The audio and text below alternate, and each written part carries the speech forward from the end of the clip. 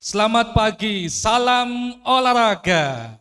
Good morning, ladies and gentlemen. Welcome to the third International Seminar of Sport and Exercise Sciences 2021, hosted by Faculty of Sports Sciences and under coordination of Center of Artificial Intelligence and Scientific Publications, State University of Surabaya. Tuesday, 7th of September 2021, I'm really happy to welcome you here into the international conference hosted by State University of Surabaya. Allow me to say welcome and thank you to Vice Rector for Academic Affairs, Professor Dr. Bambang Yulianto, for joining us today. Thank you very much, Professor, for coming and also giving support to all academic forums at UNESA. And also would like to thank you very much to Vice Deans for Academic Affairs, Faculty of Sports Sciences, Dr. Dwi Cahyo Kartiko. Thank you very much, Pak Dwi, for your great support and encouragement to all of us. And also would like to thank you very much for all senior members of the Faculty of Sports Sciences. And of course, I would like to say hello and thank you to the distinguished speakers of today's seminar. We have some distinguished speakers this morning. First, we have Professor Yonglin Li, PhD, from Shanghai University of Sports, China. Second, we have Professor Chia Hua Kuo, PhD, from University of Taipei. Thank you very much for joining with us this morning. Would like to say hello and good morning to Professor Robert Newton, PhD, from Edith Cowan University, Australia. Thank you very much, Professor. And also Dr. Cem Tinaz from Istanbul Bilgi University, Turkey. And the last speaker that we have this morning, thank you very much and good morning, Ibu Professor Dr. Nining Widya Kusnanik from State University of Surabaya, Indonesia. And also, we never forget for the great job. Thank you very much for the organizing committee, participants, and delegates of today's conference. My name's Sueb, so I'll be serving as the MC for today's conference, and I'm really happy to be with you this morning. Delegates, ladies and gentlemen, with the theme of the role of the Society 5.0 and its implementation on Olympics Games 2020, this conference provides opportunity for all academicians, athletes, and practitioners to share their idea and collaborations. So we have been working together to provide the best space for the development of some area in sports pedagogy, sport coaching, sports sciences and management, sport performance, and of course some sports tourism and traditional sports. And also, this is part of the celebration of Sports Day, National Sports Day of Indonesia. Bapak Ibu yang berbahagia, seminar ini merupakan salah satu bagian dari perayaan Hari Olahraga Nasional Republik Indonesia tahun 2021. Ini merupakan salah satu komitmen dari UNESA untuk menyatakan dirinya sebagai pusat olahraga nasional. This is part of our commitment as the Center of Sports Sciences in Indonesia. Ladies and gentlemen, to begin this seminar, so please be invited to listen the national anthem of Indonesia, Indonesia Raya. Ladies and gentlemen, please.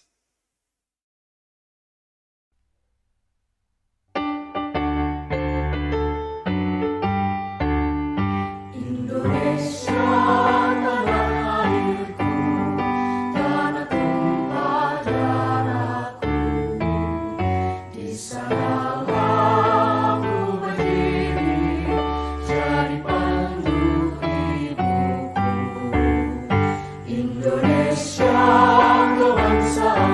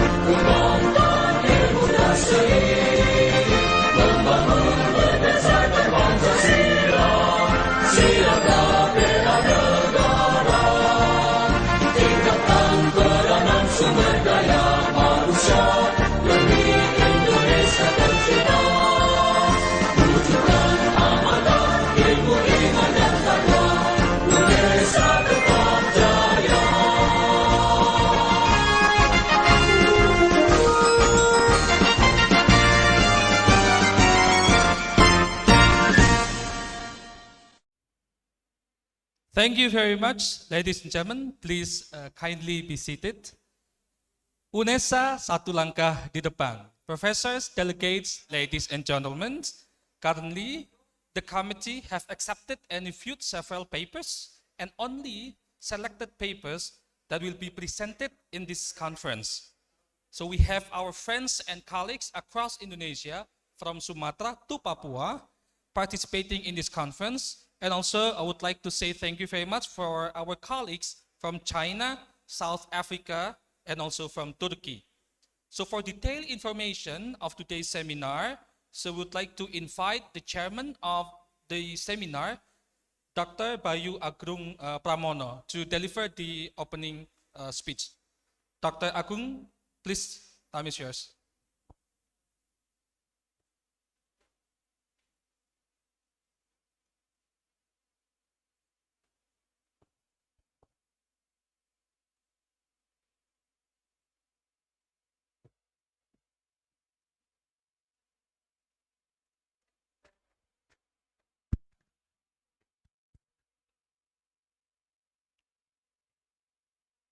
Assalamualaikum warahmatullahi wabarakatuh.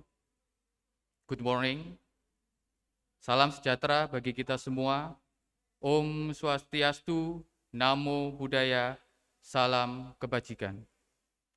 Ladies and gentlemen, Honorable Rector of Universitas Negeri Surabaya, Profesor Dr. Nur Hasan MKes, Honorable Vice Rector for Academic Affairs, Profesor Dr.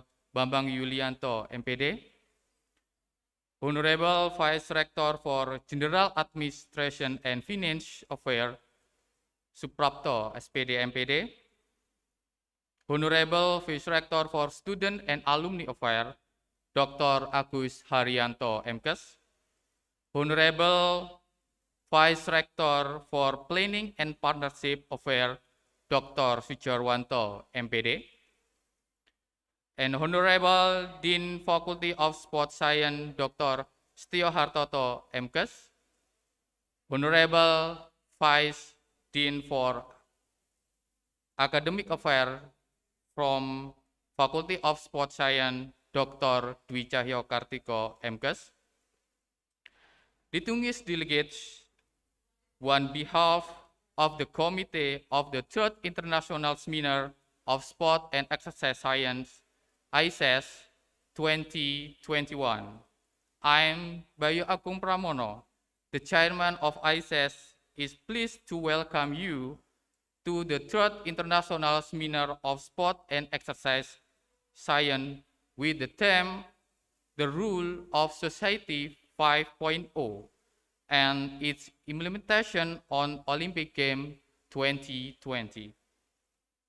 Let me begin with thanking the keynote speakers for being here with us today. First, Professor Yongming Li, PhD from Shanghai University of Sport, China.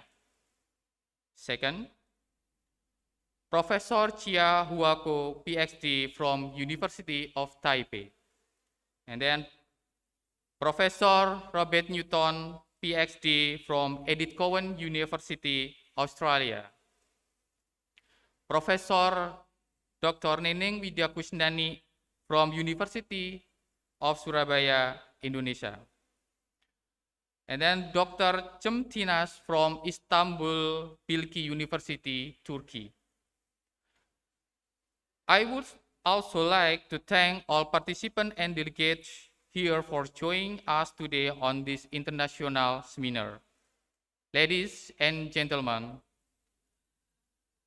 in commemoration of National Sport Day, or HAORNAS, and to increase the knowledge about Society 5.0 and implementation on Olympic Games 2020, the Faculty Sport Science, Universitas Negeri Surabaya virtual held this seminar through Zoom Cloud Meeting and also YouTube official UNESA, which aimed to provide an overview of how development countries implementation technology in the achievement sport training process and also to give both information about how to synergize the advance of technology and human to improve sport achievement in the society 5.0. Distinguished guys, the seminar is the third series of previous seminar held in 2014 and then in 2019, and this year is the first time that the Faculty of Sports Science of UNESA through ISES has held a seminar via accepted article that will be published in the proceeding by Reputation Publishing, CRC, Press Bulk Kerma, Index, by Scopus, or Atlantic Press, or AP, and other publication option. This year, we received 40 papers from China, South Africa, Malaysia, Singapore, Brunei Darussalam, and also from Indonesia, from Padang, Sulawesi, Bandung, Bali, and others. This conference is attended by more than 15 participants, but for this time, we have data from our information. We have 1,000 participants online from Zoom and YouTube official UNESA. Ladies and gentlemen, we express our gratitude to the Rector Universitas Negeri Surabaya, the Dean of the Faculty of Sport Science, and the Artificial Intelligence and Science Publication Unit, or IP, for their support and assistance starting from the preparation to the execution of ISES. We would also thank to the keynote speakers, presenter, participant, reviewer, moderators, and especially for committee member for their cooperate and succeeding the seminar. Finally, welcome to the third International Seminar of Sport and Exercise Science. I hope this seminar will strengthen cooperation and networking between researchers, participants, and institutions. And we look forward to your participation in the next ISES, which will be held in early 2022. Thank you. I'm Bayu Agung Pramono, Chairman ISES, the third of International Seminar of Sport and Exercise Science. Waalaikumsalam warahmatullahi wabarakatuh.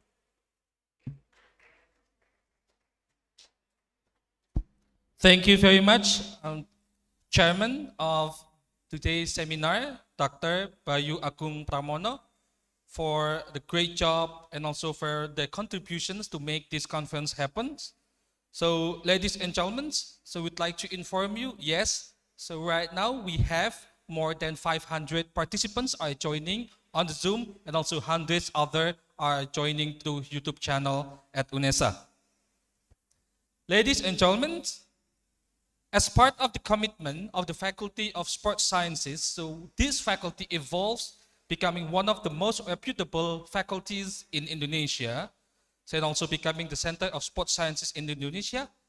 And also one of the commitment is to host today's seminar as part of the commemoration of the National Sports Day, or Hari Olahraga Nasional.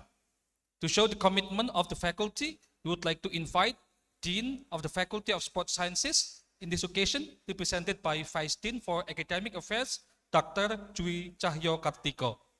Doctor, time is yours.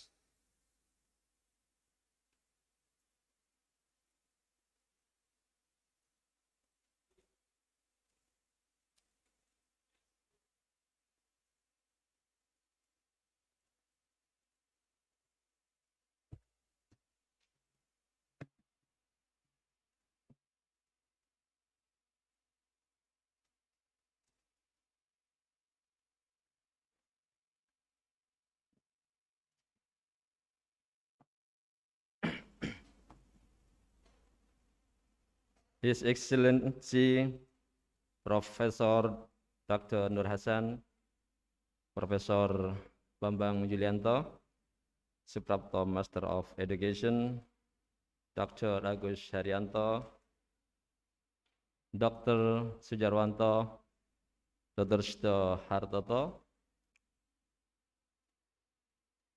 Arif Bulgini, and Dr. Irmantara Subagya.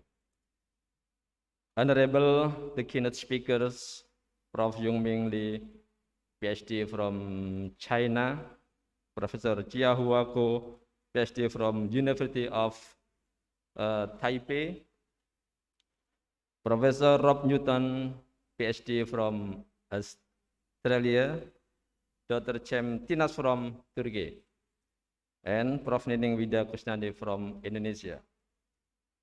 Respected presenters and participants, dear colleagues, ladies and gentlemen, Assalamualaikum warahmatullahi wabarakatuh. Salam olahraga. Very good morning. First, may we invite you to express the grateful feeling to Allah, the Almighty and the most merciful, for His blessing that we are able to attend the virtual opening ceremony of the International Seminar of Sport and Exercise Science, the Rule of Society 5.0, and its implementation on Olympic Games 2020, administered by the Faculty of Sport Science, Universitas Negeri Surabaya on September 7, 2021. It gives me immense pleasure to extend the warmest welcome and the sincerest greeting to all of today's virtual seminar keynote speakers, presenters, and participants. On behalf of our college, I would like to extend my gratitude toward our keynote speakers for accepting our invitation and willingly sharing vast knowledge and valuable insights. I will thank all outstanding presenters for their sophisticated paper and for making the seminar exciting and meaningful. I would also like to thank our rector for this effort to enable this seminar to be held at the international level and to contact and promote other colleges and universities. It also a great honor propose a vote of thanks to head of the committee and all organizing committee who helped us make the seminar a great success. Excellencies, distinguished guests, ladies and gentlemen, this seminar is the series of International Seminar of Sport and Exercise Science. The previous seminar were held in 2014 and 2019. This present seminar is organized to discuss the issue that might occur in the development of Society 5.0 and its implementation on Olympic Games 2020. Renowned expert, research, and lecturer from all experience are invited to present their view and discuss the subject, opportunities, threats, strength, and weakness. Society 5.0 is the result of digitalization, and it is one of the great men of transforming society in the present era. It directs the virtual transformation of almost every component of our lives today, the style of walking, the mean of living, the way of communication, building knowledge, doing business, including helping the Olympian practicing for Olympic Game 2020. Then I welcome you all once again to the seminar and hope that all participants find the seminar highly engaging, fruitful, and beneficial for your future venture. Thank you very much. Wassalamualaikum warahmatullahi wabarakatuh. Salam olahraga. Thank you very much, Dr. Dwi Cahyo Kartika, Vice Dean for Academic Affairs, Faculty of Sports Sciences, State University of Surabaya, for the support and commitment to make this conference happen. Excellency, delegates, ladies and gentlemen, we proceed to the opening remarks by Rector of State University of Surabaya, represented by Vice Rector for Academic Affairs, Bapak Professor Dr. Bambang Yulianto, to open this conference. Professor, please.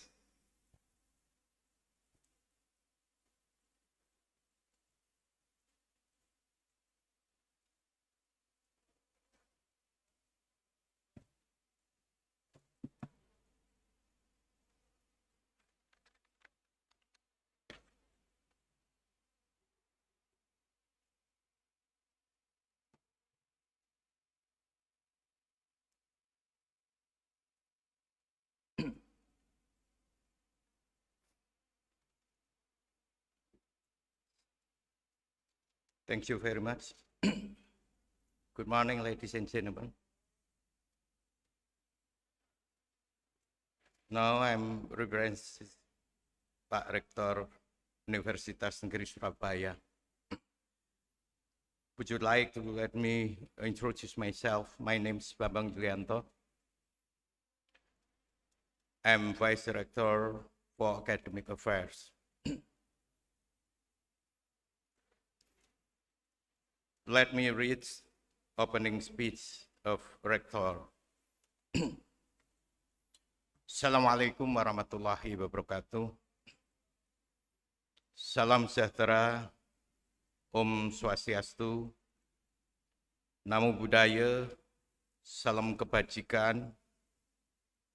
Good morning, ladies and gentlemen. Selamat pagi, salam olahraga.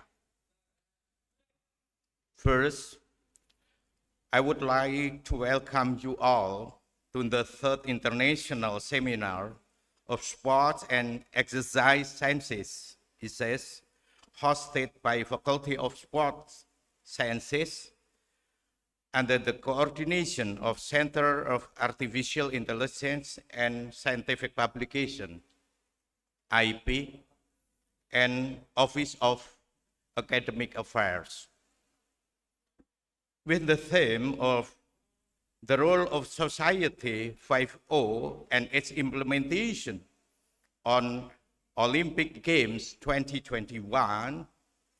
This conference provides opportunity for academicians, lecturers, researchers, practitioners, and even athletes to share their insights and collaboration in this area of sports pedagogics, sport coaching, sport nutrition and biomechanics, sport policy and management, sport performance and medicine, sport tourism, traditional sports and games, and health sciences. Ladies and gentlemen, in addition, this topic of discussion invites the commitment of our university becoming the center of sports sciences in Indonesia to support the role of society in the development of sport in Indonesia and beyond. Besides sports science, UNESA is also hosting some international conferences in the following area: mathematics, Informatics and STEM education, which was hosted last week, research on community service, education and innovation, cultural studies and applied linguistics, vocational education and engineering, and interdisciplinary research on science, technology, education, art, culture, and humanity. These conferences and academics form our commitment to support the development of science and collaboration in higher education, consistent with our tagline, UNESA satu langkah di depan, UNESA one step ahead. Ladies and gentlemen, in this opportunity, I would like to thank first, organizing committee of this conference, Dr. Bayu Agung Pramono and teams for a great job to make this conference happen. Second, Center of Artificial Intelligence and Scientific Publication, IP of UNESA, Dr. Elimatul Imah and her team for their commitment to manage all and these conferences and other scientific forums at UNESA. The third, faculty members of Faculty of Support Sciences, Dr. Setio Hartoto, and other professors and faculty members. Thank you for the support and guidance for the conference. The fourth, finally, and especially, distinguished speakers, Professor Yongmin Lee, PhD from Shanghai University of Sport, Professor Chiahua Kuo, PhD from University of Taipei, Professor Robert Newton, PhD from Edith Cowan University, Dr. Kem Tinas from Istanbul Bilgi University, and Professor Dr. Nining Vidya Kusnanik from State University of Surabaya, UNESA. Ladies and gentlemen, in the end, on behalf of the rector, I would like to officially open the third International Sports and Exercise Sciences. I want to repeat it. I officially open this conference and be continued. Fellow professors, guests, delegates, and participants, happy conferencing, good luck, and bye. Bismillahirrahmanirrahim. Thank you. Salam olahraga. Wassalamualaikum warahmatullahi wabarakatuh. Rector, Professor Dr. Nurhat San. Thank you. Thank you very much, Professor Bambang Yulianto, Vice Rector for Academic Affairs, State University of Surabaya, to open today's seminar. I'm really happy. Would like to say thank you very much for the Rector, Vice Rectors, for the supports and guidance for all committees and faculty members to make this seminar happen. Thank you very much. Delegates, ladies and gentlemen, we proceed to the last session of the opening ceremony. We are asking for the blessing and compassion for all participants of today's seminar, with the great hope for the success of the conference and also for the positive contributions of the conference. Ladies and gentlemen, we invite you to pray together. So for this session, will be led by our colleague, Irfan. Irfan, please.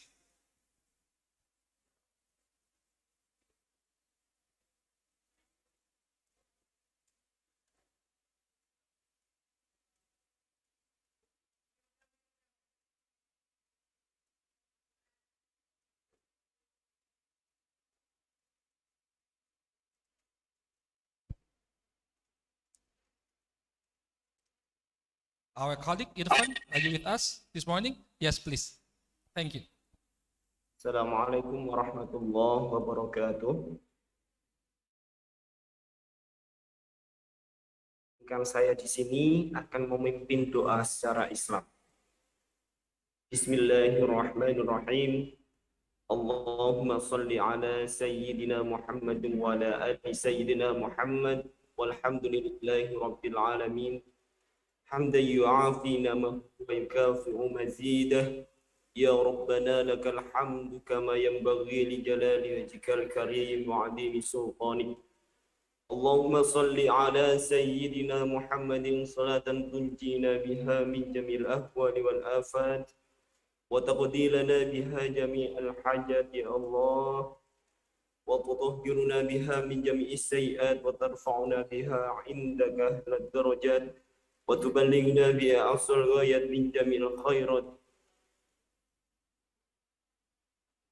Allahumma inna nas'aluka salamatan fid din wa afiyatan fil jasad wa ziyadatan fil ilmi wa barakatan fil rizqi wa taubatan qabla al maut wa rahmatan 'inda al maut wa maghfiratan ba'da al maut.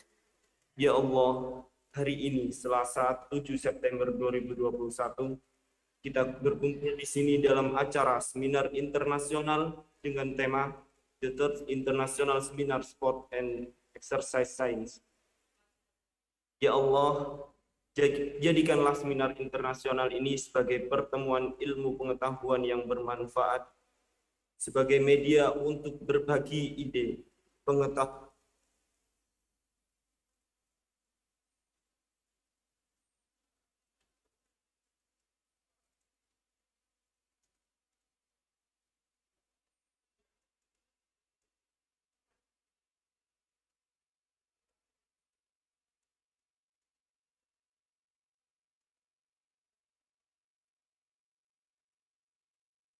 sallallahu ala sayyidina Muhammad wa ala ali sayyidina Muhammad walhamdulillahi rabbil alamin. Demikian, wassalamualaikum warahmatullahi wabarakatuh. Amin, Ya Rabbal Alamin. Thank you very much, our colleague Irfan, to lead the praying session this morning. Again, ladies and gentlemen, so we great hope we expect the positive contributions of today's conference for the community. Excellency, distinguished guests, delegates, ladies and gentlemen, so we come to the end of the opening ceremony of today's seminar. So this is one of our favorite sessions, photo sessions, okay? Ibaratnya kalau orang Indonesia menyebutnya, ya photo session itu olahraga seperti tanpa pemanasan, kurang afdol begitu ya. Ladies and gentlemen, we invite you to turn on your camera for about 30 seconds. So the committee and the operator will take our pictures simultaneously, randomly. So please don't forget to put your biggest smile while your camera is turning on. So operators, please take the photo sessions together randomly and simultaneously.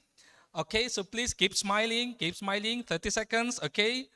So ladies and gentlemen, would like to inform you that today's conference is also showing the commitment of our university that UNESA is becoming one of the most reputable universities in Indonesia and becoming center of sport sciences in Indonesia. With our tagline, UNESA, satu langkah di depan, UNESA, one step ahead. So this seminar is part of our program.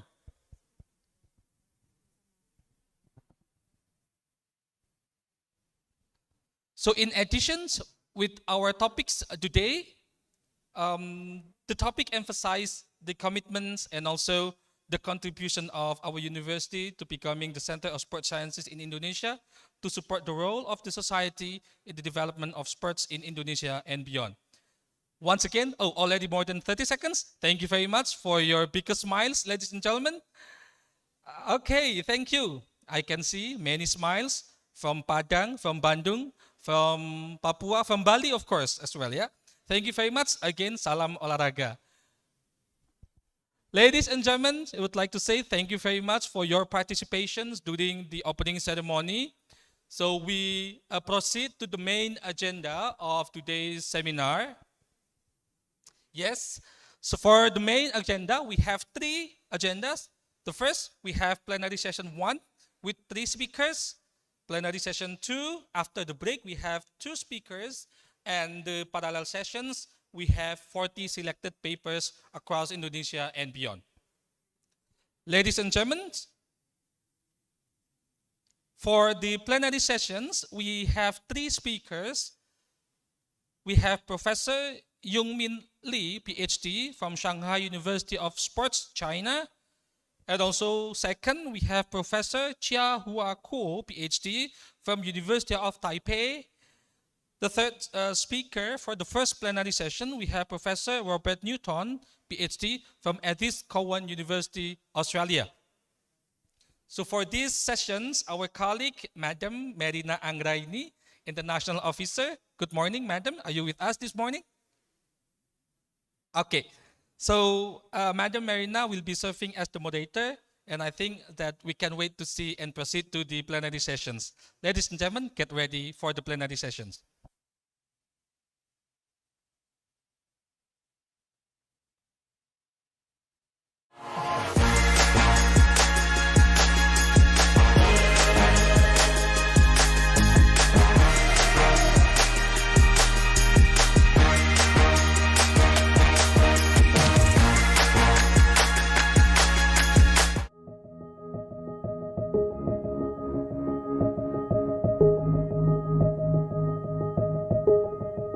Kedaulatan sebuah negara tidak hanya bertumpu pada peningkatan laju ekonomi maupun besarnya sumber daya yang dimiliki.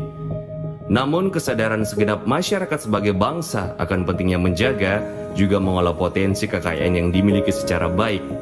Dari lingkup terkecil tentang kesehatan diri sendiri hingga yang menguasai hajat hidup orang banyak. Ibarat pengalaman sebagai guru terbaik, olahraga dapat menjadi peluang bagi tumbuhnya generasi terbaik yang tidak hanya sehat, tapi juga kuat. Mensana Incorpore Sano. Fakultas Ilmu Keolahragaan, Universitas Negeri Surabaya.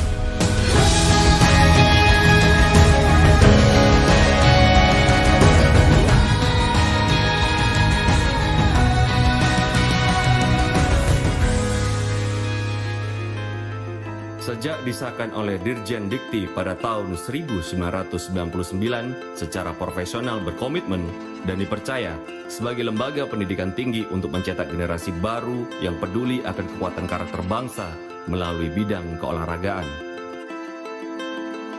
Menjadi fakultas berbasis penelitian mandiri yang memiliki keunggulan komparatif dan kompetitif merupakan visi yang dicanangkan FIK UNESA dengan tetap berdasarkan pada kepribadian bangsa. Memiliki misi strategis demi menghasilkan tenaga pendidikan dan non-pendidikan bidang keolahragaan yang profesional, unggul, juga mandiri, menempatkan FIK UNESA menjadi salah satu lembaga pendidikan berprestasi terbaik dan diperhitungkan di Indonesia juga tingkat dunia. 3 jurusan bidang keolahragaan yang tersedia menjadi jaminan lulusan terbaik yang handal, berwawasan, menguasai pengetahuan teori, dan keterampilan profesional yang lebih spesifik sesuai konsentrasi bidang yang diminati dan dibutuhkan dalam bidang keolahragaan. Jurusan Pendidikan Olahraga merupakan jurusan di bawah Fakultas Ilmu Keolahragaan Universitas Negeri Surabaya yang bertanggung jawab dalam mencetak tenaga guru pendidikan jasmani yang unggul dalam skill dan mulia dalam karakter. Guru yang berkualitas merupakan komponen terpenting dalam sebuah proses pembelajaran.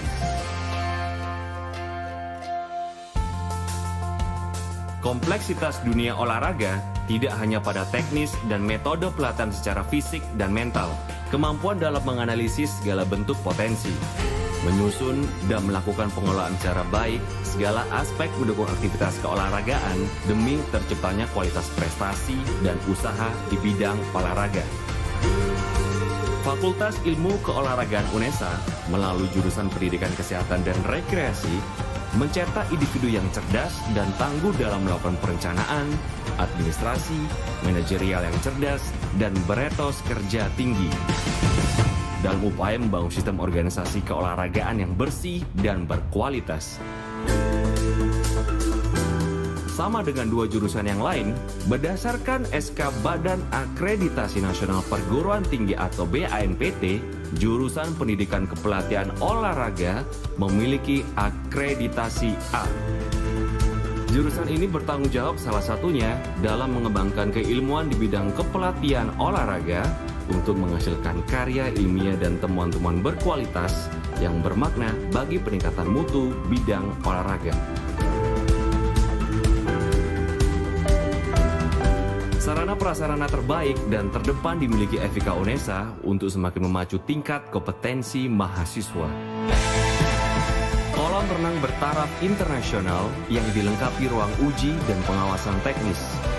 Satu-satunya fakultas ilmu keolahragaan di Indonesia yang memiliki lapangan atletik dengan 8 lintasan bertaraf internasional. Peralatan dengan teknologi terdepan yang tersedia di Pusat Kebugaran dan Laboratorium Olahraga yaitu Sport Science Fitness Center menjadikan SSFC FIK UNESA sebagai tempat rujukan review kondisi fisik dan kesiapan para atlet nasional. Teknologi e-learning yang dimiliki juga memberikan jaminan bagi mahasiswa untuk tetap dapat mengikuti proses belajar mengajar dengan baik selama mahasiswa yang bersangkutan mengikuti pengembangan skill dan potensi dalam program training center.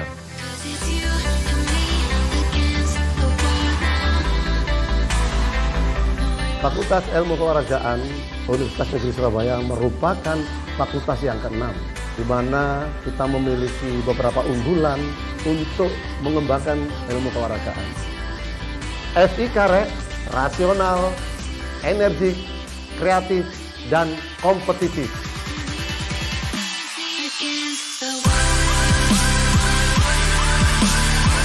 Kesadaran bahwasanya perubahan adalah rangkaian proses, maka kemenangan pun sebuah kekalahan hanya bagian cerita menuju kejayaan.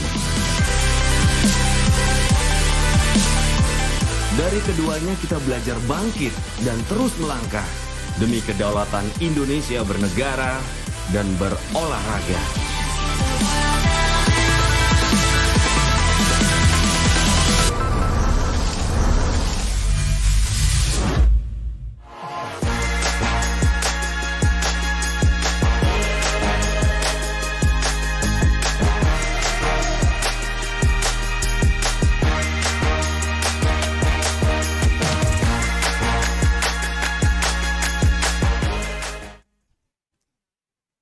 Ladies and gentlemen, welcome again to the third International Seminar on Sports and Exercise Sciences 2021. So we proceed to the main agenda, the first plenary sessions. So for the first plenary session, we have 3 speakers. So for this plenary session, our colleague, Madam Marina Anggraini, the International Officer of State University of Surabaya, will be serving as the moderator. Madam Marina, are you with us this morning? How are you doing this morning? I'm great. Thank you, Pak Suat. So I'm really happy to see you again. So please, Madam Marina, I would like to share the screen to you. Good morning. The Honorable Rector and Vice Rector of Universitas Negeri Surabaya, Dean and Vice Deans of the Faculty of Sports Science, the keynote speakers, and all committee and audiences. Good morning from Indonesia. However, because our participants come from all over the world, I would also like to say good afternoon and good evening. I would like to thank you, all of you, for your tremendous enthusiasm and participation. We have a great turnout today, and I hope we all can enjoy and, most importantly, contribute to today's discussion. My name is Marina Anggraini. I'm an international partnership staff at the Universitas Negeri Surabaya, and I will be the moderator for today's presentation. Before we start today's session, I'm going to give a very brief overview of what is going to be discussed today. In 2016, the concept of Society 5.0 was introduced. It is a technology-based and human-centered society. 5 years later, in the midst of COVID-19 pandemic, the need to achieve Society 5.0 in every aspect of human life has never been more pronounced. The field of sports sciences is not exempted from this phenomenon, including in the grand event of the Olympic Games 2020. Therefore, to learn about Society 5.0, and especially its implementation on the Olympic Games 2020, the Faculty of Sports Science, Universitas Negeri Surabaya, organized an international seminar of Sport and Exercise Science, or ISES. This year's event is the third installment of the series, previously held in 2014 and 2019. With this year's theme being the role of the Society 5.0 and its implementation on the Olympic Games 2020. In plenary 1, there will be 3 keynote speakers: Professor Yao-Ming Lee, PhD, Professor Chia Hua Ko, PhD, and Professor Robert Newton, PhD. Each speaker will be given 30 minutes to deliver their presentations, and audiences may ask questions during the Q&A session after the third speaker. With that being said, it is now time to introduce the first speaker, Professor Yao-Ming Lee, PhD. The first speaker, Professor Yao-Ming Lee, PhD, from the Shanghai University of Sports, China. Professor Yao-Ming Lee? Professor Lee? Yes, Are you here with us? yes, I'm here. Okay, great. Ni hao, how are you? Thank you, I'm fine.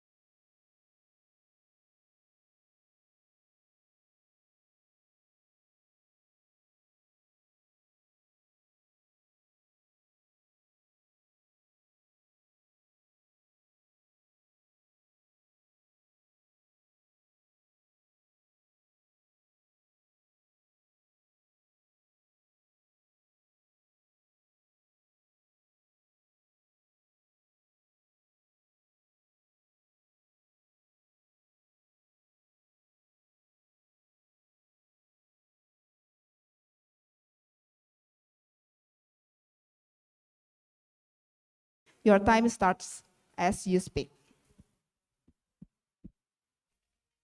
Okay, thank you for introducing. I will share my PowerPoint with you.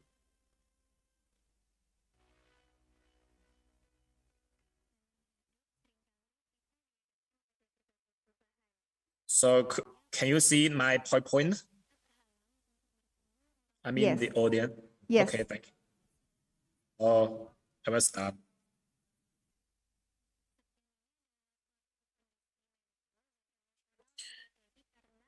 Good morning.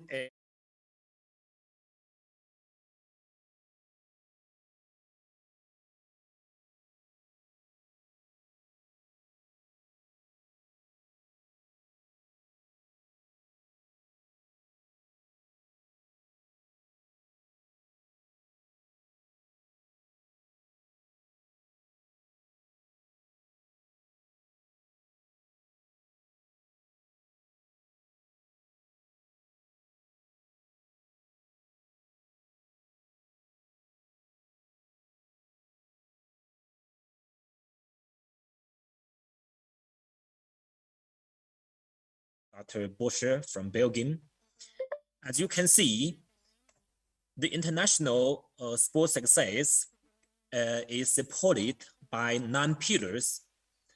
From the bottom to the top, we can see the first pillar is financial support, and the second is organization and structure of sport policies. And the next is foundation and participation, the talent identification and development system, the athletes supporting assistance during and post-career, and also the others include training facilities, coaching, competitions, and also the last one and at the top is the scientific research. As you may know, the athletes at this level is almostly reaching his personal limit, but they are still trying to pick the best. So I would like to share this presentation from 3 aspects. And the first part is energy saving is the new engine for the high performance athletes. So different people have different understanding of our human exercise. And from my opinion, the human exercise is the process of energy transfer, the transfer from the biological energy to the mechanical energy. And this process could be divided into two parts. The first is energy metabolism. And as we all know, and this process, our human body digest and absorb the energy from the carbs, fat, and proteins, and produce the ATP for our human body, for our daily living, from the 3 pathways of phosphagen, glycolysis, and aerobic systems. And on the other hand, or we say the second part is movement. That is, our body try to utilize the energy produced by our energy systems to utilize that in movements. And if we could divide the movements based on the body parts like upper body, lower body, or whole body.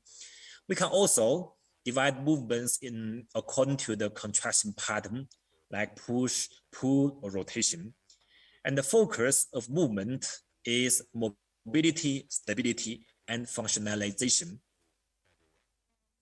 So the energy metabolism involves producing more energy in a given time from the aspect of physiology, and the movement involves the utilizing the energy as better as possible from the aspect of biomechanisms. So in this way, we can understand our exercise performance in this way. So this is the ability of energy supply with the carrier of movement, or it is the ability of movement performance with energy supply. So to make it in short, our human exercise is on the one side to produce more energy, and on the other side to better utilize the energy. So from this perspective, we can see here in this slide. So here are many examples of different sports, and here is the development trend of different kinds of sports for our human body, for our human beings. And similarly, as we can see here, there is a tremendous increase of our human performance during the past century, for example, in track and field, and in swimming, and also in other sports. But it is obvious that during the past 20 or 30 years, our human performance is likely to approaching the plateau, or in other words, increase of our human performance slows down. And the example is also in other, like in the body mass and in the height. And as we can see here, this is the data from the NFL, the NBA, the NHL, and also baseball. And it is also the same. But we, at the same time, we can find some exceptions for this development trend. And this is an example from swimming. And it is, the main trend is similar as we can see in last slide, but there is a sudden increase in the performance of the swimmers. And this sudden increase happened in the year of 2008 and 9. And I think many of you may know this story, the story behind this sudden increase, and that was because of the shark skin in swimming. And there we can also find many other cases like in the swimming. So take it together, the best note summarize that our human performance increase in such kind of way with as the time goes. And the main trend is primarily from the physiological development, but based on the resulting from the sociological cycle, the increase of performance fluctuates sometimes. And in some case, we can see that there is a sudden decrease of the performance resulting from some like bad weathers. But on the other hand, we can also see some sudden increase, and that was sometimes resulted from the technology or the utilization of technology. And I would like to give some examples of such kind of technology utilization. And the first is the resistance reduction. And these pictures here are from swimming, cycling, skiing, and also skating. And the athletes are trying to reduce the resistance and they are having during the sports and by way of some laboratory test, for example, in the wind tunnel. And this is there's a primary way for our athletes in many sports. And on the other hand, in some sports, people are developing new technique to get a new performance. And what I would like to share is the different examples. And as we all know, our human being has basically two kinds of movements, that is walking and running on land. And we can imagine that if someday when we get up and we make a decision to do some exercise in the gym, and we go to the gym and turn on the treadmill and stand on the band of the treadmill, and we speed up the speed, and then we began to walk on the treadmill, and we keep speeding up, and at some point of speed, we find that ourselves running instead of walking. So the point of speed here from walking to running is around 2 meters per second. But the question is why we change our movement from walking to running when we pass the point of the speed. And the story behind that is the energy saving. So our human being knows how to save energy in different situations. And the results, the research shows that when the speed is above 2 meters per second, running is more efficient than walking. That is, it's more energy saving than walking. But if the speed is lower than 2 meters per second, walking is more energy saving than running. So this phenomenon also exists in many other animals. For example, in horse, as we can see here, the horse has at least 3 kinds of movements: walking, trot, and gallop. And this kind of movements will be used in different range of speed. For example, the gallop will be used by the horses at very high speed. And And what we have learned from this phenomenon and also learn from the animals is, for an example, is we develop, our human develop some new techniques in cross-country schemes. As we can see, in different speed and different different grades, the skiers will use different kinds of styles to get a better energy saving effect. And another example of the energy saving is the movement mobility. And this is an excellent study conducted by Mike Greger. And as we see in this rowing video, so the anterior tilt of the pelvis in rowing stroke is very important. And the study found that the women's almost tilt the pelvis anteriorly more than the men, and the anterior tilt of the pelvis is more in lower stroke race than in higher stroke race, and that is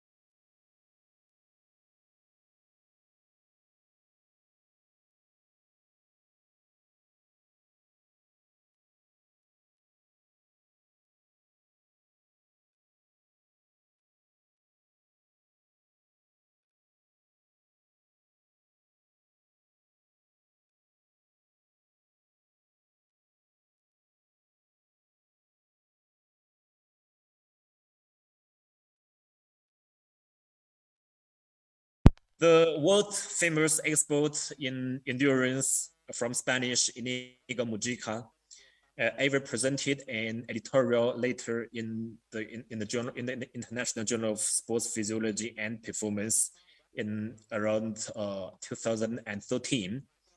And the title of his article is "The Alphabet of Sports Science Research Starts with Q." And if some of you can imagine what is Q here, and the Q here is quantification. So in the performance, in the sport training, what is the core of quantification? And I would like to say the core is the load. And during the training, every day, every training session, the athletes will get the input from in form of training plan, and they will also have some output, and based on output, the coaches will get some feedback and redesign the training plan. So theoretically, the training load can be divided into two parts, that is external and internal load. And as some of you may know, the external load includes the kinematic and also the kinetic loads, and the internal load can be divided as physiological and psychological loads. And the following are some indicators or measures of the external and internal load.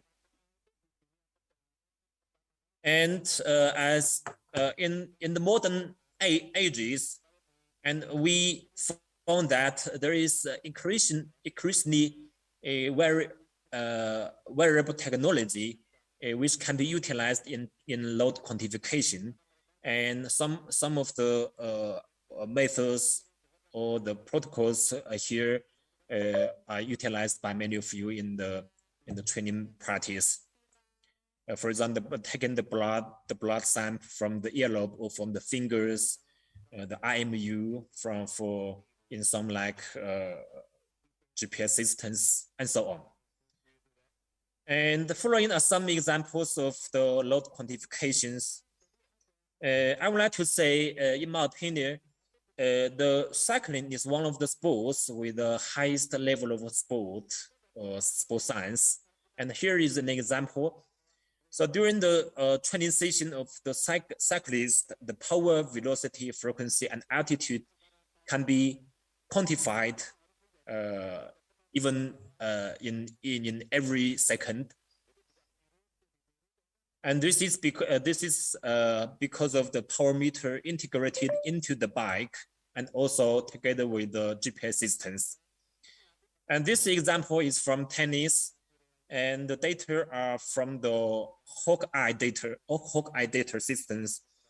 And here is the heat map of the famous match between David Kovic and Nadal in 2012. And as we can see, the two players spend most of the time at the baseline from the left side to the right side. And that is also a kind of quantification and presentation of the training load. And this example is from basketball. And the load quantification was made by the system of SportView. And I would like to say in a little bit detail for the example of the right on the right. And this is the goal rate for the four NBA players like Kevin Garnett and Paul Pierce, and also Joe Johnson and so on. And as we can see here, for example, for Kevin Garnett, he has almost 50% of goal rate at this point, and also in some other places. So here is also an example in basketball. Of course, there are many other examples we can share with you, but sometimes we should ask the question, yes, we have a large volume of data, but the question is the large volume of data means big data? And I would like to say no. It depends, or we say it depends.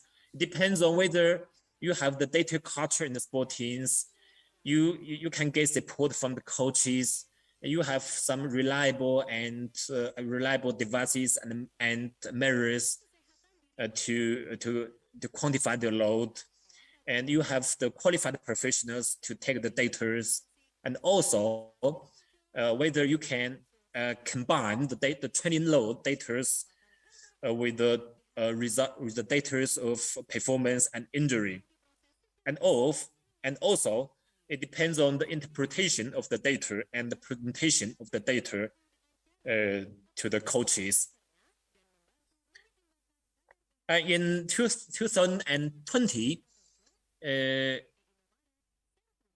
Wind published an editorial letter in British Journal of Sports Medicine, and he shares his ideas about the data scientist.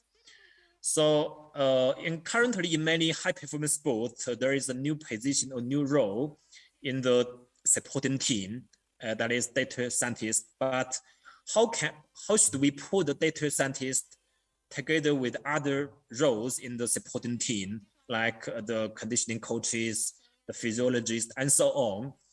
And instead of putting the data scientist parallel to other roles or other positions, this article supported things that it would be better to put to data scientists behind each role of the supporting team and integrate it with the job of each roles. And this will make a better use of the data scientists to give a better support for the team. And lastly, I would like to share something about the burgeoning of sports science and the practice.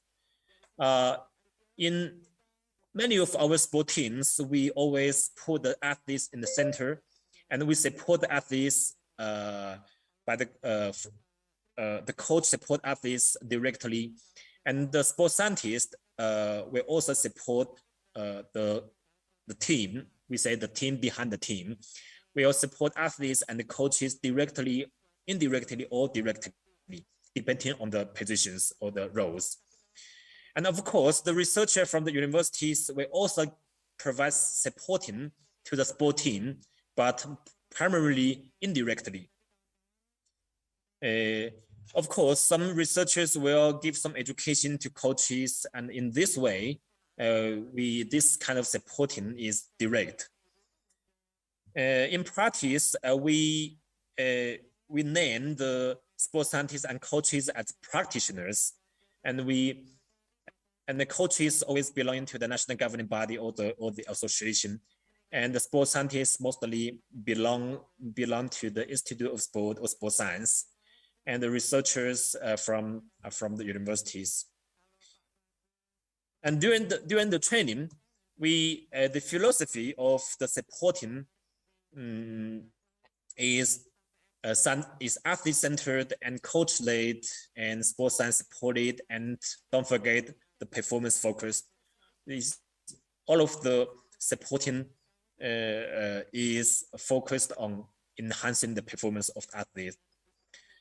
So here is an example of the high performance supporting team in current sports. As we can see, there are many roles in the supporting team, but I would like to emphasize is the position of performance director. And in many high performance teams and also professional teams, during the past 20 years, the role of performance director is kind of new position in supporting team. And if we put it into the whole structure of the supporting team, that is the national governing body hired the high performance director, and the HPD is the first person who is responsible for the team, for sport team. And mostly the HPD is supported by 3 positions, including the head coach, the sports science manager or the head of science, and also sometimes by the manager. From the national perspective, so one country will have different kinds of sports, and each sport will have a supporting team from different kinds of aspects like strength and conditioning, medicine, physiology, and so on, depending on the sport demand. And parallelly, for example, the strength and conditioning in different kinds of sports will be organized by some like head of science, the strength and conditioning. And from the perspective of a country, all of these sports scientists, mostly in most cases, are belonging to the Institute of Sports Science, the National Sports Institute of Sports Science. And another point is that for our sports scientists, we provide supporting to athletes, coaches, and at the same time, we will do some like practical research. And this is a strategy tree made by Martin Buchheit. During the research in high performance sport, we should ask many questions. For example, can we get the data? And can we have access to the athletes? And can we collect the data daily? And can we have good network with practitioners? And are we busy? And there are many questions which will decide what kind of research we can conduct in sports science. And among the cases here, there are many steps that we should face or communicate with the coaches. That means we cannot do research without the support or without the involvement of the coaches. Otherwise, we cannot do many things. So in this case, we should know a little bit about coaches, what is the background of the coach, and what they like, what they dislike. So the coaches in many countries, I think most of the coaches will have no idea about PubMed no idea about impact factor. They will not read literatures, and they don't like to attend academic conference like the conference here, and they don't like the official study in classroom. But on the other hand, most of the coaches is cell phone users, and they will share their stories in social media, and they would like to learn from the peers and other coaches, and actually they will learn from an official way. So Martin Bull had also summarized if we have some knowledge about the coaches, so we should transfer or we should interpret the data we get from the sports research to the coaches, and to have a better effect of communication. Our sports scientists should have an appropriate understanding and analysis of the data firstly, and that is the first step. Without it, there's no next procedures. And we should offer attractive and informative report via improved data presentation and visualization. And we should also have appropriate communication skills and personal attitude to efficiently deliver these data and reports to coaches and athletes. And the purpose of our scientific research or scientific reporting is to make the data understood by the coaches, and at best, the coaches can be influenced by our scientific reporting. Without the last step, sometimes we say there is no meaning of the scientific report. Now here is some examples of reporting the data to the coaches. For example, on the left side, this is an description about the running distance for the 15 soccer players after a match or during the match. And the right, the difference between the left picture and the right picture is that the X and Y axis has been exchanged. So I think most of you will accept that the right picture will be better than the left side because it's easier to read the name of the players based on our habit of reading. And also, there is some figures on the right pictures in addition to the bars of the distance. So the right picture is better than the left picture. But even that, we can improve the pictures or the presentation of our data further. So the picture C or the lower picture, bottom picture, it will be more informative than the upper picture because besides showing the data of the running distances during this match, and the bottom picture also demonstrates the average running distances for each play in past matches. So in this way, the coaches can realize the performance of each play compared with historic performance. So the bottom picture is much better and much informative than the rest two pictures. Professor Lee? Yes. Professor Lee, I would like to tell you that you have 5 more minutes to present. Okay, so 5 minutes is enough. Thank you for reminding me. Okay. So to make it to be summarized, we should present and communicate with the coaches as simple as possible, as informative as possible, and limited to a few important variables. And all the text should be written horizontally for the readers, and so on. And there is it is also being summarized by Professor Dick Kernin, and the chief editor of IGSPP. He said that is we should keep in mind the principle of keys, that is keep the report as simple as possible and as stupid as possible to make it easily known by the coaches. And the sports scientist from EIS, the former EIS scientist, Steve Ingham, summarized his 20 years of experience in supporting high-performance athletes.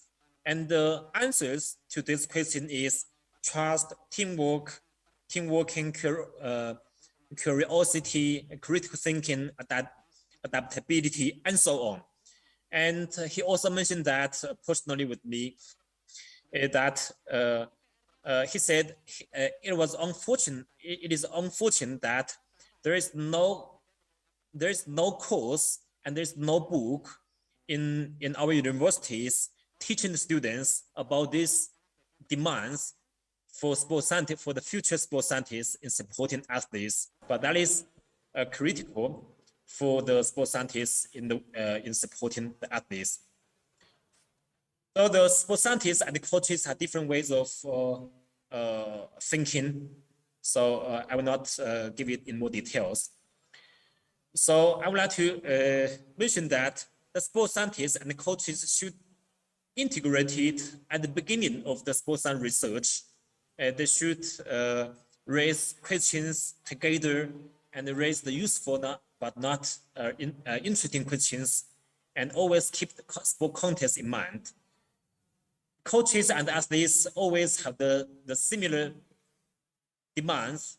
That is the demand of competition, physical and technical profile of successful athletes, and that is the common interest not only for the coaches and also sports scientists. And from this point, I think the coaches and the sports scientists can be integrated together.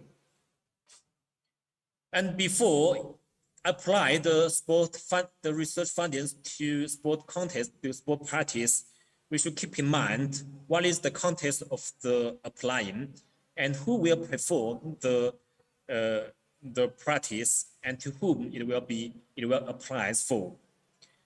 So to give an example to show these ideas is the case experienced by Martin Borchardt. So one day, Martin Borchardt was in the team. He says he's in that case, the physical therapist is conducting the cold water immersion to the soccer players after match. He said, "Hey, buddy,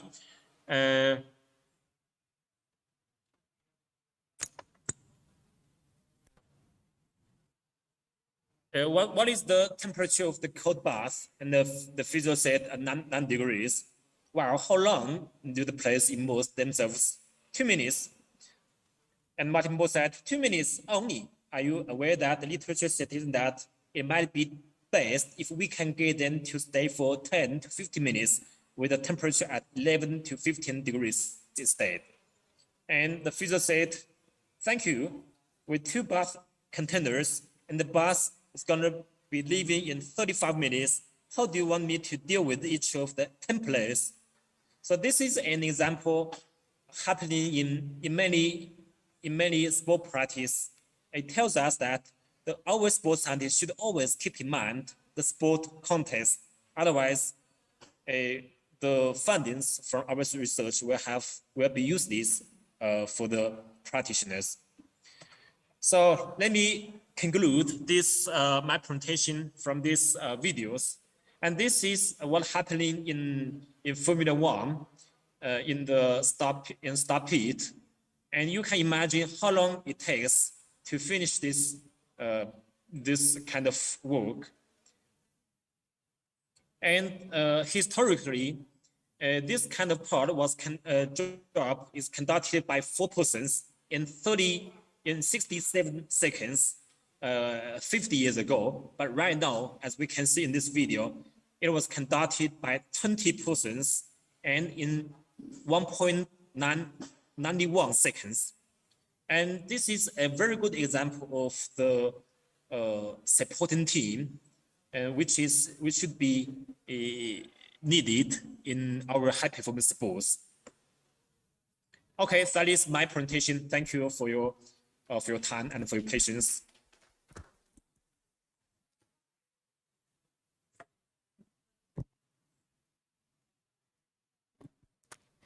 Thank you very much, Professor Lee, for the very informative presentation. We sure have a lot to learn.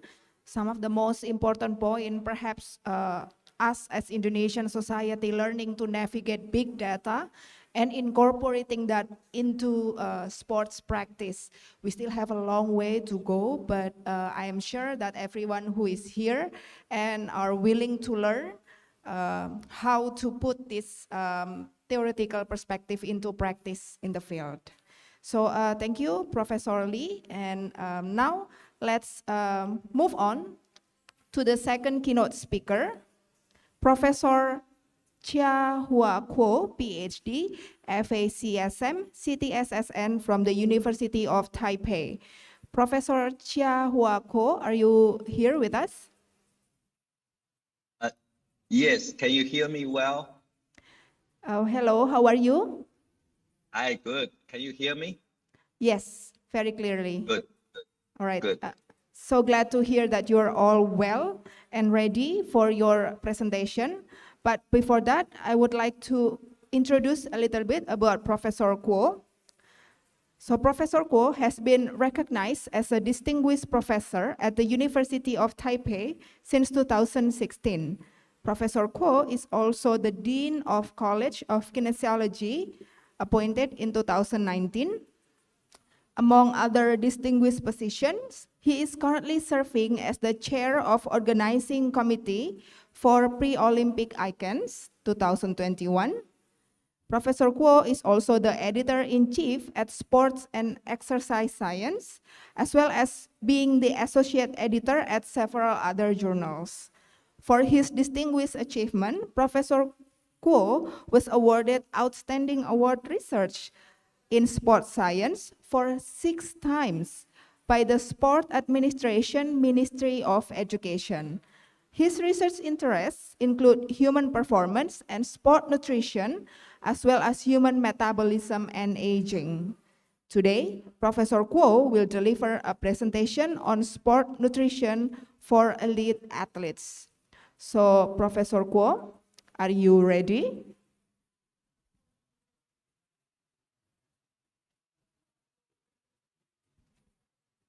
Okay, seems like you need a minute. Okay, Professor Kuo, we cannot Yes. hear you. All right. Okay, Yes, now we it's can good. start anytime. Yes. Okay, so Professor Kuo, you have 30 minutes and the time is yours. Okay. All right. Can you see the presentation file yet? Yes. Okay. Good. Okay. Yeah. Let me do this. Okay. Today I would like to thank the invitation by the organizing committee of UNISA, and also I would like to greet on my good friend in UNISA. And today I would like to talk about sports nutrition for elite athlete. Okay. I'm going to cover 2 backgrounds. One is fatigue and athletic performance. And then later I'm going to talk about the nutritional strategy. Okay. As probably most of you know that athlete concern fatigue, right? And one of the reasons that for elite athlete to concern fatigue is because if you want to get gold medal, you need to been through preliminary competition, final, semi-final competition, and the final competition. And that leaves you a little time for recovery. Just give you one example. If you are a Taekwondo player, Taekwondo athlete, in Olympic, you have only 6 hours for recovery sometimes. If you are lucky, you get 24 hours. But if I'm going to present you how long do you need for the recovery in terms of the time. Okay, before we get into the topic of fatigue, you need to know what is the definition of fatigue. It's very simple. Okay. the fatigue is defined by loss of normal performance. Okay, and as you probably already know that for different kind of the sports event, you have different way to evaluate performance. Okay, for example, if you are in short distance, then an aerobic power is probably the most important attribute.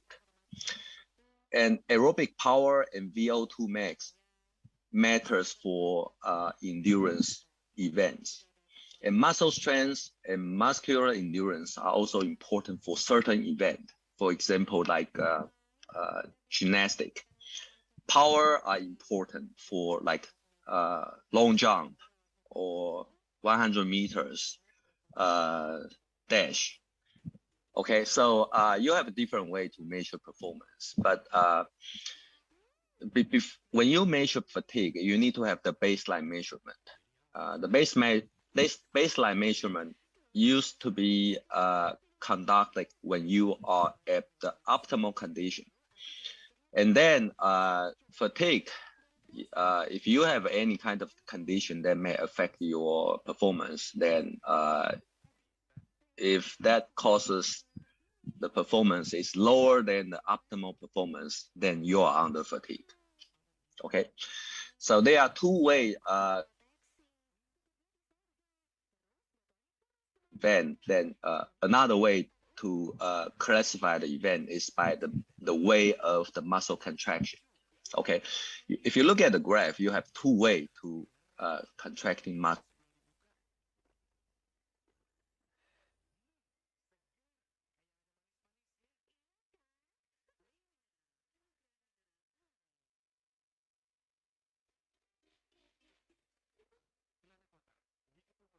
And this is what we call concentric muscle contraction. Okay, and on the right side, you see eccentric muscle contraction. That is when you are loading the weight here instead of shortening. Okay, so for concentric muscle contraction, normally downhill uphill running, cycling, and swimming are the concentric muscle contraction. And for weight training, downhill running, that is containing eccentric muscle contraction. And the reason why I talk about this type of muscle exercise containing concentric muscle contraction has small and shorter time of inflammation in your muscle. But if you have the eccentric muscle contraction, that can cause significant muscle inflammation, and that is going to cause longer time of fatigue. Okay, so let's get into what is the causes of fatigue. Okay, the most important one is cell damage and inflammation. So as you know, that exercise is a challenge, right? So the challenge inevitably causing muscle damage and inflammation. Okay, another thing is the energy depletion. If you don't have enough energy, then the recovery is going to be taking longer period, and therefore the cell damage cannot recover within a short period. So that would accelerate the muscle damage and inflammation. I will talk about that as we go along. And another thing is hydration and hypothermia, especially hypothermia, because we know that hypothermia increases the entropy of everything, okay? And you know the cell is going to be damaged by exercise. But if you have the hypothermia, then it takes a longer time to recover. So hydration is another issue, but I'm not going to talk about this today because this is going to take a long time. Okay, so we talk about inflammation first because inflammation is defined by redness, swelling, heat, and pain. Okay, and most importantly, loss of function. Loss of physical fatigue, okay, underperformance. So inflammation is the main cause of the fatigue, and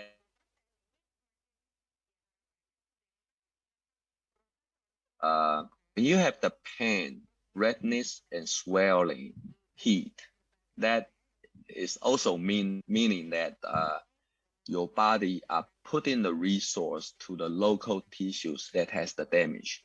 And that is very important for recovery, okay? So if you don't have the information, you don't have the recovery and adaptation, okay? So you don't want to treat information as the bad thing. Okay, so that's, let me give some example about the exercise using concentric muscle contraction. I just mentioned that concentric muscle contraction causes a shorter period of information, so you can recover at faster pace. Okay, for example, aerobic cycling is the exercise that has mostly concentric muscle contraction.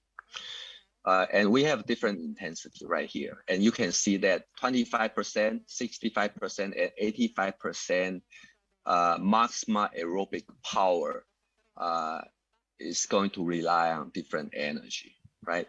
Okay, so if you put yourself on a bicycle and you're riding on the bicycle at all three different intensity, then you can very easy to see that at high intensity, the main fuel is muscle glycogen, okay?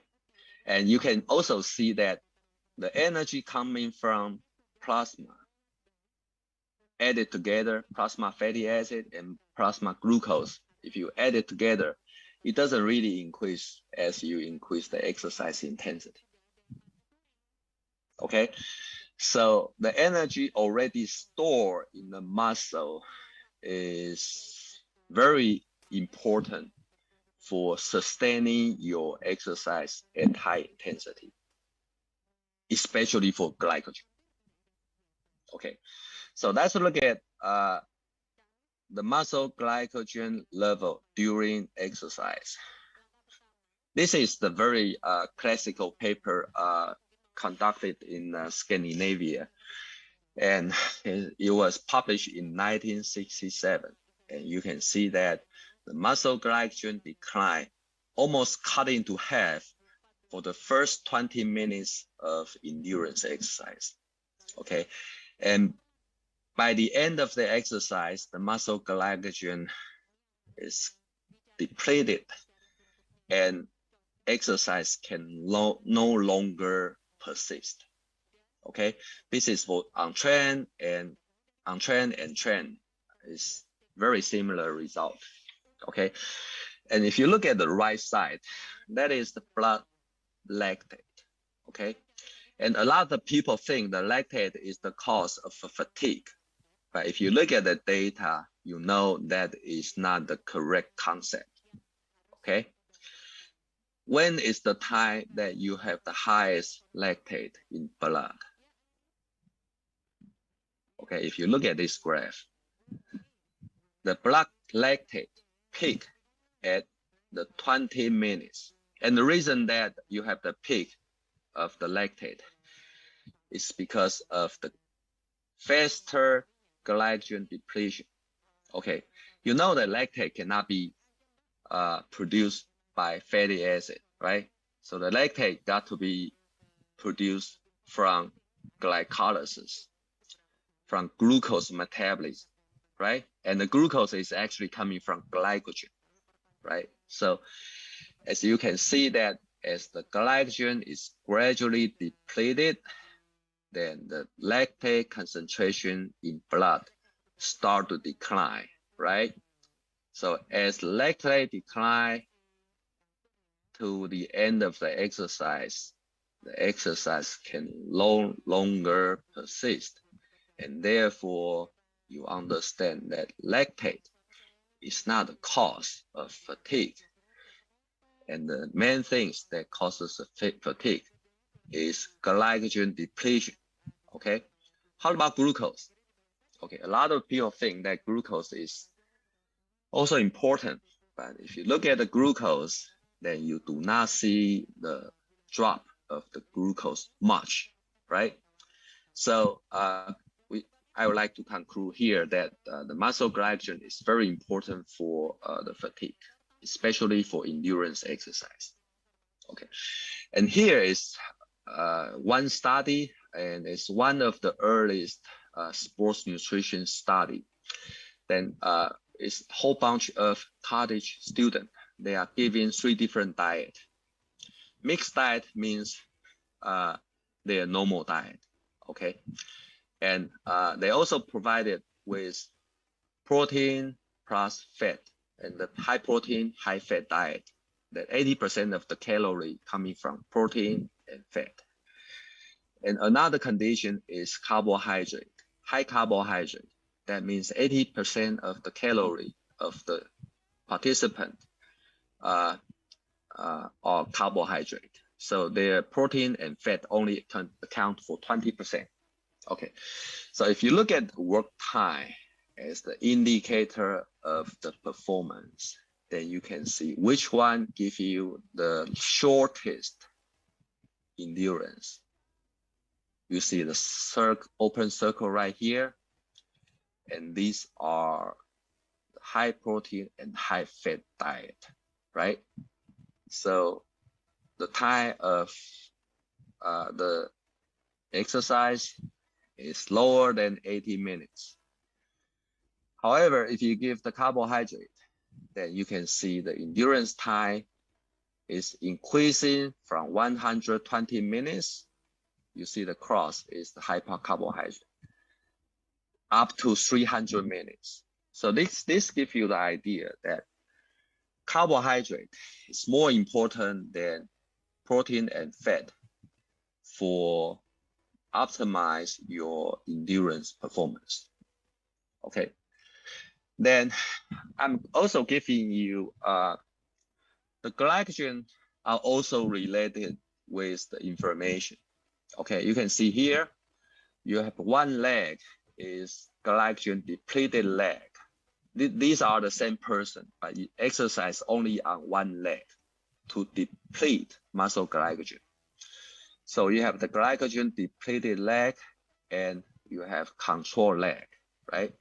Okay. So if you look at, this is pre-exercise, end of exercise, 3-hour exercise, you have low glycogen, right? And if you look at the interleukin-6 release from the leg, and you can see that the glycogen depleted leg has relatively higher interleukin-6 level compared with the normal glycogen leg. Okay, so this gives you the idea that if you don't have enough glycogen, then the inflammatory cytokine level is also higher. So the muscle is under inflammation. Okay, how long is required for you to recover the muscle glycogen? Okay, you can see here, the one leg is muscle glycogen depleted leg, and another leg is the normal glycogen leg, okay?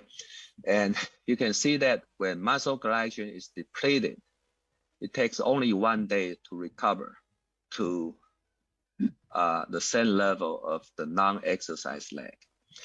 And you can also see that 3 days later, the muscle glycogen is repleted and is almost doubled.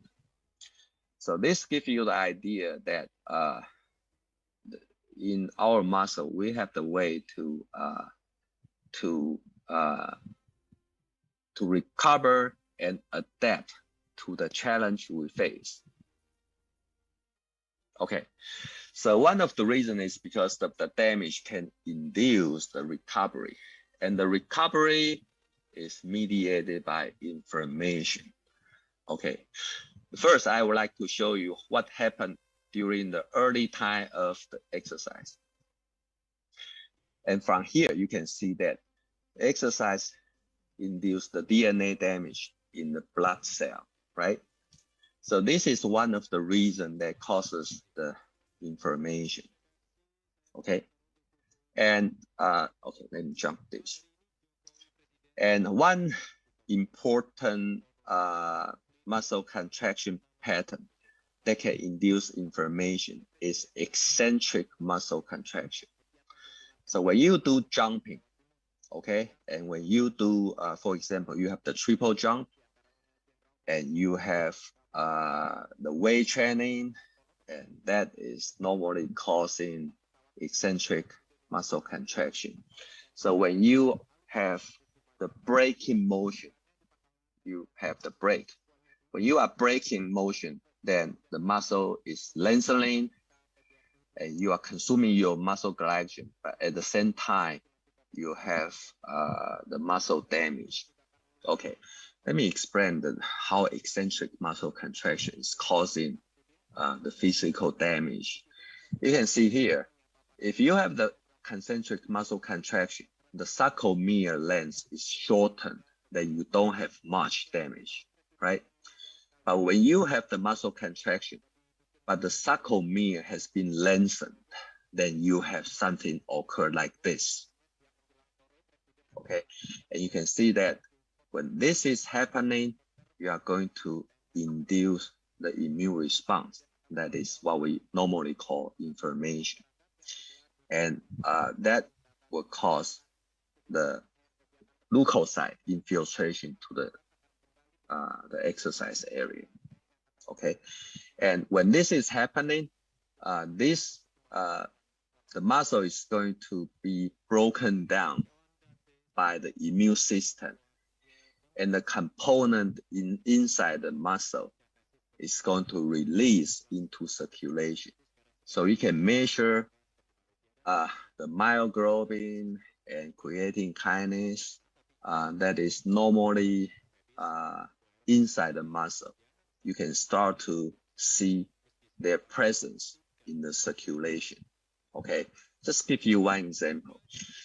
When you have a moderate, vigorous, resistant exercise, then you can see this is the only exercise increase the myoglobin, okay, and the creatine kinase, okay, and both protein does not normally present in the blood because the muscle is not damaged, okay. Okay, so now you know that plasma creatine kinase is the marker of the muscle damage. Okay, then what kind of the diet are important? Okay, here is the two conditions. One is the carbohydrate plus protein. Okay, so you have the carbohydrate plus protein when you exercise, and you have the carbohydrate group alone, right? Okay, so you put on the cycloergometer, so you are biking, right? And you can see that on the day 2, you do the same exercise. You can see that the carbohydrate group has higher plasma creatine kinase. But if you add a little bit protein inside the carbohydrate drink, not a lot, only a little bit, 1.8%. Okay, so mainly carbohydrate, but small amount of the protein, then the plasma creatine kinase level is much lower. Okay, and do you compare with the type 2 fatigue? This is the marker for endurance. That you can see that if you have a carbohydrate plus a little bit protein, then you can persist your exercise for longer period compared to carbohydrate alone. Okay, next. Okay, I'm going to show you this. Okay, this is the leukocyte infiltration. Both CD16 cell and CD68 cell are the immune cell. When you do the eccentric muscle contraction, you will see those immune cells will get into the muscle to for the clearance of the damaged muscle. And this takes about 168 hours for the clearance. Okay, so from here you can see that the recovery time for the eccentric exercise, for resistant exercise, takes much longer period. Okay, so that's why when you do this kind of exercise, you need a longer period of time for recovery. Okay, and one way to lower the fatigue is to remove the senescent cell in your muscle. Okay, you can see the title here. Senescent cell is a major cause of the inflammation. Okay, and you must know that many people think only elderly has the senescent cell. This is wrong. Okay, in a multicellular system like human, most of the cell has the longevity less than 4 months. So that means in your body and my body, we always have the senescent cell produced. And therefore, if you can eliminate those senescent cells, then you can increase your senescent, you can increase your performance. And this is the one example. If you can eliminate the blue, you can see the blue cell, blue stain, these are the senescent cell. And if you can remove that, and you can see the cell, another group is low senescent cell, okay, in animal. You can see those of the animal has longer time of endurance. It can run longer distance and doing more work if you can just eliminate the senescent cell in your body. Okay, and that is mediated by inflammation. So when your muscle is under inflammation, you better off take a rest and have good nutrition. Okay, so when you have stress, exercise challenge, aging, or when you have the infection, you have the unhealthy cell, and that is what we call senescent cell. Those cells get aged and release the signal to attract the immune system to get in. So you can see the purple cell are the immune cell. So when immune cell got into your tissues, it will eliminate those senescent cell, becoming healthier. Okay, so the tissues becoming young, and therefore you have tissues rejuvenation. So that explains why exercise training make you younger, and that is because you have experienced the inflammation. Okay, and during this period, you need to have the cell proliferation, and the cell proliferation require nitrogen source, and therefore you need to have small amount of the protein combined with carbohydrate. So that is going to make you recover and even stronger after appropriate recovery. So if you are a coach, not just training, okay? Training, and you need to give a longer period of time for recovery if you have the obvious inflammation. And during the inflammation, you need to give high carbohydrate plus enough amount of the protein. Okay. And another thing is that, inflammation is the immune response, right? Immune response is can be stimulated by the immunostimulant. Okay, this is the exercise study. I have the graduate student from China, and we used the immunostimulant to warm up the immune system before exercise. Okay, and as you can see that if you can warm up your immune system, then you can see the senescent cell, which is the brown color. That is the senescent cell. After exercise, you see the low intensity exercise, you still have the brown cell. So the low intensity exercise doesn't really kill the senescent cell because you have a low inflammation. Okay, but if you have the immunostimulant, you take the immunostimulant 1 hour before exercise, then you can see that the muscle after exercise becoming clean. So all this senescent cell has been cleared by the immune system. And that gives you better performance 3 hours later. Okay, so when you have the information, you have the free radical.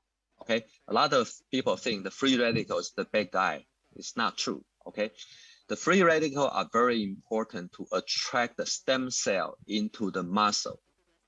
As I just mentioned, that when you challenge your muscle, the muscle is going to have the senescent cell, and they are dying, right? And therefore, you need to have the stem cell come in and reproliferate. And therefore, you can have the new cell in the tissues, okay? And that is mediated by free radical. So when you have the training, you don't want to take a lot of antioxidant that would eliminate the training adaptation. Okay, conclusion. So these are the take-home message for the audience. Information is the main cause of fatigue, but you want to see that information is also protection mechanism. Okay, so you want to have good rest and good nutrition. Nutrition is crucial for recovery for elite athlete.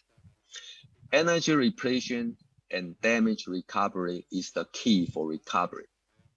The carbohydrates support anabolic metabolism because carbohydrate can induce insulin secretion. And insulin is very important for anabolic metabolism. Okay, and the carbohydrates support an aerobic metabolism as well. So you need to have a carbohydrate to provide glycogen, and glycogen can provide ATP synthesis without oxygen. Small amount of the protein is required in providing the nitrogen source for DNA damage, for DNA synthesis. Okay, so that is important for regenerating your muscle. Nutritional component that accelerate cell reconstruction is promising. So there's a lot of things we have not yet known. Brief information and free radical are essential for recovery. So you don't want to treat inflammation and free radical as the bad thing post-exercise. Senescent cell accumulation negatively influence athletic performance. And this is the new topic for sports science. If you can find out a way to eliminate senescent cells, then you can improve the athletic performance. And right now, the new approach is using the immunostimulant that will warm up the immune system for clearing senescent cell in exercising muscle and improving performance. Let me conclude by saying that I would like to thank you for the invitation by Bayu, Unisa, and I appreciate for your time for listening this lecture.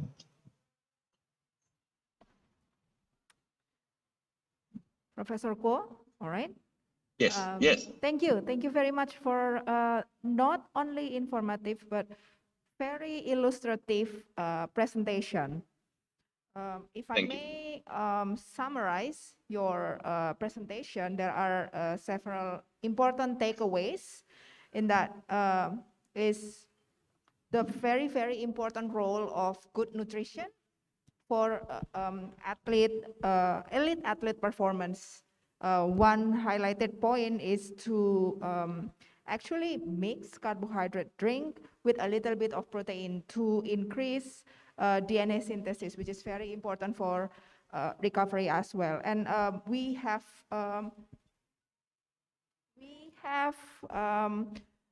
debunked many myths that is widely circulated, especially regarding the senescent cells, as well as the use of immunostimulant to clear said senescent cell. And you have also mentioned that there is an opportunity for further research in how to more efficiently clear the senescent cells other than using the immunostimulant. So thank you very much, Professor Kuo, for the presentation. As I have mentioned before, the question and answer should be given at the end of the third presentation. However, I would like to check with the organizer. Is that still correct, or should we switch up Okay, so there has been a development in the today's agenda. Okay, all right. So there are several questions for the, yes, yes, yes.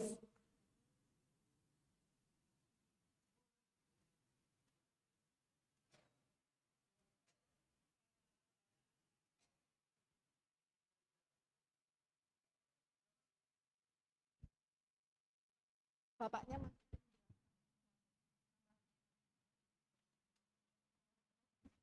No. Okay, so we have a question here, right, for Professor Yong Min Lee. We have a question.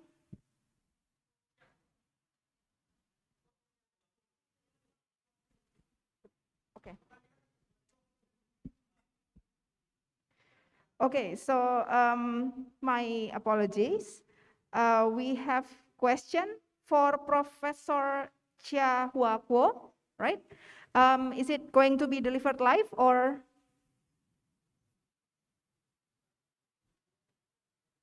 Yes. Yes. Yes. Okay. Of course. Yes. Okay. So please.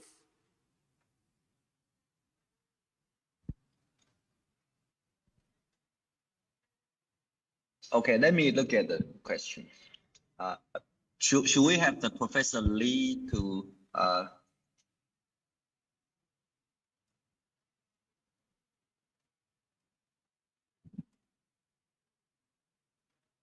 So Professor Lee is the first, right? Yeah, Professor Lee is not in the Zoom meeting, so we're going to ask the first question for you now.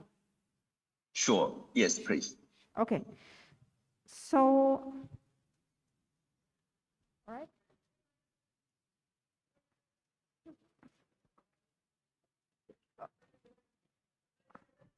Should I? Okay. All right. So yeah. Okay. We got that actually. First question for Professor Kuo. Again, my apologies. From Bagas Damar Setiawan from YouTube, actually. So his question is that why is it then that when you're doing the concentric movement, it has to be done quickly or fast, but when you do eccentric movement, the tempo is slower. The tempo is slower. So could you explain on that? So Bagas is a student at Universitas Negeri Surabaya, and he would like to know these fundamentals, Professor Kuo. Okay, this is very good question. A student, very good student. The reason that when you do resistance exercise, you slow down the movement. And the reason is because this motion is going to maximize the muscle damage. Okay, so you are lengthening the time to have eccentric muscle contraction. So as I have just mentioned that eccentric muscle contraction can cause more muscle damage than concentric muscle contraction. And this will in turn induce more immune cell infiltration and the stem cell infiltration into the muscle. And therefore you can have a greater scale of tissues renewal. So as your muscle tissues get younger, then the muscle tissues has the higher potential to grow. So as you are growing, the muscle is becoming bigger. So that is the basis of to slow down the motion during eccentric muscle contraction.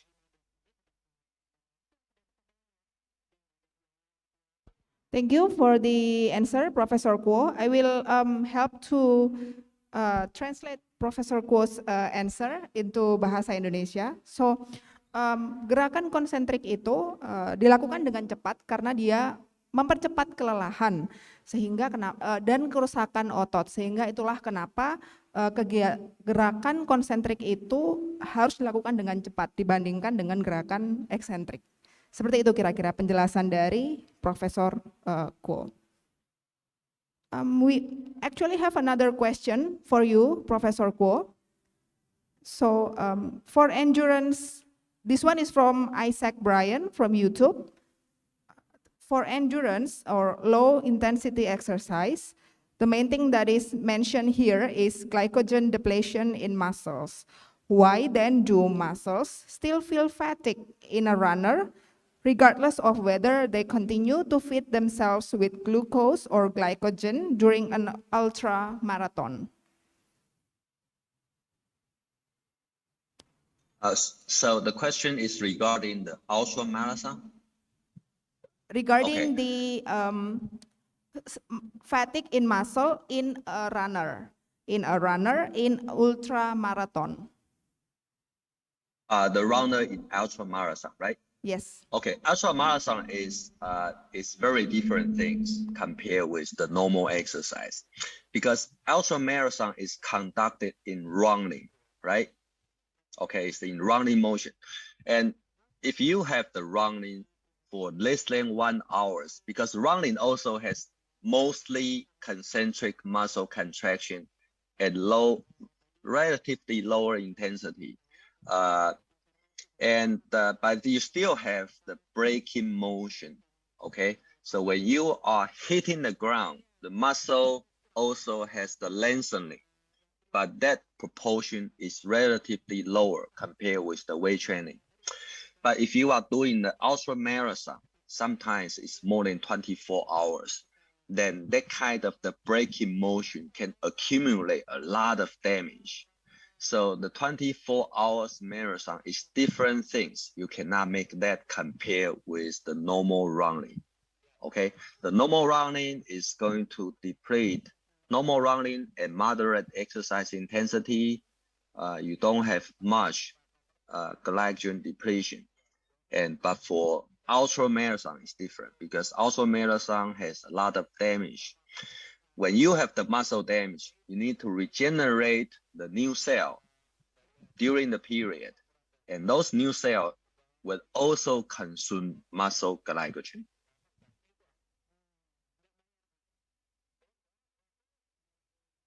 Okay, so thank you, Professor Kuo. So in short, it has everything to do with the duration of the exercise. And because ultra marathon is different than regular runner, in a sense that ultra marathon often takes a lot of times, sometimes even more than 24 hours. Of course, it will cause more rapid decline in or more increasing in fatigue.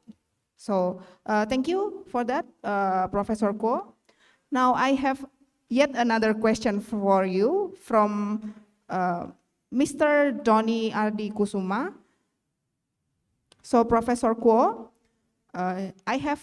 he has faced the situation in Indonesian cycling athletes, and there is a situation where the lactic acid in the blood was higher in athletes with high power or watts than athletes with lower power and lower lactic acid during the 60 minutes cycling maximum effort. Looking at the data, based on your expertise, do you think he should consider athletes with lower lactic acid when he needs athletes with high power? Okay. If you are cycling, if you are doing cycling, you want to do it at relatively higher intensity, and therefore you are faster, right? So that is the key, that you want to do it at high intensity, unless you cannot do it, okay? And the limiting factor that make you unable to do it is when you don't have enough muscle glycogen. So you want to consider glycogen as the marker of fatigue. You don't want to consider lactate as the marker of fatigue, okay? So when you have enough muscle glycogen, you can do it at higher intensity, and therefore you are going to have a higher lactate. And the lactate can be used not only by the muscle, but also by your heart, okay? Because the heart has much higher oxygen content, and therefore it can oxidize the lactate at faster pace, and therefore you can sustain your exercise for longer period. So you don't want to regard lactate as the origin of the fatigue. This is not true, okay? So muscle glycogen is the most important things.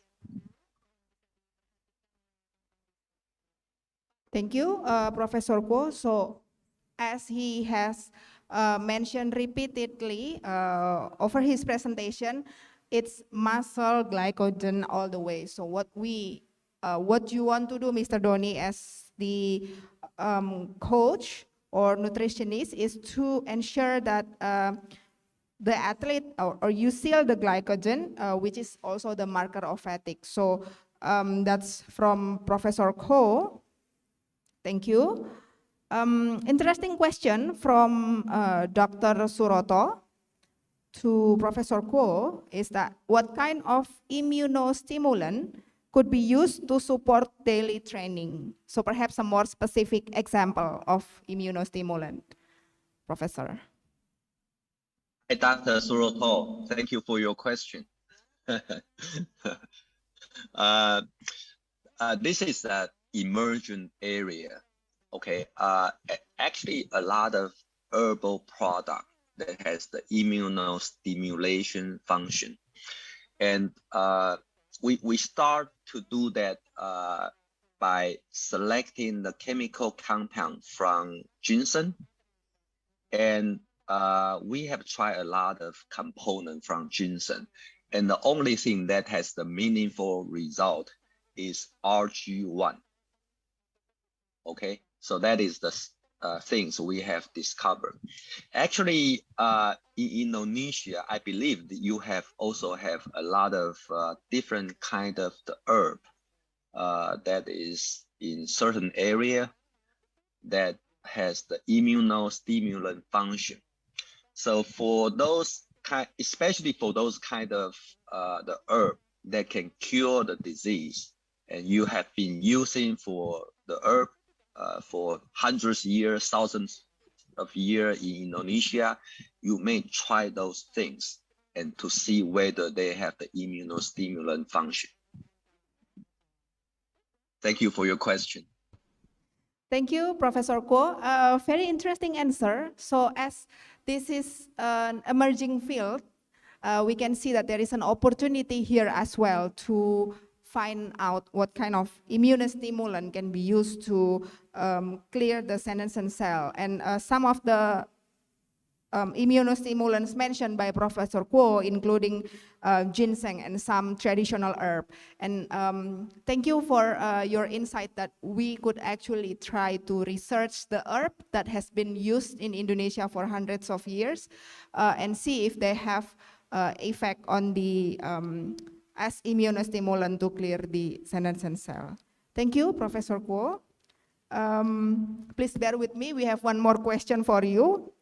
From another student from Haryadi. He wants, earlier you talk about, earlier there were talk about therapy, such as the ice therapy, and for muscle recovery. But however, he wants to know if we use the ice bath therapy for an extended period of time, would it have adverse effect to the athlete itself? This is a very good question. Using ice pack has been a long tradition for physical therapy. And actually, we have done one study to see whether the ice can accelerate recovery, and the result is negative.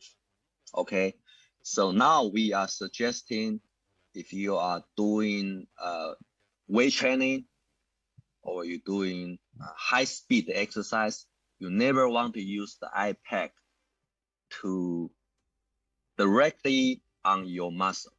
Okay, this is going to slow down your recovery.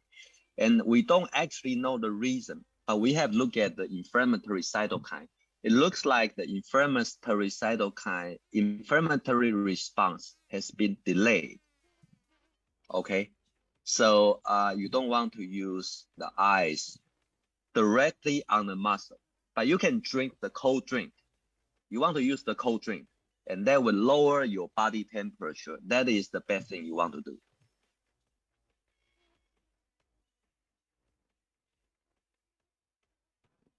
Okay, thank you, Professor Kuo.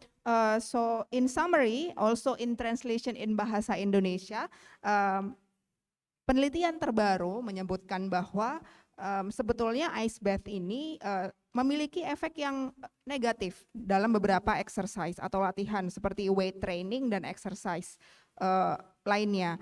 Dan di mana itu sebetulnya efeknya adalah dia justru memperlambat recovery. Jadi untuk bentuk-bentuk exercise tertentu justru sebaiknya tidak disarankan untuk menggunakan ice bath seperti itu. So thank you Professor Kuo.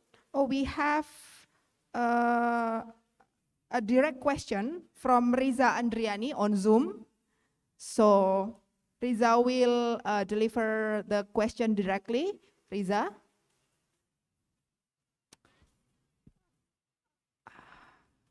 Is Riza here?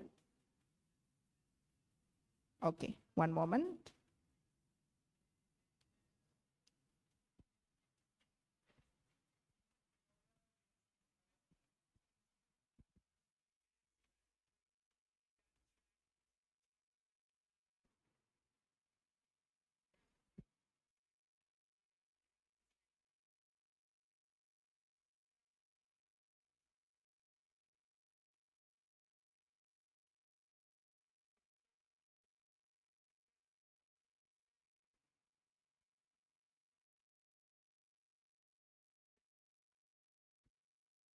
Riza, you may now give your question to Professor Kuo.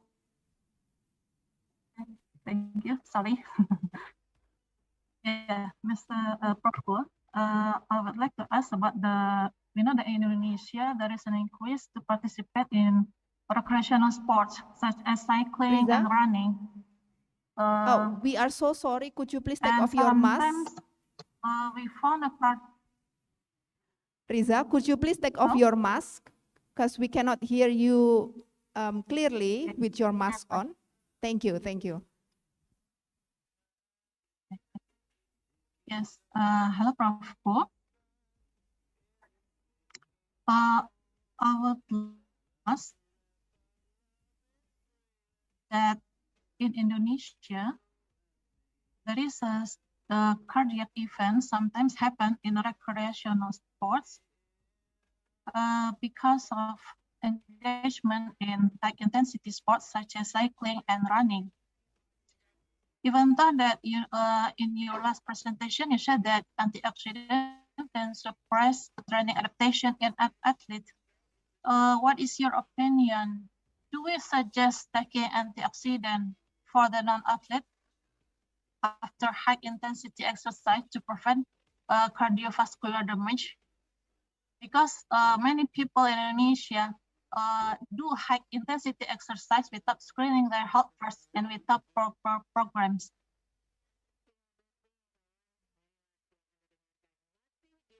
Okay, this is a good question.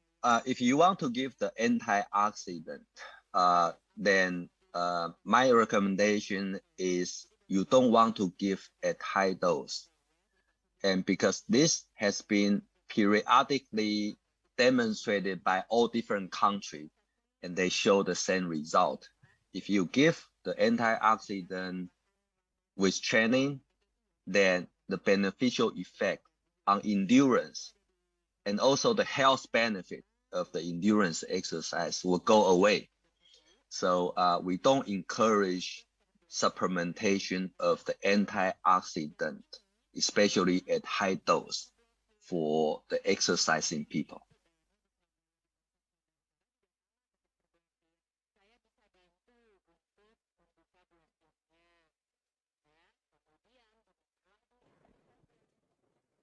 Riza, are you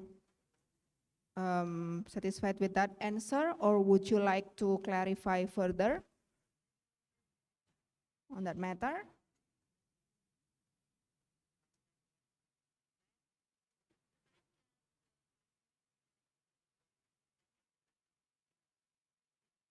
I think she is frozen or having an internet connection. Okay, so thank you, Professor Kuo, for the presentation and for the Q&A session. But before that, I would like to clarify, is there any more question? There is one more question. For Professor Kuo, from Firdaus. Okay, so the question from Firdaus is how to deal with athletes who are facing the condition of excess protein.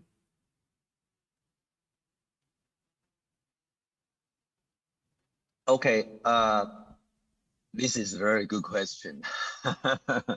Okay, this is a student or must be a faculty member, right?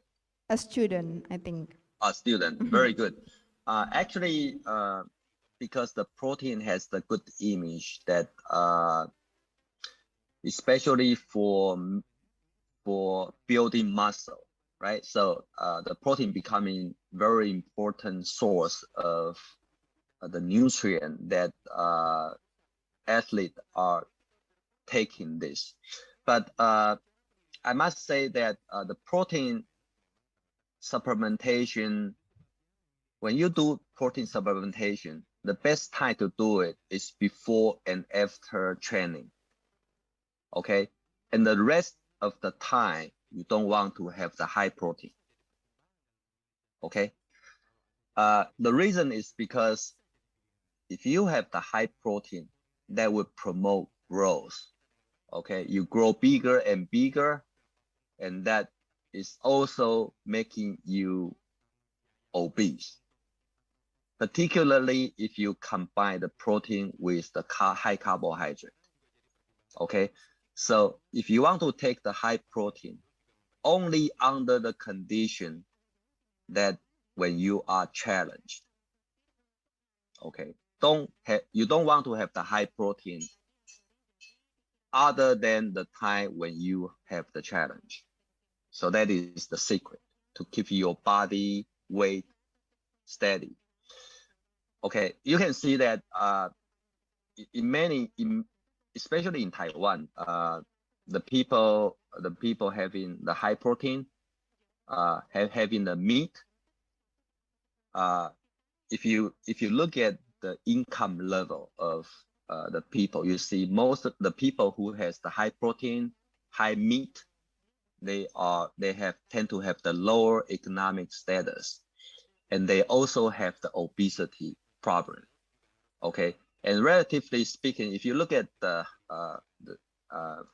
people that has the higher economic status, they tend to regulate their meat consumption, and therefore you don't have much fatigue, obesity problem. So having protein is important for the growth because the protein provide nitrogen source for growth, but you're better off taking that only when you need the cell proliferation. That is before and after exercise, not the other time.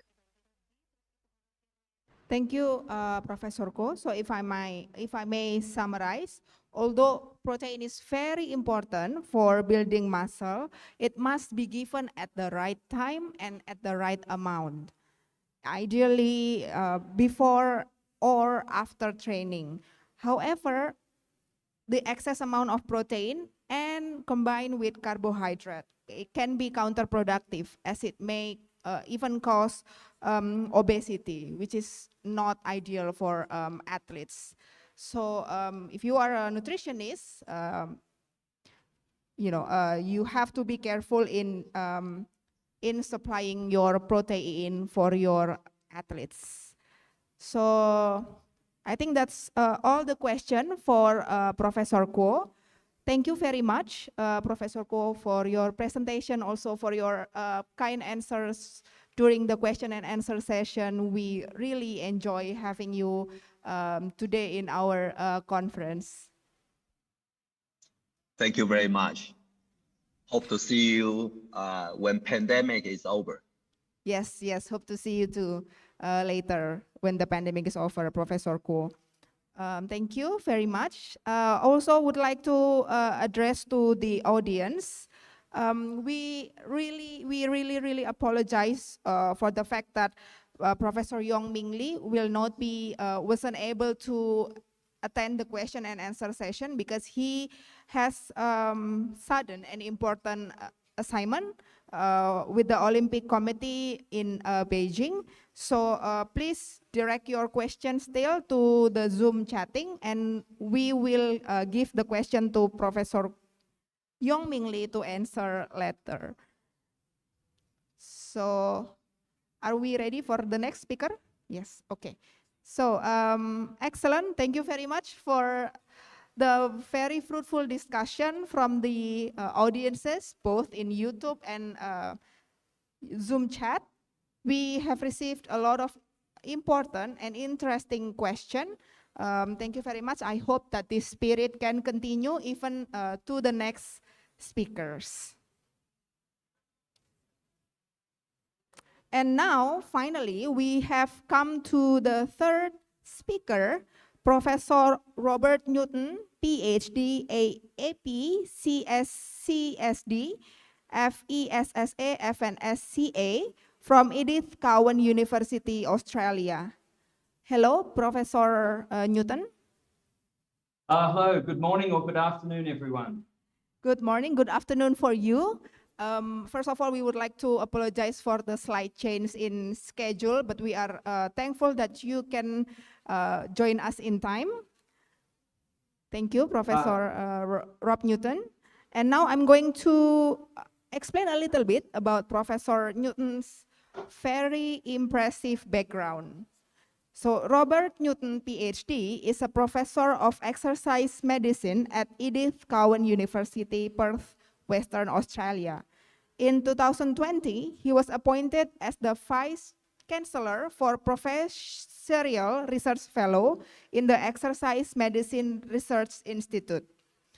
In 2018, Professor Newton received the Career Achievement Award from the Cancer Council in Western Australia. Very impressive. And in 2019, he was named as the Western Australia Premier Scientist of the Year.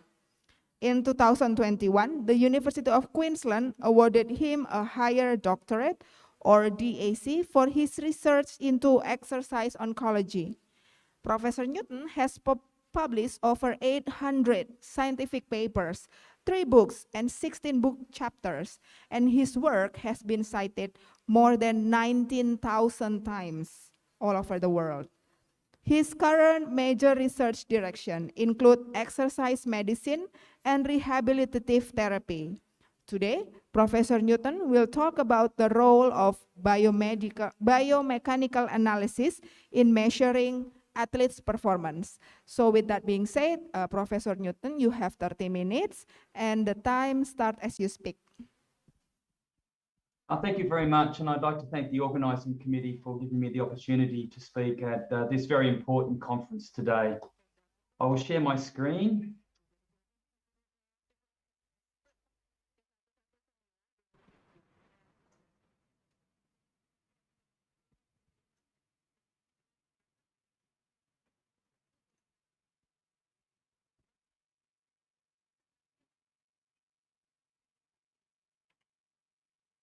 I'm just working on that. It's okay, Professor.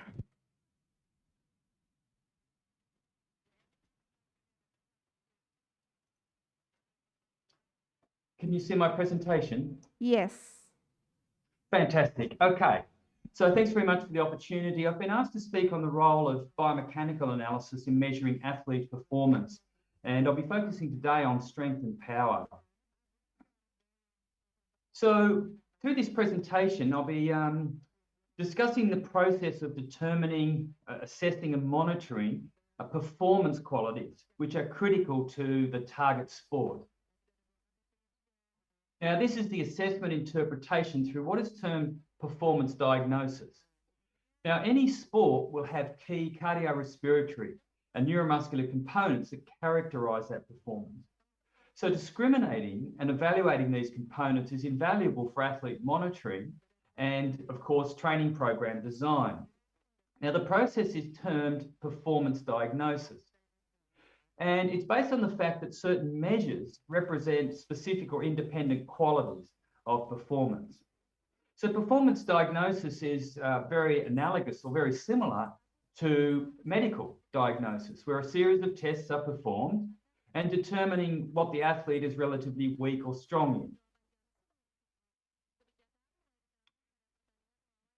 Now, it is the determination of the athlete's level of development, distinct strength, power, speed, endurance, body composition, skill, a whole range of qualities, all of the qualities that will contribute to the overall sports performance.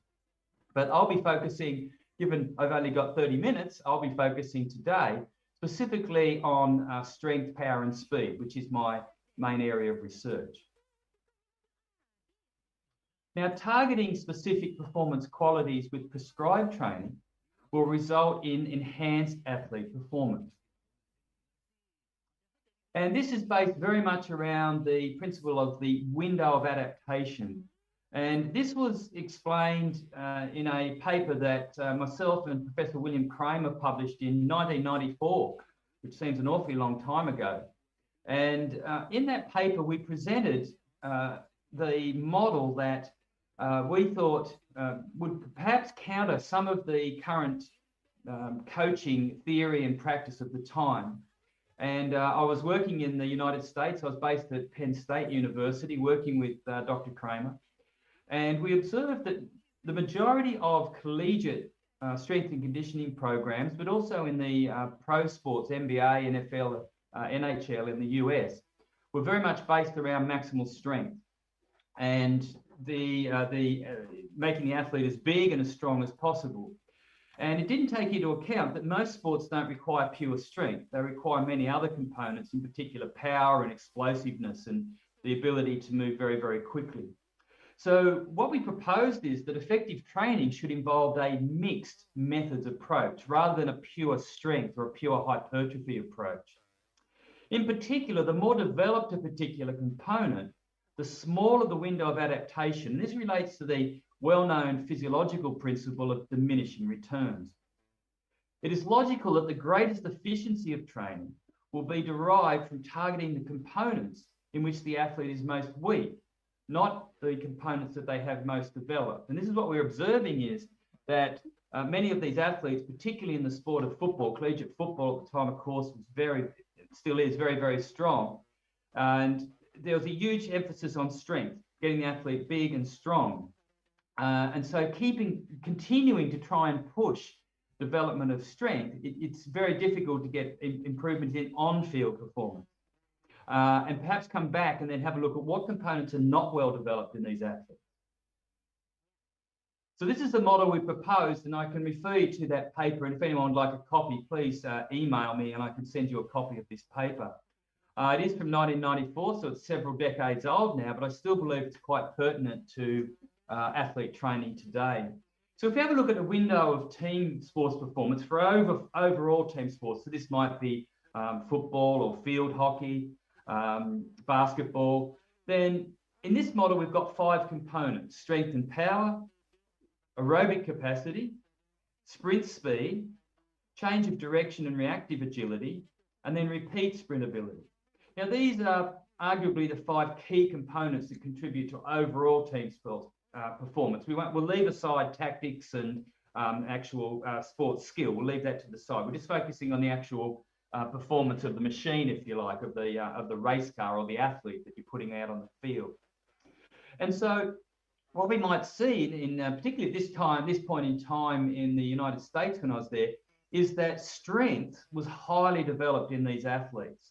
And so in the overall window of adaptation here for overall sports performance on the field, they were well down this continuum, getting very close towards their genetic limit. And so the window for adaptation was quite small.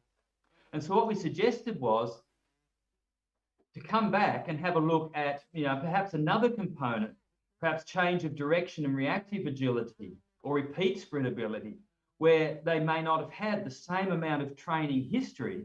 And so that this window was much larger, not as well developed, this component. The window for adaptation is larger. And so any training effort put in these components would result in a much larger improvement in overall on-field sports performance. So the first step in this process is to determine the key performance characteristics. And this is, of course, essential for achieving the goals. And there's several processes involved in this, and I won't go into too much detail, but the first one is biomechanical evaluation, understanding the underlying qualities, the biomechanical qualities which are required for performance in a particular sport. Now, it might be the maximum force generation of the involved muscles. It might be the capacity of the stretch shortening cycle. It may be the stiffness, the actual mechanical stiffness of the athlete through different movements. An interesting example was around that time, I was doing a lot of consultancy work with the US Ski and Snowboard Association. And a Japanese group released a paper where they showed extraordinary eccentric strength of their downhill skiers. And in fact, there was a very close relationship between level of eccentric strength and the actual rating of the skiers within the world competition.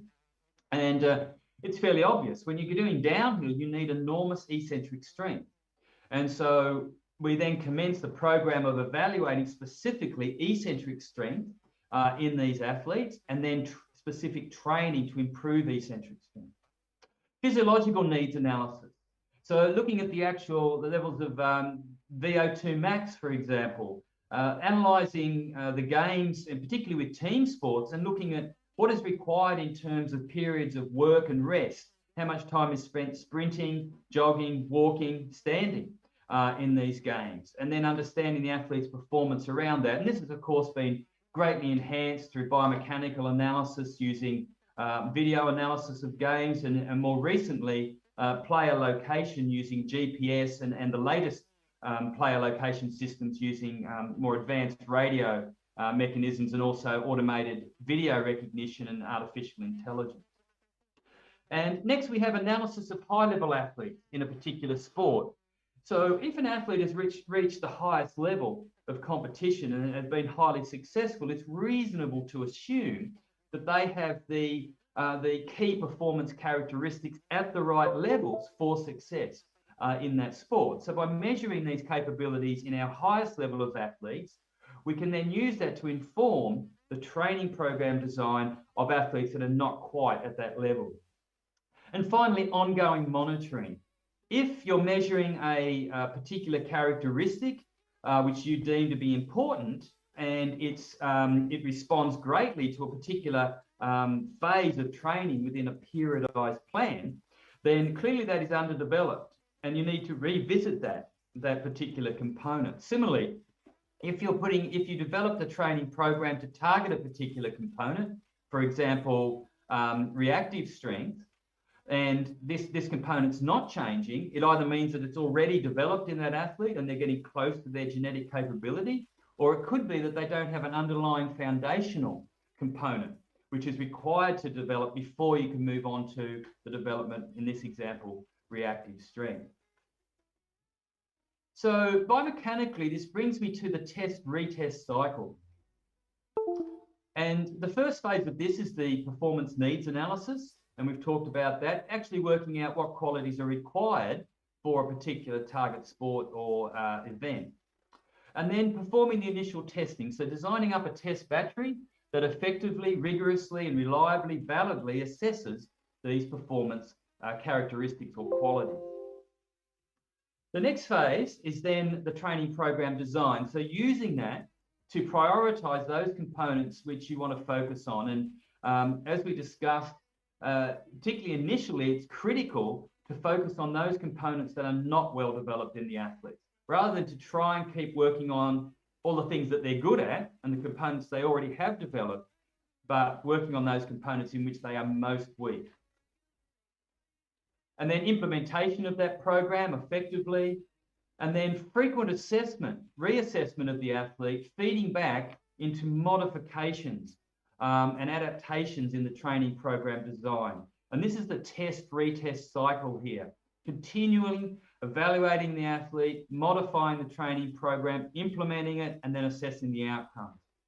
And then finally, using this frequent assessment to inform the coach, the athlete, and the sports scientist for education, information, such that they understand, in particular the coach and athlete, they understand why you are implementing the particular training program that you are. So I'll move on now and just talk about the some of the techniques that we use frequently in biomechanics, and probably one of the most common is force measurement using force platforms. Now, for performance measurement, rather than biomechanical analysis as such, we tend to use single-axis force platforms. They're a lot cheaper and they're a lot more portable. And for performance analysis, they're perfectly adequate because they only measure forces perpendicular to the surface of the platform. But from this, you can measure vertical force, the impulse, you can predict velocity and displacement, power output, musculoskeletal stiffness, rate of force development, rate of power development, and also symmetry between the left and right sides. So let's move on and just talk about some of the key tests that we implement to assess the athletes. And look, my starting point is strength. For most sports, a certain level of strength is required, even for endurance tests, endurance sports. And so just the assessment of maximal strength is so critical because it is a foundational quality underlying so many other aspects of athlete performance, including endurance. And can be measured a number of different ways, using an actual isotonic test, using a free weight, or in this case, in a Smith machine, how much weight the athlete can lift. Now, normally we perform a 1RM test, and we do this quite safely. We've done this on tens of thousands of athletes of all different levels. We've performed it on tens of thousands of patients, some of which have advanced cancer or other disease. And the 1RM test is not inherently dangerous, but some coaches and athletes are fearful of performing a maximal lift like this. And so it may be required for you to do a 6RM or a 10RM test. So all you're doing there, if you're looking at a 6RM test, is you're having the athlete perform 5 repetitions to fatigue them so that the 6th repetition is in fact a 1RM. But you can use this as a measure of strength, but it's probably not as indicative as a 1RM test. So a lot of teams, coaches, athletes have turned to using isometric testing. It can be more reliable. It can be somewhat safer, although we've never had any troubles with the 1RM test either. But what it involves is performing the test on a force platform. And you can see here, this is for an isometric mid-thigh pull position here. The bar is located at the middle of the thigh, halfway between the the knee joint and the hip. And then the athlete pulls up maximally, and the force that they exert down on the ground is measured. It can also be formed in this case, in a squat position here. So it's isometric, there's no movement. Now, from this, we can actually measure the maximum force and the maximum force relative to body weight. We can also gain measures of maximum rate of force development, so how quickly they can ramp that force up, and also symmetry between the left and right feet, in this case for these tests. Now, very commonly performed is what's termed the isometric mid-thigh pull. Here's a different image here. In this case, it's in not a portable rack. The last one was in a portable system. This one's in a power rack here. The force plate here, a fixed height of bar here, and they pull up from this mid-thigh position. Now, this is finding extensive use throughout sporting organisations and teams around the world. And the reason why is it has strong correlation with 1RM squat and power clean. It has high reliability in many populations for peak force. There you can see. For rate of force development is less reliable, but it's still indicative. It's useful for testing large numbers of athletes. It's very quick and it can be very efficient. And we have literally tested 300 athletes in a day, and athletes who have never lifted before, because this position is quite natural for the human to lift in this position. They don't need background and history of training with weightlifting or resistance training to perform this particular test. And we've tested elite weightlifters through to little gymnasts of 10, 12 years of age with no problems at all. And we've got quite indicative measures of their maximal strength. So we'll just try now, just a bit of a demonstration of the data analysis for this. So please bear with me.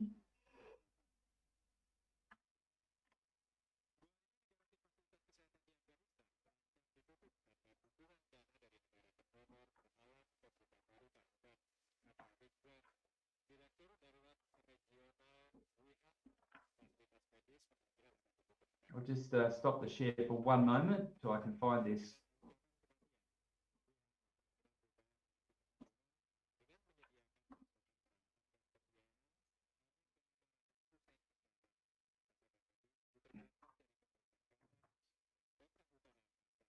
Are you still able to see my screen? Yes, great. So Yes. thank you very much. So we'll select an athlete here. We'll load up an isometric mid-thigh pull.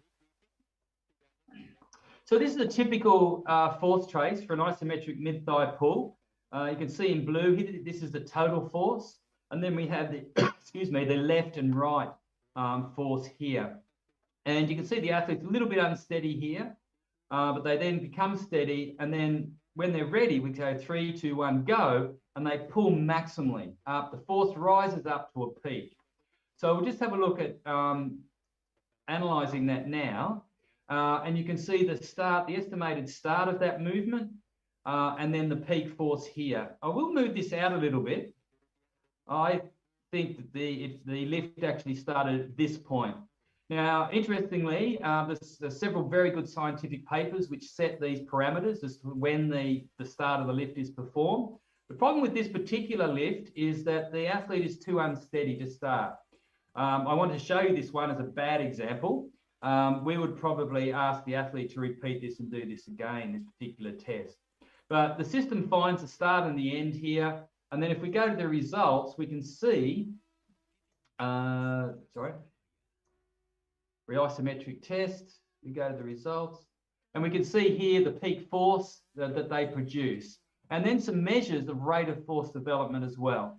And so for something like this particular test, we're very interested in this peak force, and then the impulse at different time periods as well, because it indicates to us here how quickly they can actually ramp up to this peak force. So the key measures for us is peak force. And then if we have a look here, the actual time to peak force. And I'm sorry if this is appearing very small on your screen. It's my computer resolution. So 1.367, that's seconds to peak force. Very useful measure again. So we'll just go back to the presentation.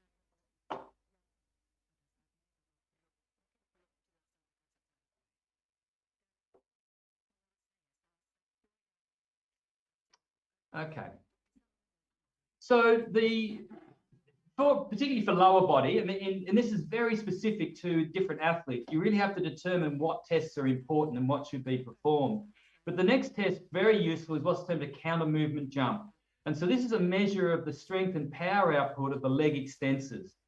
And you can see here the athlete standing on a force platform, they're dipping down, and then they're jumping for maximal height there. And we're measuring the forces they generate through the feet. And also in this case, they have a bar across their shoulders, and you maybe just be able to see it there, but they're actually tethered to a position transducer, which is attached to the ceiling above them to actually measure their displacement. We can also calculate force and impulse, jump height, peak velocity, and also power output. So let's have a look at an example there of a counter movement jump. So I'll load up another file here, and this is a counter movement jump. So in a typical counter movement jump here, they're nice and steady on the platform here. They dip down here, and then they increase their force up to a peak. And then this section here, they're in flight phase here. So it's very interesting to analyze a counter movement jump, because what we see here is the different phases of the jump. And we see at the start here, this is when they unweight. So this is the unweighting phase here. You can see from this point here to the minimum force. And then at this point of minimum force, they start to apply increasing force as they slow the body, but they're still actually sinking down. Their center of mass is still lowering. So this is termed the yielding phase. To this point here, when their velocity switches, they then change over then back at body weight here, and then they're in this phase here, which is termed the braking phase. And the braking phase at this point, they then change from negative velocity to positive here, and so they're now moving upwards. This is the total eccentric phase here. They're now in the concentric phase here, where they're accelerating upwards until they leave the ground. And then there's the flight phase, and then they land again. So that's the jump there. And we just have a look at the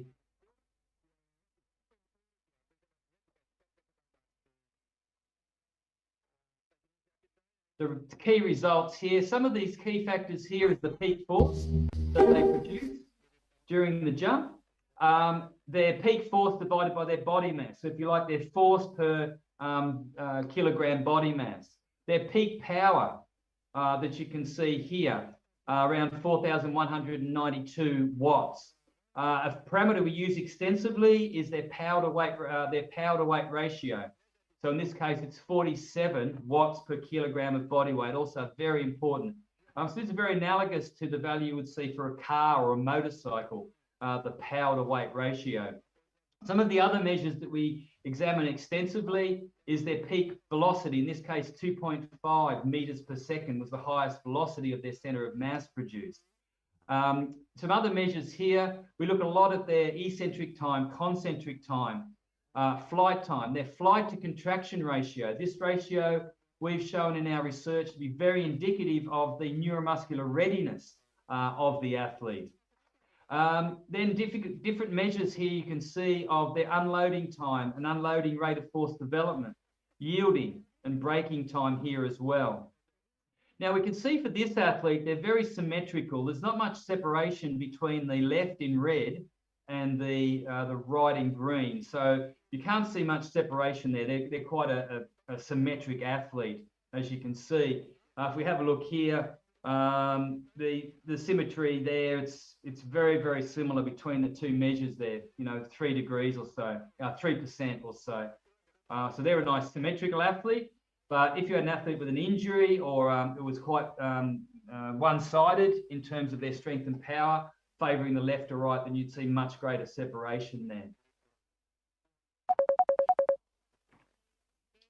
So I'll keep moving on.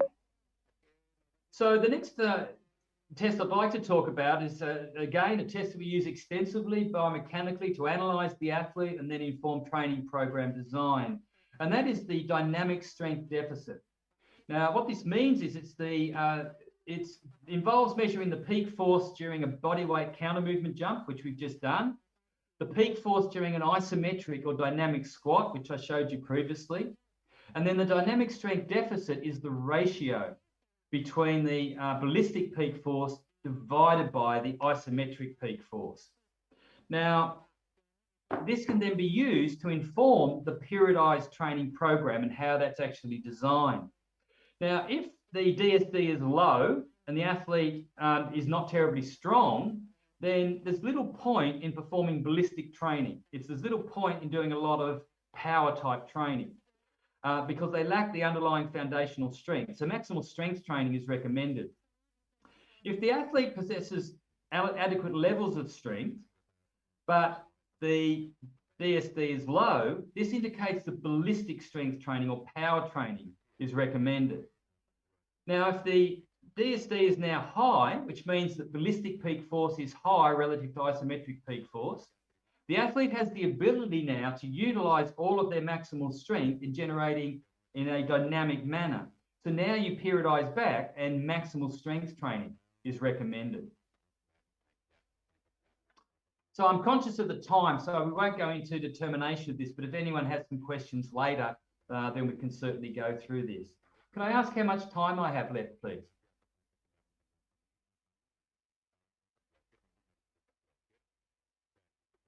Anyone? You still have about 15 minutes, Professor. 15 minutes, okay, so we're halfway there. Fantastic, thank you so much. Okay. Well, in that case, I think we'll just, we can actually do a quick calculation of that. So the peak force, as you can see, is just here at this point, and it's about 2,270 newtons. So what we'll do is we'll just save that, and the system will just write that out.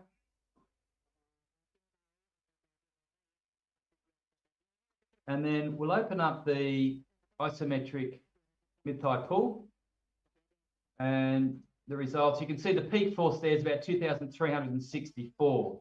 So we'll save that. And then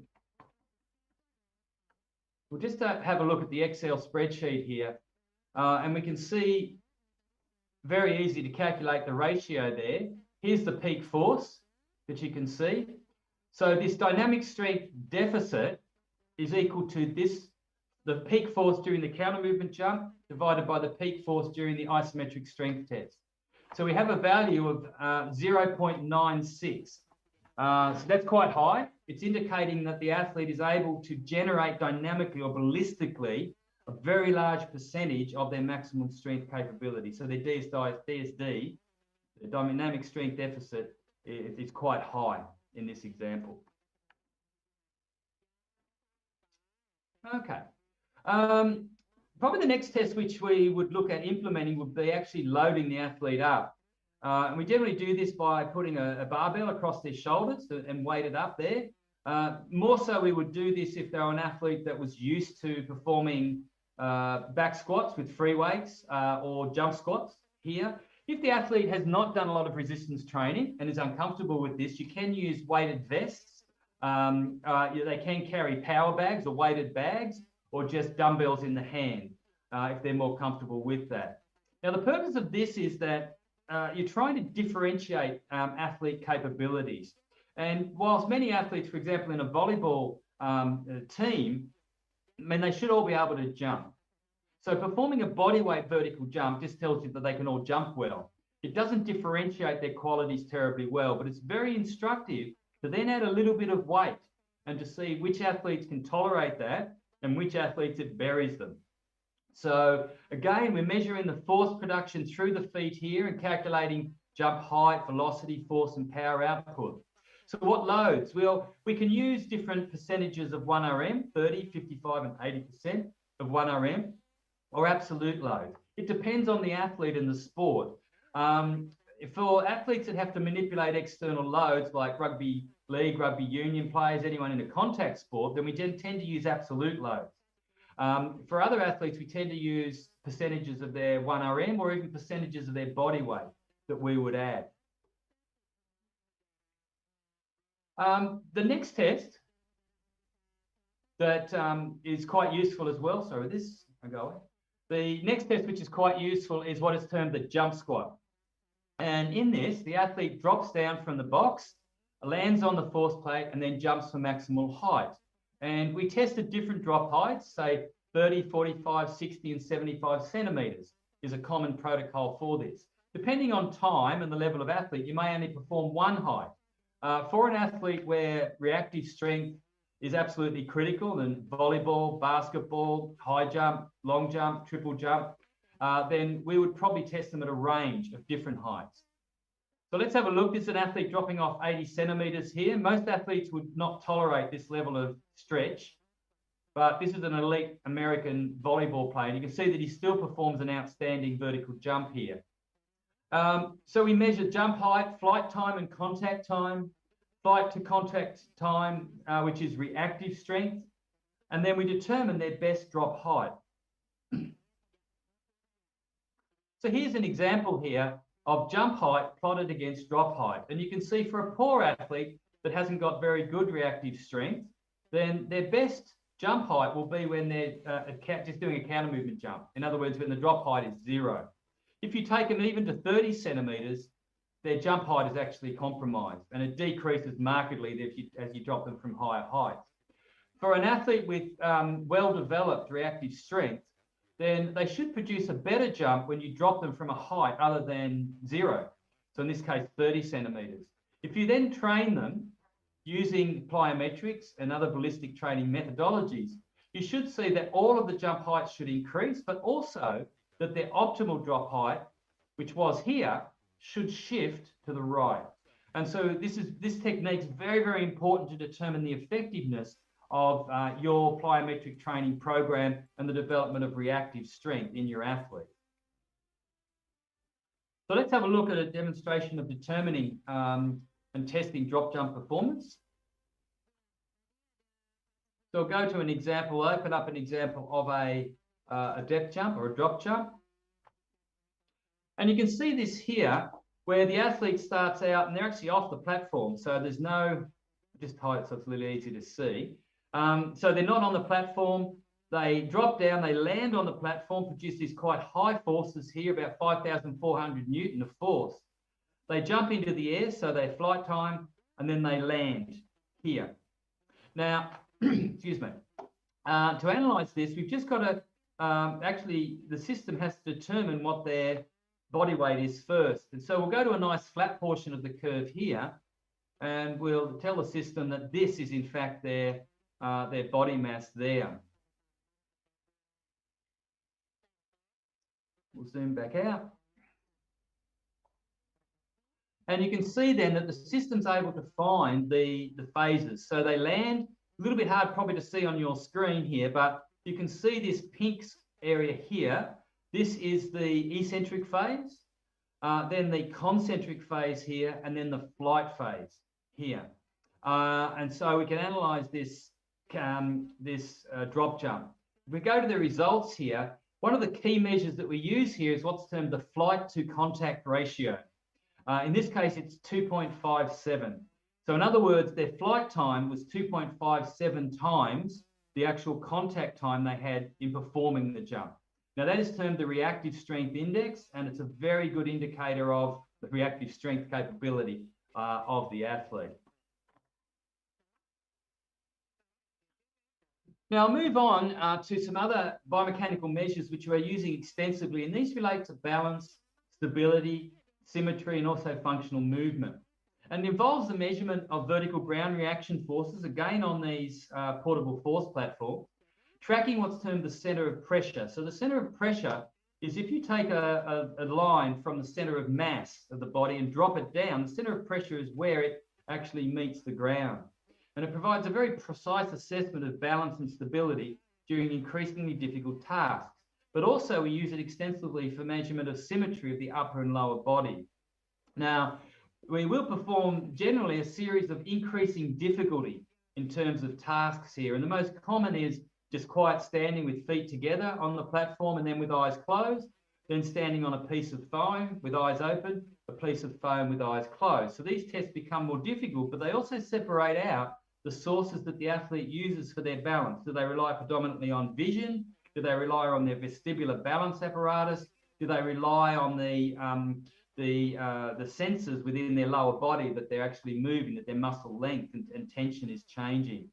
And also a whole range of functional tests that we also perform, such as single leg squat, etc., particularly comparing the left and the right on this. And when we produce this, we can then plot an image of the movement of their center of pressure in the anterior posterior, which is front to back, and the left to right, or mediolateral plane there, as you can see as well.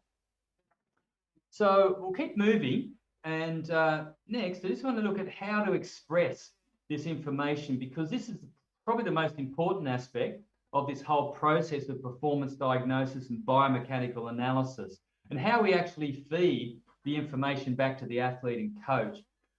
It is the most important, but in my observation, and I'll admit many times I've done this also, it's been quite poor or not feed the information back at all. Or it takes weeks or months before you get the information back. By then, I think everything's changed and it's not very good quality to feed it back with that time delay. I must admit with the latest systems, which are generally online, where the data is analysed automatically, as we've shown you, it's pretty much instantaneous now. So you should be able to provide the reports and feedback immediately to the athlete. And here's an example here where the information in this case on jump velocity for every single repetition is fed back immediately to the athlete each time they perform a movement. It must be complete, it must be valid and reliable. It's highly problematic if you provide information to the athlete and or coach, which is not actually reliable. Doesn't indicate anything. It needs to be easily accessible, and most systems now will provide the reports through the internet, either web-based or some other method. It needs to be secure and confidential. Clearly, as you would all experience, you don't want other teams, in particular competitive teams, knowing the information, this critical information about your athletes. It provides important research. It's important if we're to develop athletes and move forward that we use this to inform research so we can design better training programs to improve performance, reduce injury and enhance rehabilitation. Again, coming back to this identifying relative strengths and weaknesses, absolutely critical for training program design. So you can develop more effective training programs, adjust the training programs you have. Again, I reiterate, target those key qualities in which the athlete is most weak. If they have poor performance in a particular quality which you deem important for their sports performance, that is where your attention needs to be focused.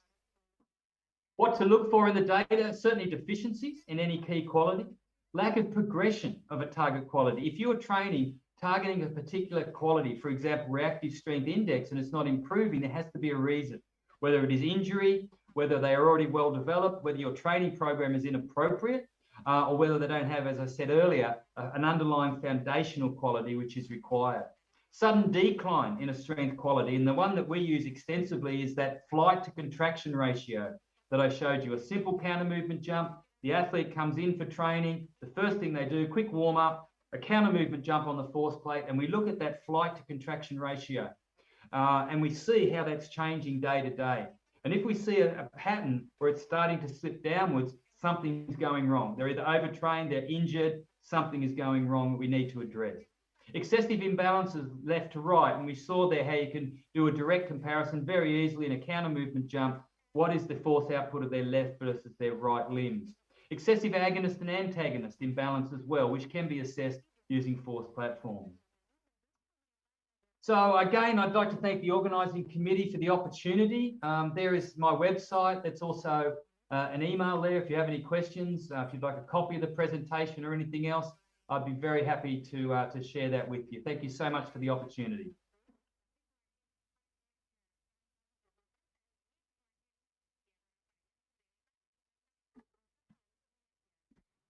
Okay, thank you very much, Professor Newton, for the presentation.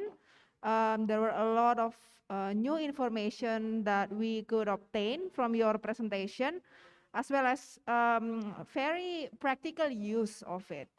And not only about the methods of testing, but as well as how to express or how to present those information to the related parties, which, as you have mentioned, has been done poorly before. So we hope that after learning from your presentation, we know how to test and also how to present those information. So thank you, Professor Newton, for the presentation. Now we will move on to the question and answer session. I have been informed that there is a question here from the audience in this room. So to Mr. Arda, if you would like to deliver your question. Check.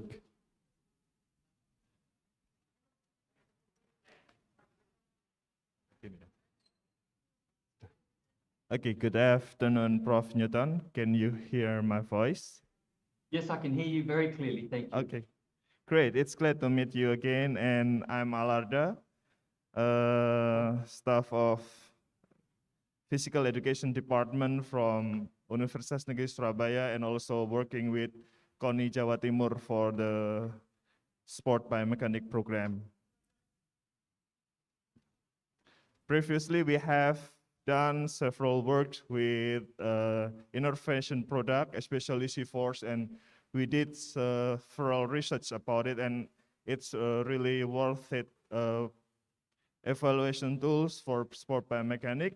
However, specifically this time, we would like to ask any advice if this device could be developed to measure in physical education forum, which is for physical education class. And how does it could be implemented, especially to measure the, for example, fundamental motor skill for the children? Since we have the counter movement jump, it's one of the motoric ability, so that maybe we can apply it to measure some fundamental movement skill for elementary school students. So please give us any advice if it could be also implemented for school setting. Thank you. Absolutely, and I think that you know, it's such a concern now. Well, certainly in Australia, the declining level of movement skills within our children. They're not having playing as much sport. They're not having the opportunity to develop critical skills of running, throwing, and jumping. And so, yes, I mean, clearly this a force platform system is ideal for measuring simply leg extensor capabilities, which is just such an underlying quality of so many movements, the ability to explosively and in a coordinated fashion extend the hip, knee, and ankle. That's just one of the most basic aspects of human movement. So yeah, I would encourage you to explore that, to actually use it for screening for children with movement disabilities, movement issues. Of course, it has application then, of course, with young athletes and developing athletes for testing them as well, for talent identification, and then when these children require some additional training, some additional development. Okay, so that was the answer from Professor Newton. So yes, it is very possible to test on the elementary or even younger students if it's done properly, and so it's not limited to athlete performance. So I hope that answer your question, Mr. Arda. Thank you very much. Now we have another question from Mr. Doni R.G. Kusuma, lecturer at the Faculty of Sports Science. Mr. Doni, would you like to deliver your question directly to Professor Robert Newton? Hello? Yes, we can hear you. Please wait Okay. a moment.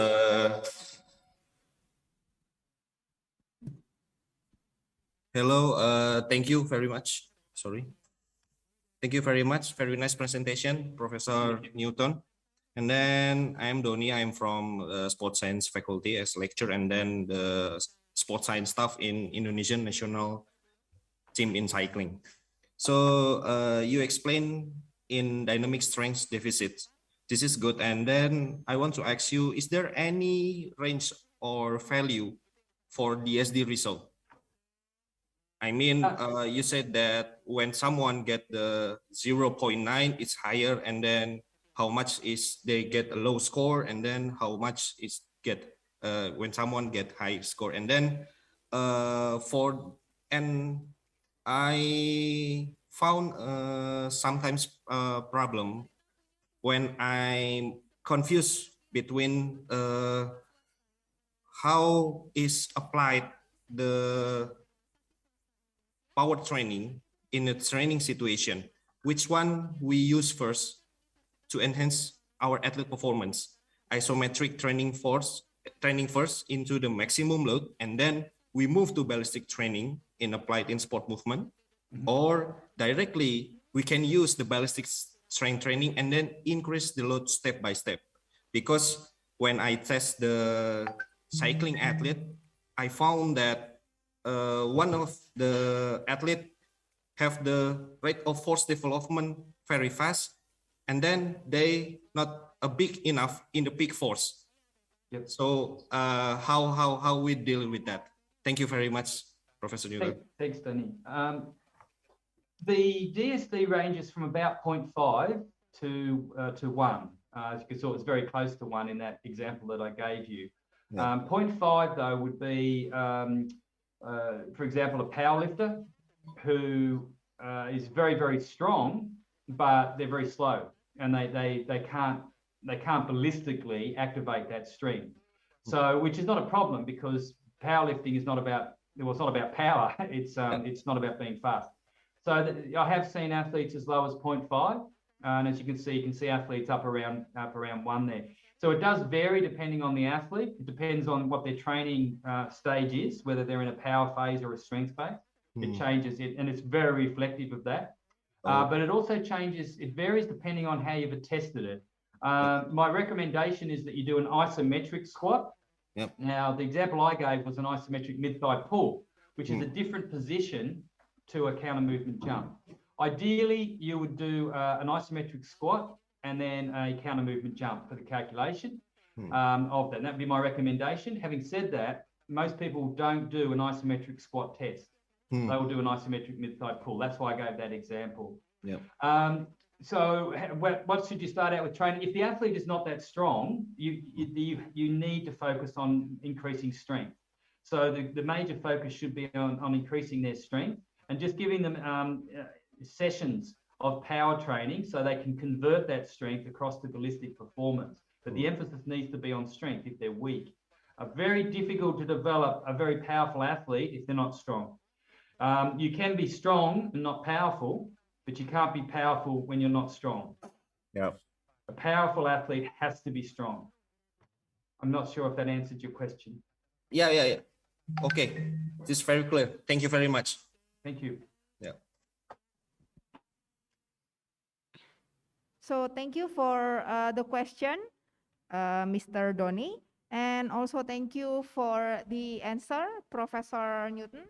We hope that Professor Newton's answer satisfies Mr. Doni's question. So I would like to check with the organizer. So is there any more question? No?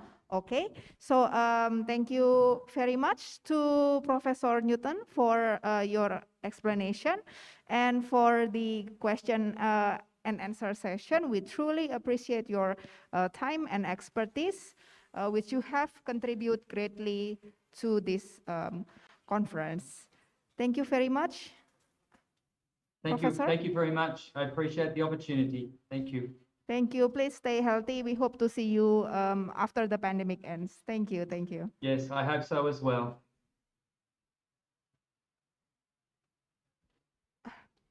Okay, so before we move on to the next plenary speaker, I would like to summarize a little bit from our discussion from this morning, from the first keynote speaker to the second and to the third. Firstly, from Professor Lee, there are 3 important factors in measuring sporting success. The first one is energy saving is the new engine. So the search of looking for ways to save energy in sport performance is the golden area in research right now. And then the quantification of data, he emphasize the importance of the differentiating between having a large volume of data and big data. Having a large volume of data doesn't mean big data, but you have to have reliable device, minimum error, and other supporting factors. And also the very importance of merging of sport science and practice, which is also, interestingly, the unique foundation of the Faculty of Sport Science, which strive to merge sport science and the practice of sport centered within the athletes. And there's also the presentation from Professor Kuo.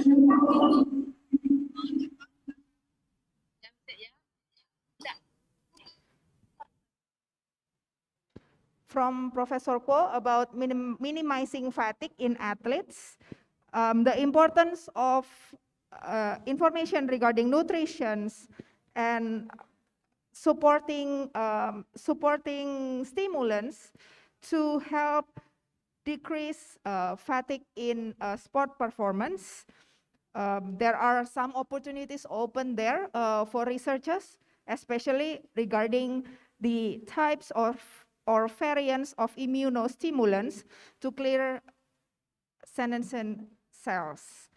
He mentions about the possibility of using herbs available in Indonesia as well. So for researchers in that area, you have a great opportunity there. And finally, Professor Robert Newton presented about the approaches to increase sport performance. He emphasized the use of mixed method approach as opposed to the pure approach, and the results of the tests he presented and demonstrated to us should be used to inform or to revise the training program. However, please remember for practitioners, especially data scientists and sport scientists, that you have to be able to communicate the result of your research well to the coach and the athlete and also other related stakeholders. And also, not least important is to know where to look for the test component. So that is all for the three speakers. I have been informed that there has been a change in schedule. Instead of going for the break, we will now move on to the fourth speaker, or the first speaker in the second plenary, Professor Nining from UNESA. So I think we will need time to arrange the stage to accommodate Professor Nining. So I would like to invite Professor Nining Widya Kusnani, Magister Applied Science, to the podium. While waiting for Professor Nining to prepare herself, I will introduce a little bit about her. So Dr. Nining Widya Kusnani, Magister of Applied Science, is a professor of the Faculty of Sport Sciences, Universitas Negeri Surabaya.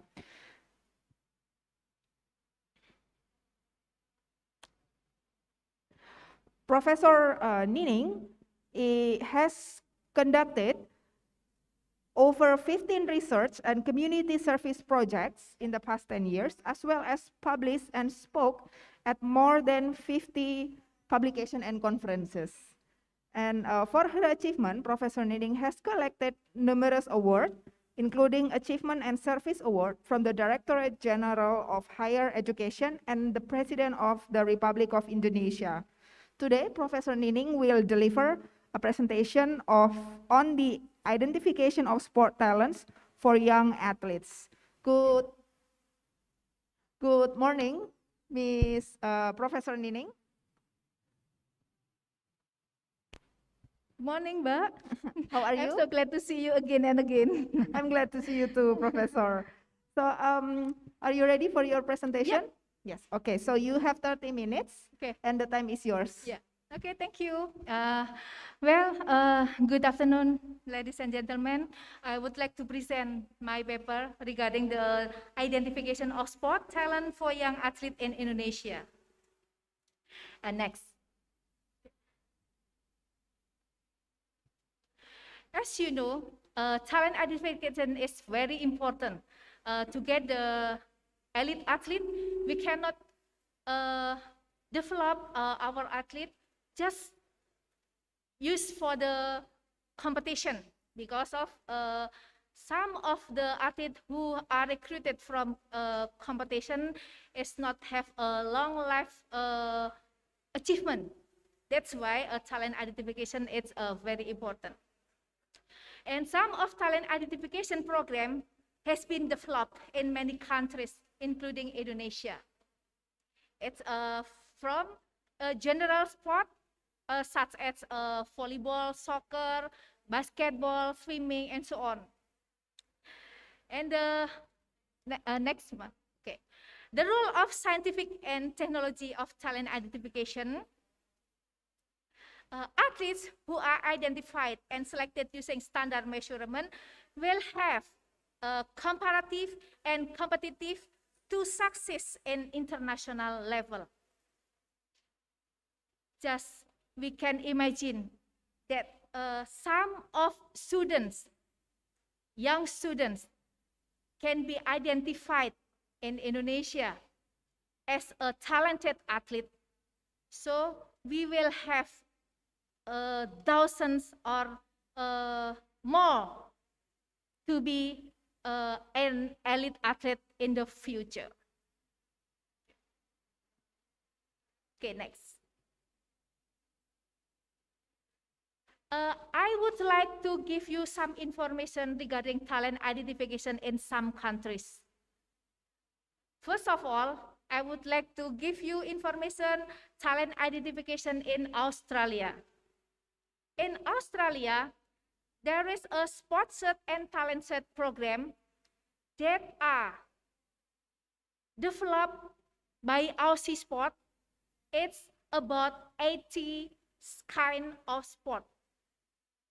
And talent identification for Aussie Sport, it includes with software that can show a talented athlete can be found to be in sport that are preferred or as test and measurement.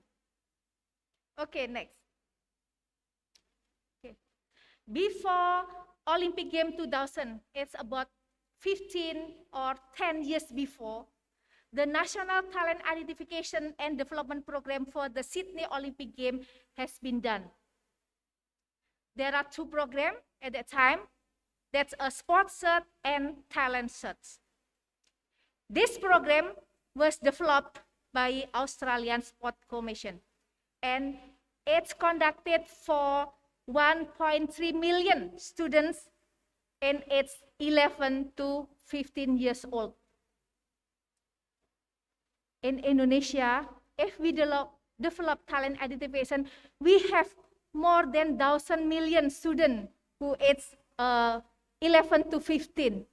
And I'm sure that we can conduct together from Sabang to Merauke, so we can have many young talented athletes that can be develop their talent. Okay, next. Talent identification system model, that's a talent search in Australia. The test done in all 2,000 schools, in all school physical education. Talent ID coordinate with choose athlete for phase 2. That's conducted with a physical education teacher. And then for the leisure sport, it directly go to the sport specific test at the second phase. And then all together were developed in phase 2 at sport developed programs. Okay, next.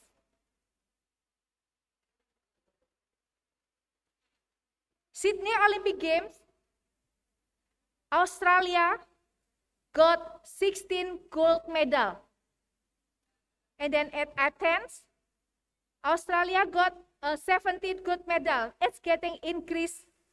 But in Brazil and Tokyo, they got a decrease with 8 gold medals. And then lastly in Tokyo, they got 17 gold medal. And it's better than Indonesia. And talent identification in China. Next.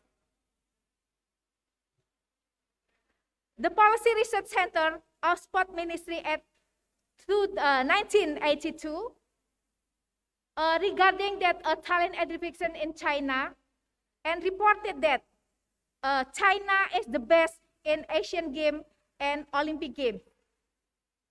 And China has the first position, the first place at the last 4 Olympic Games.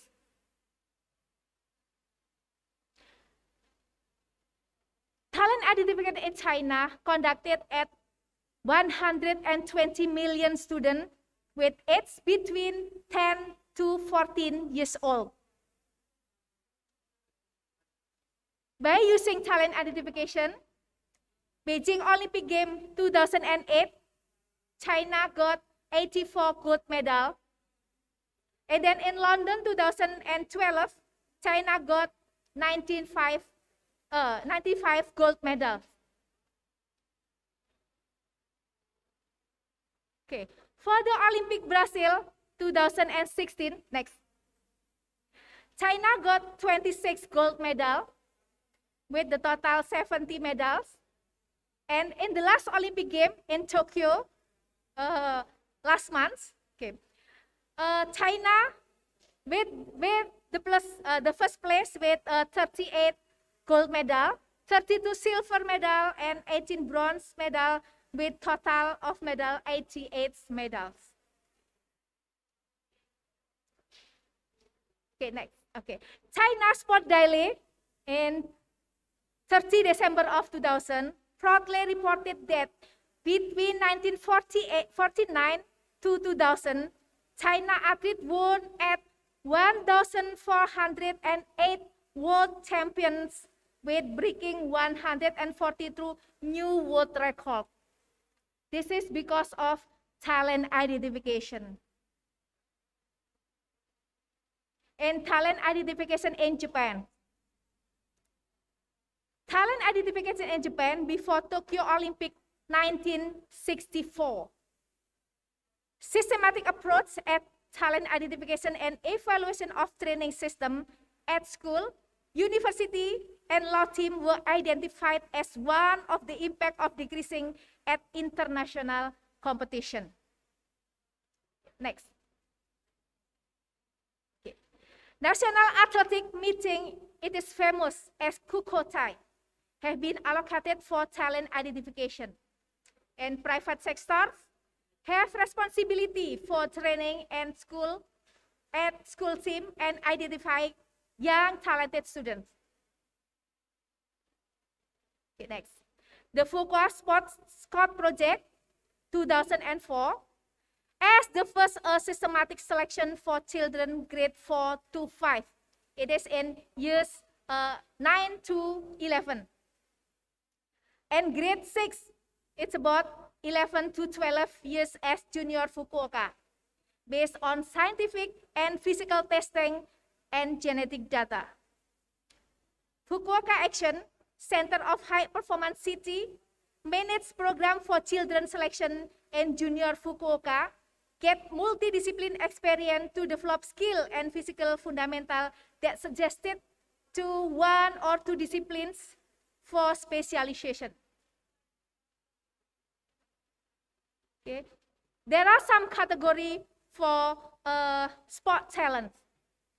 It is a one-dimensional talent, multi-dimensional talent, one sport talent, and multi-sport talent. And Herbert Simon, Nobelist Award, stated that it takes 10 years of extensive training to excel in anything. And some researchers also stated that it takes 8 to 12 years of training for talented athletes to achieve high-level elite.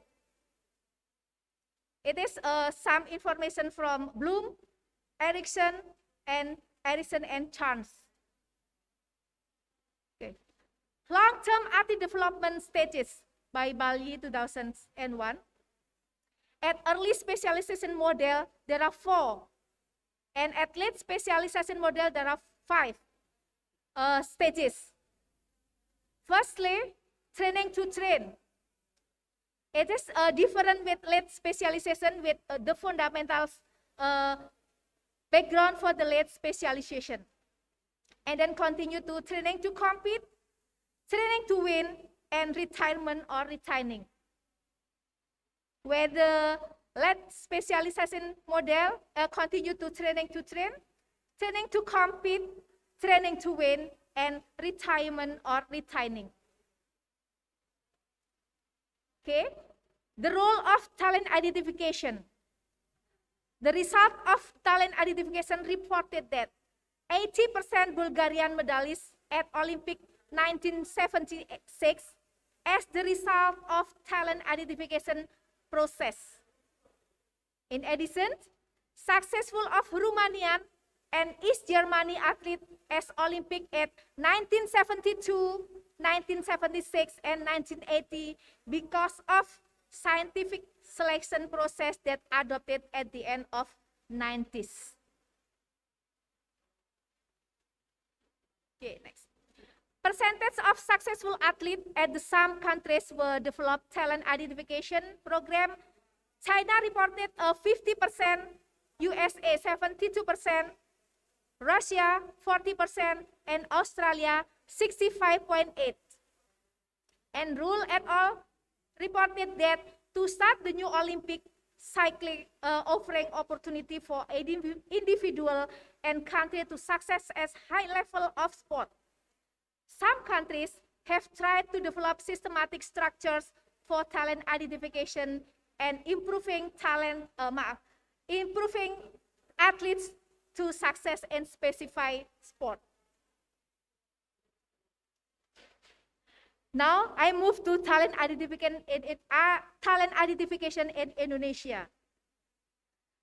Talent identification have been done in Papua and specified for identifying young talented track and field athletes. Almost 4,000 more students that it's 12 to 13 years old. It is tested by TAM 2003, and from 4,000, it's found 142 students who have potential talent and recommended to join the training program for athletics. Talent identification for young talented tennis player was supported by PBPLT with Australian government.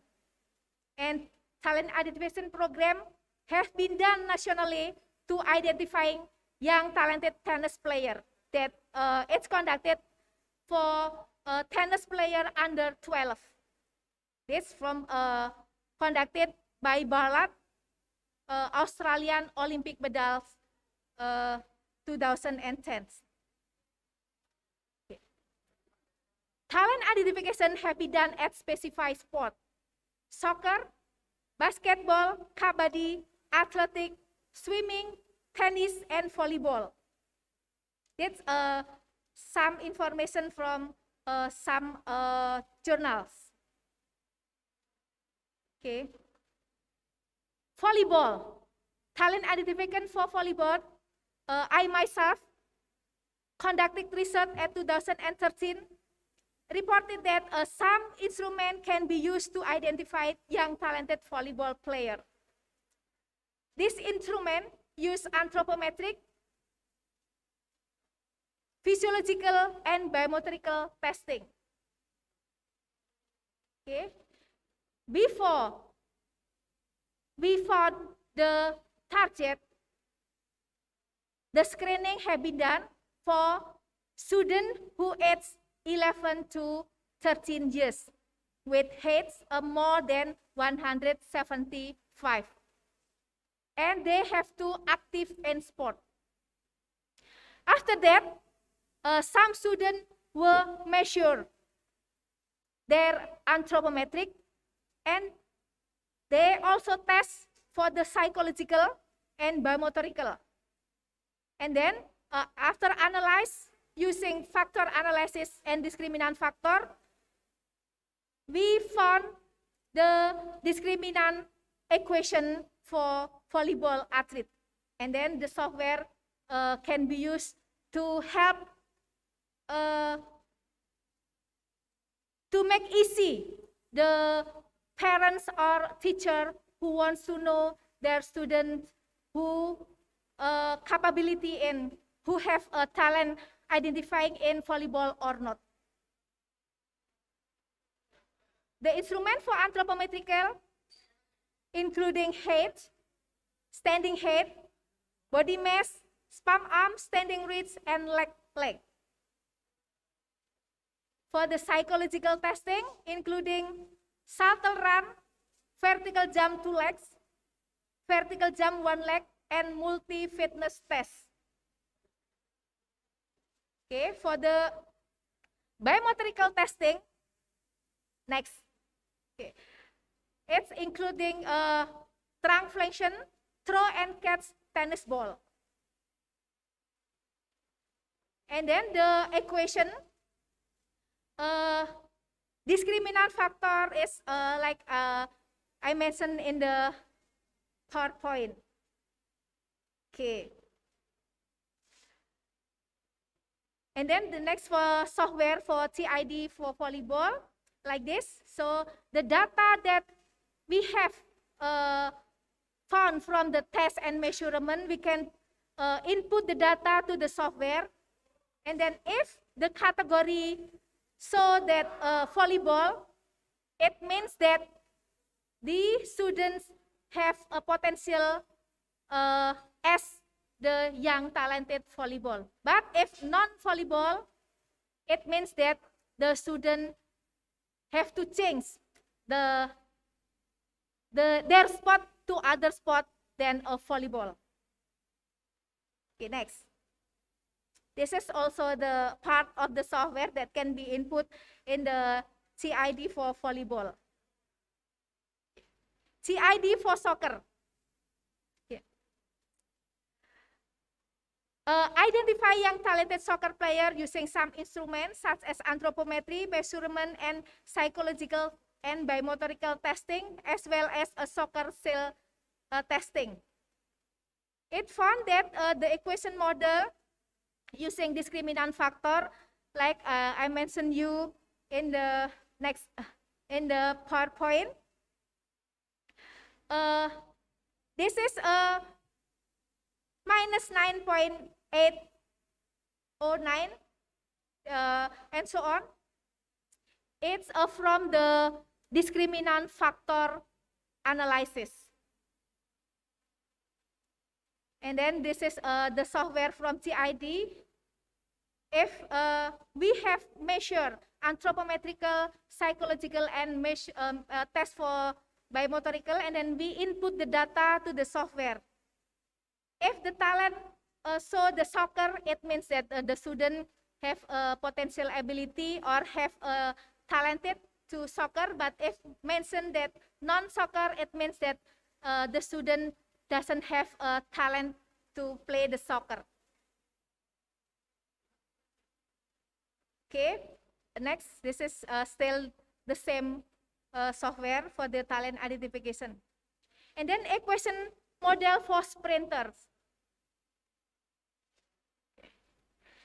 I have found that the equation model from discriminant factor for a sprinter, but at the moment, I still also develop to make a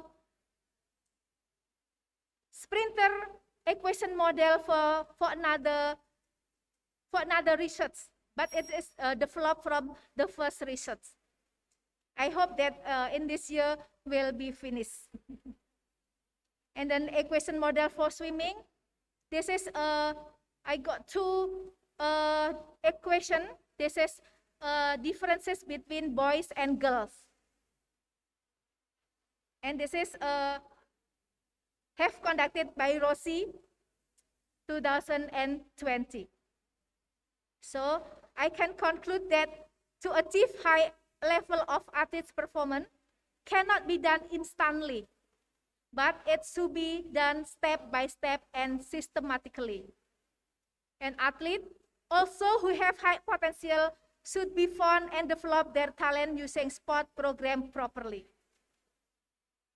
Indonesia should try to develop talent identification in order to find many potential athletes in the future. Talent identification developed should be done scientifically, especially to identify young talented athletes who have high perspective in Indonesia. Thank you. Thank you for the presentation, Prof. Nining. Before we go on to the question and answer session, I would like to summarize Prof. Nining's presentation.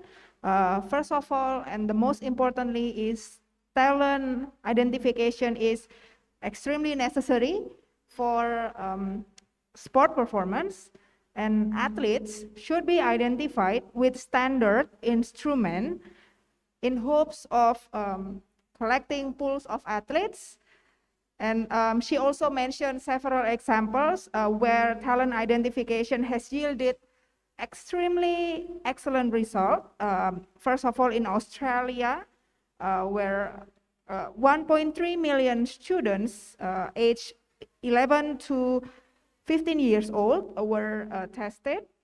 And also in China, where it has been done since 1982, indeed, where 120 millions of 10 to 14-year-old students are identified. In Japan, it has been done since 1964, also involving systematic action for school and university students. And finally, in Indonesia, it has been done so far in Papua for field and track, where although the number is significantly lower, but it has been done to around 4,388 12 to 13-year-old students, and two under 12 years old tennis player. And Professor Nining also presented some of her research for talent identification models or method for volleyball, soccer, sprinter, and swimming, correct? Okay, and some of the important takeaways from her presentation is that first of all, talent identification cannot be done instantly. It has to be done through a long process. However, the results are promising, and it has to be done especially in Indonesia, to increase the achievement in competitive sports. So thank you very much, Professor Nining, for the presentation. Now we will move on to the question and answer session. I will open the first term for 2 questions.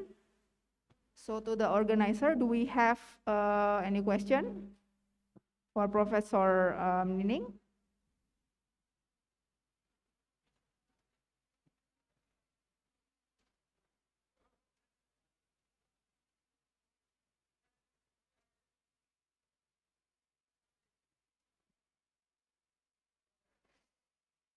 Excellent. Okay, so there's a question from, is it from Zoom or from YouTube? From Zoom, one of the participants in Zoom, Riza Andriani, a student, asked whether genetic testing can identify talent, and what are the pros and cons of genetic testing? Yes, Riza, that's right. That genetic can be used as one of the indicator to identify young talented athletes. But at the moment, we do not find in Indonesia, especially that that indicator. I mean that a genetic has been done as a stated as one of tests that used to identify young talented athletes in Indonesia. I hope that next, maybe in UNESA, some of lecture can conduct this interesting research. I mean to conduct to identify young talented athletes using genetic. It's interesting, I think. So although it's possible, but there is still lack of resource for that, Professor. Yeah, I'm not quite sure to conduct the research with genetic, because of when we know like in China, one of the basketball player, it is make because of genetic. Her mother and his father was a very, very tall, and then they he born with a tall body. That's why genetic can be used as one of alternative to identify young talented athletes. Thank you, thank you. So it can be an opportunity for the next researchers Yeah. to research on that, and perhaps Prof. Nining will do another research on that. I hope so. We hope so too, Professor. We have a question from Nanda Rizky Tarigan, who will deliver the question directly to Professor Nining. You may ask the question in Bahasa, but I will help to translate for you.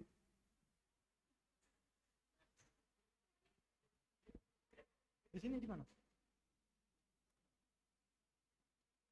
Di sini. Okay. Thank you so much for this opportunity. And good morning, Prof. Nining. I have a lot of knowledge for your presentation. It is an amazing presentation for me, especially. And I have a little bit wondering about, sometimes I'm wondering about Indonesia, especially in our country. So can you give me maybe one rule based on your knowledge, especially for how to make good, is one rule for talent identification for Indonesian, more be better based on your knowledge. Thank you so much. Yeah, thank you. It's a best questions. Why I concerned with the talent identification, because I have a dream that the children in Indonesia who it's in 11 to 15 is more, it's millions. We can imagine that we test them from Sabang to Papua with scientifically. We found maybe 1 million for a student who have talented in some sport. So we can develop their athlete, the athlete, to support them, and that in the future they become an elite athlete. But I'm sure if we strong together, we can conduct together, and the government also support the program. I'm sure that the talent identification in Indonesia will become amazing in the future. That's why I need some young lecturers and some young students also to concern at the talent identification. And I also hope that UNESA will become the house of talent identification in sport in all of kind of sports. That's why if some people wants to test their athlete whether this is has talented or not with the sport, so we can test in UNESA.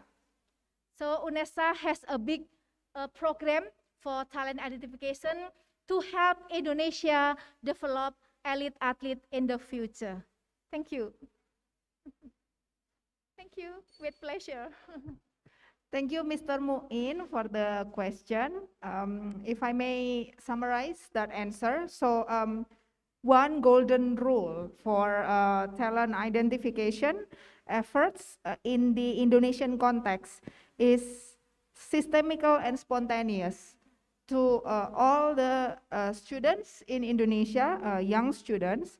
And Professor Nining also emphasized the need for facility and resource, which she hoped can be in the future provided by UNESA and backed up by the next generation of young students and researchers as well as lecturers.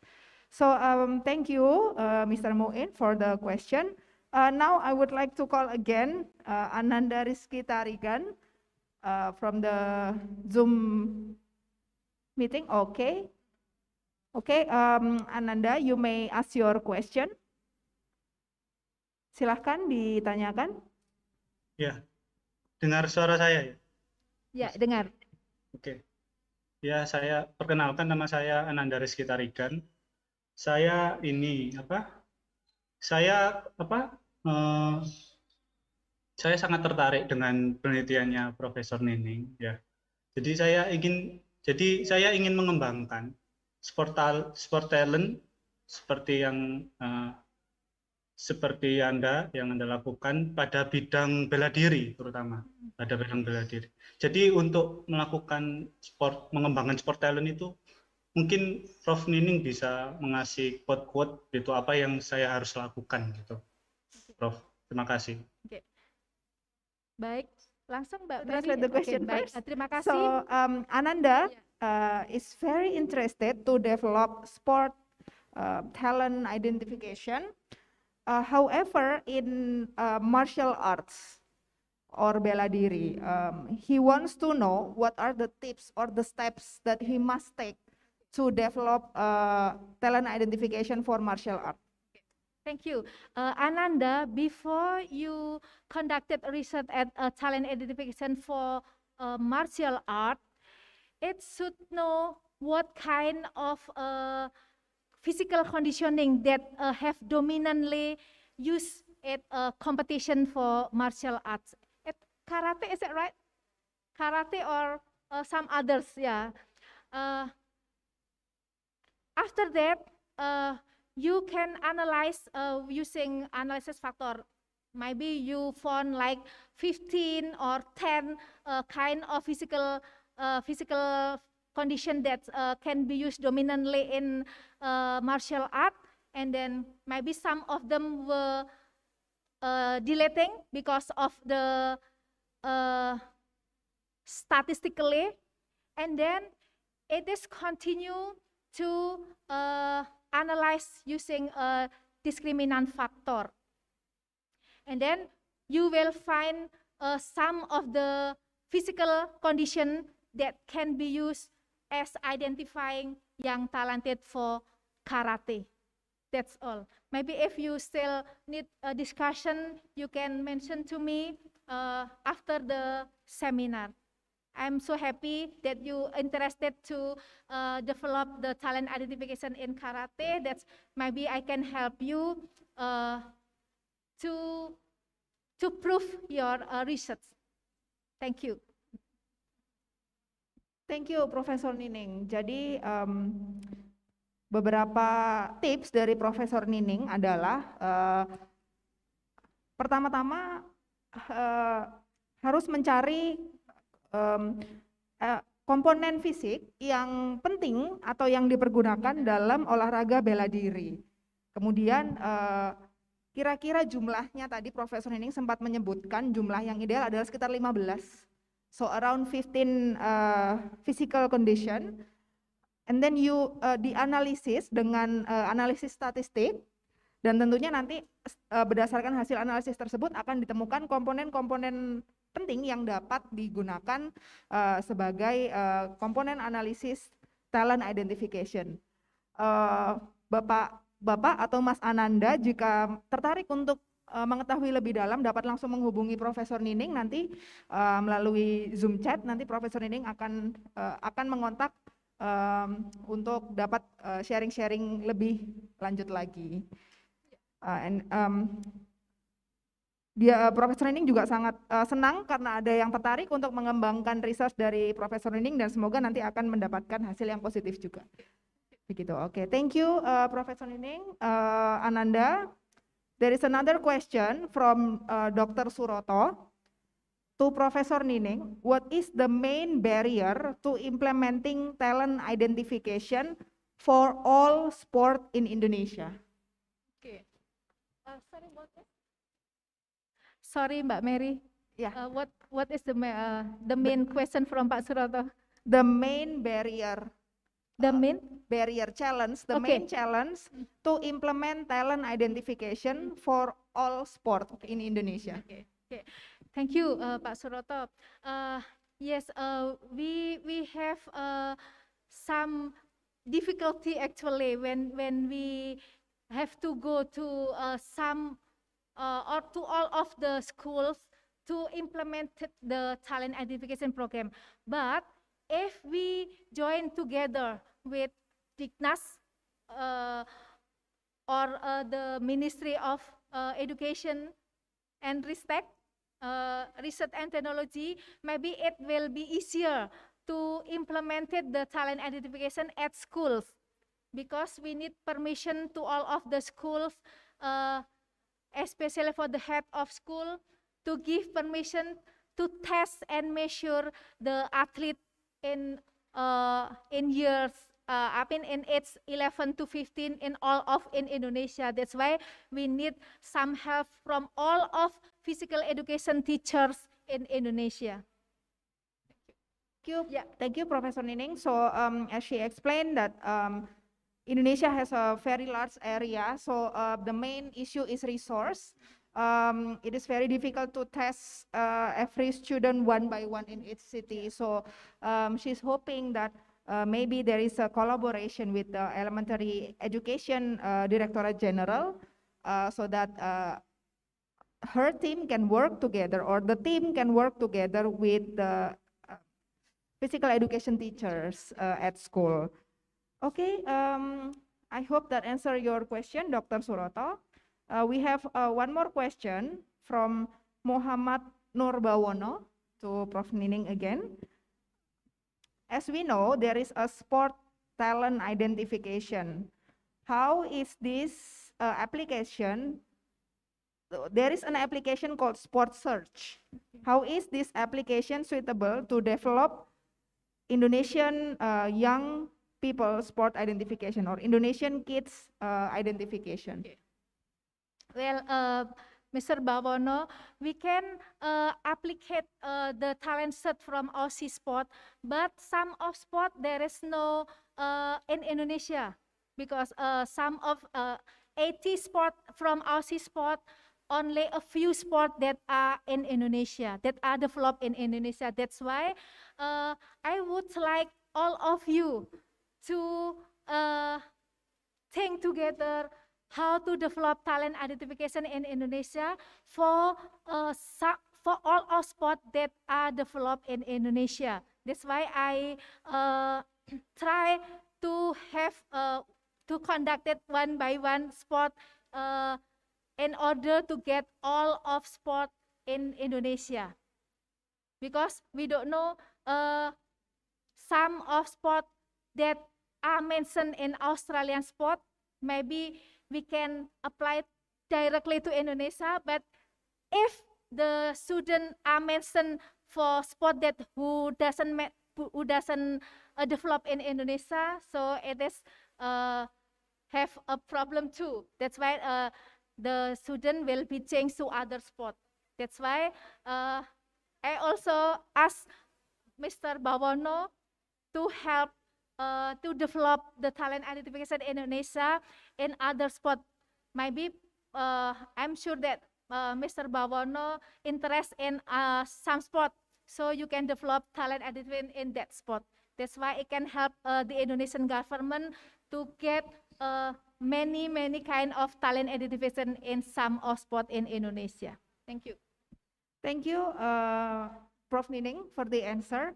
So the main barrier for sport search software is actually language, because not all of the 80 sport content in that software is translated to Indonesian. So again, she is calling to Mr. Bawono or any potential researcher out there to work on this issue, so that we can identify more talent in a more diverse sport. So thank you very much, Prof. Nining, for the explanation. Thank you very much to the audience. It seems that there is no more question for Prof. Nining. Oh, Okay, actually there is one more. So let's wait for that.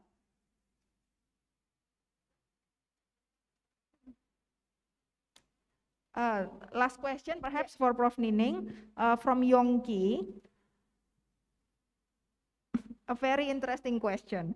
How to apply the talent identification if the stakeholders are not giving support to this good program? Yeah, that's a big problem. This is actually true in the reality that some of the not support to develop the talent identification because of using talent identification is need times, it needs money, it needs a facility and so on. But if we found athlete just from competition, we found athlete directly at that time. So we do not need time and so on, especially for develop their athlete. But if we think in the future, we will have athlete, we can maintain the achievement of athlete longest than if we found athlete directly from competition.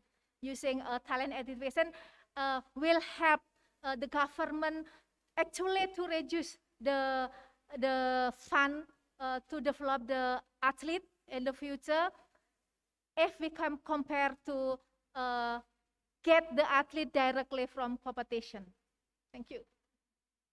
So the answer, it's a very complicated question, and it's actually a real problem that talent identifier are facing these days. But Prof. Nining informed that you have to be able to gain the trust from the related stakeholders by giving a compelling argument, including how talent identification might take longer than competition, but it can be seen as a long-term investment for sport. I hope that it will be happen in Indonesia to get a talent identification all of to Indonesian students, because of right now there is a deputy of talent identification in sport at the Ministry of Sport and Youth. I think it's a good news. I hope that the talent identification will be conduct through in Indonesia. Thank you. That's a very great news. So with the presence of Deputy of Talent Identification in the Ministry of Sport and Youth, we really hope that the government will follow through on the talent identification, and we can identify the talents for all the sports in Indonesia. Okay, so thank you very much again, Professor Nining. Is there any more question? Okay, I don't think so. So that last question wraps up the plenary session by Professor Nining. Again, thank you very much for your coming here and for your time and for your very informative presentation. We really hope that you can develop that research, and finally we can achieve the dream of identification talent for Indonesian students. Thank you, Mbak Mary. I'm so proud of you. Thank you, Prof. Nining. Thank you. You may leave the stage. Thank you very much. Yeah. To all of you, I mean that young Indonesian and young lecturers, young students, I hope you have a spirit to help Indonesia to be better in the future, especially for sport. As we know that actually Indonesia have more resources to be the good athlete in the future, but if we cannot together, we cannot develop together, and we have to develop step by step, and then we share the knowledge together between coach and the sport scientists. I'm sure that Indonesia will be the biggest athlete in the future. I mean, the achievement will be increased, especially when we start from talent identification. Thank you. Thank you very much, Prof. Nining, for the closing statement. Very powerful. But please do not leave the stage. After this, we will have a photo session with the Vice Dean of the Faculty of Sports Sciences with you. So wait 1 minute for that. Pak Cahyo, foto.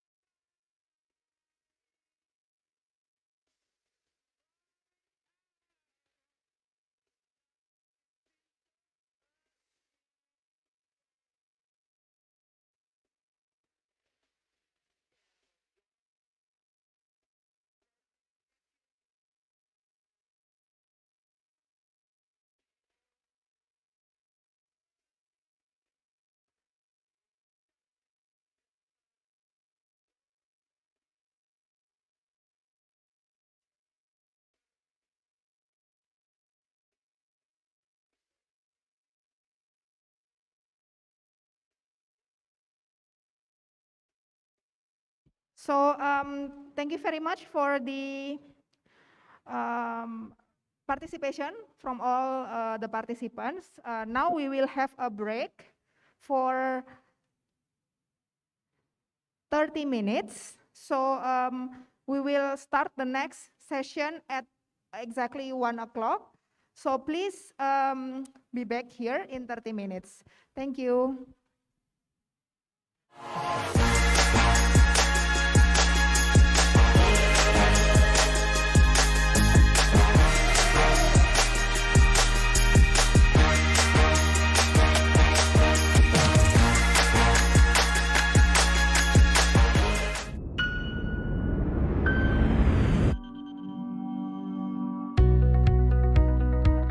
A campus from the best city in Indonesia. A city with a long history of struggle and heroism.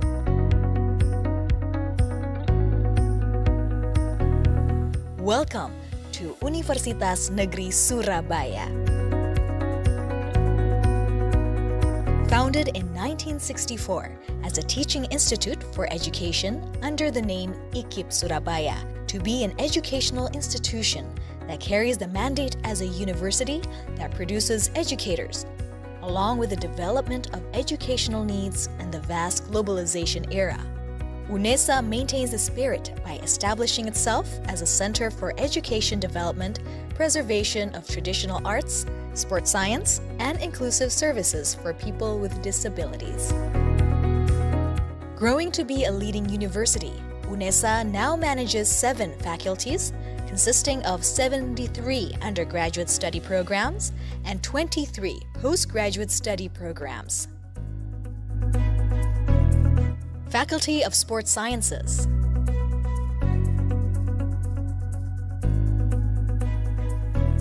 Faculty of Languages and Arts.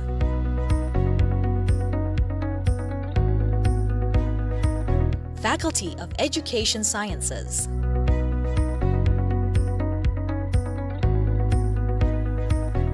Faculty of Social Sciences and Law.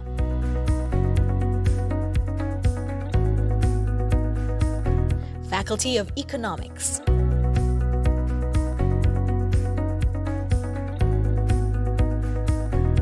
Faculty of Mathematics and Natural Sciences.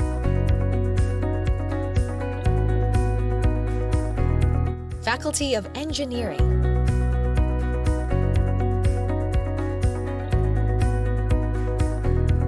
Postgraduate programs.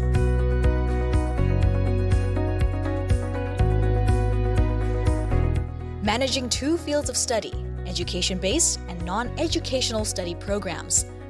UNESA is committed to improving the quality of education, fostering scientific traditions in research, promoting the spirit of community service, collaborating with stakeholders, and performing excellent, transparent, and accountable services.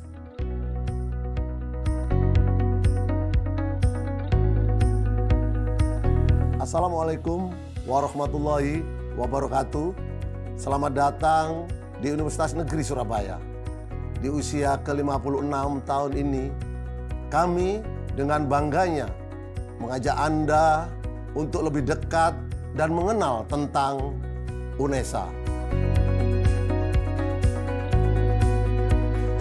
Kami terus berkomitmen tidak hanya menyelenggarakan pendidikan terbaik bagi tenaga pendidik profesional masa depan, juga sangat berfokus untuk menciptakan lulusan yang berkarakter, tangguh, kreatif, inovatif, dan mampu berkolaborasi pada siapapun, berbudaya yang humanis dengan spesifikasi yang unggul dalam hal seni, olahraga, dan pendidikan disabilitas yang komprehensif. Education is not only the key of our existence, but also the spirit of struggle of UNESA. Becoming one of the campuses that organize teacher professional education programs that produce professional educators, UNESA is committed to organizing various empowerment programs as a stimulus to develop faculty members and student, research development, and innovative products as the solutions to problems in the society.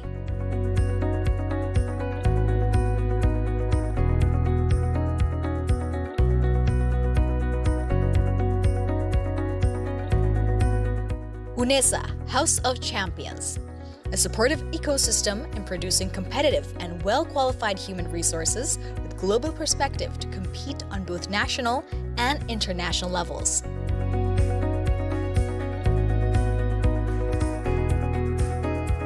Collaboration is the key to progress in becoming a globally competitive campus. UNESA collaborates with a number of international institutions in the field of industry, government, and educational institutions. Set the higher class with complete facilities as a space for developing students' interests, talents, and potential. UNESA also continues to develop facilities and infrastructure to support academic and non-academic activities.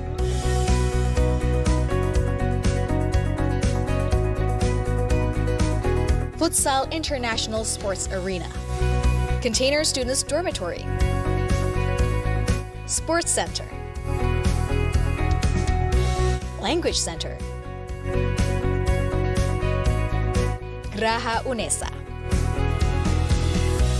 Student Activity Center, Jogging Track, Equestrian Field, International Basketball Arena, Student Activity Units,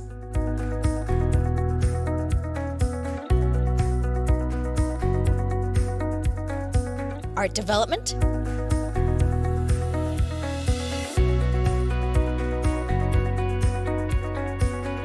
Character and Personality Building,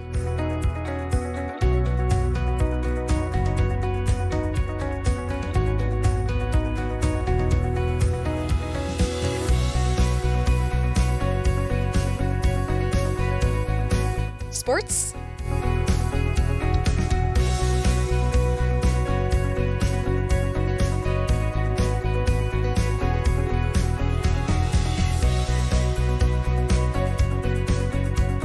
Outdoor activities.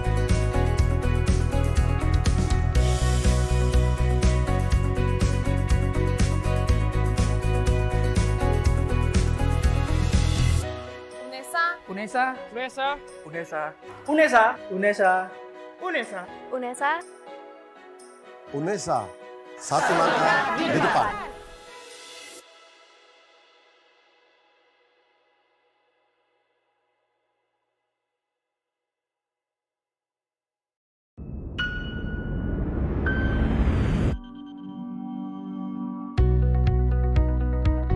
A campus from the best city in Indonesia. A city with a long history of struggle and heroism.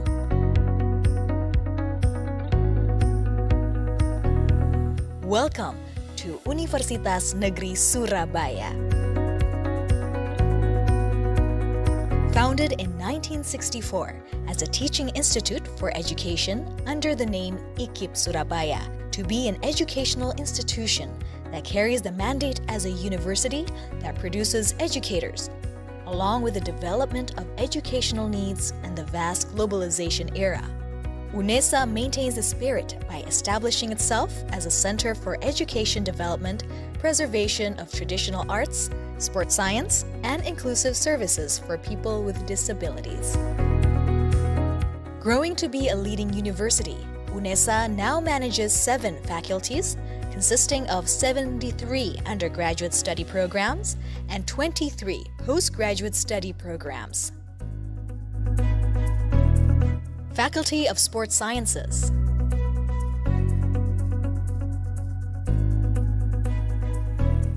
Faculty of Languages and Arts,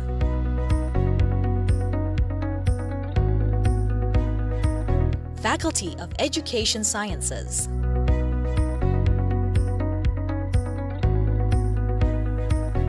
Faculty of Social Sciences and Law,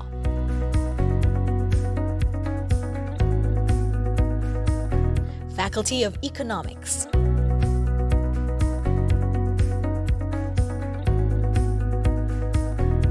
Faculty of Mathematics and Natural Sciences,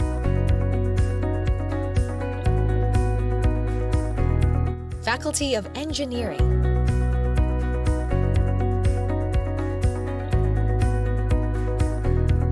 postgraduate programs.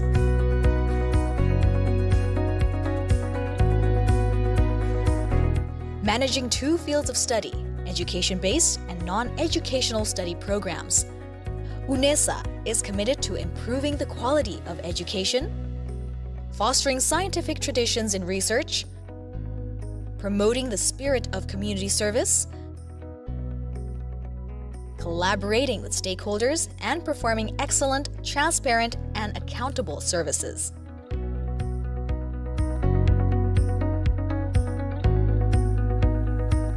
Assalamualaikum warahmatullahi wabarakatuh. Selamat datang di Universitas Negeri Surabaya. Di usia ke-56 tahun ini, kami dengan bangganya mengajak Anda untuk lebih dekat dan mengenal tentang UNESA.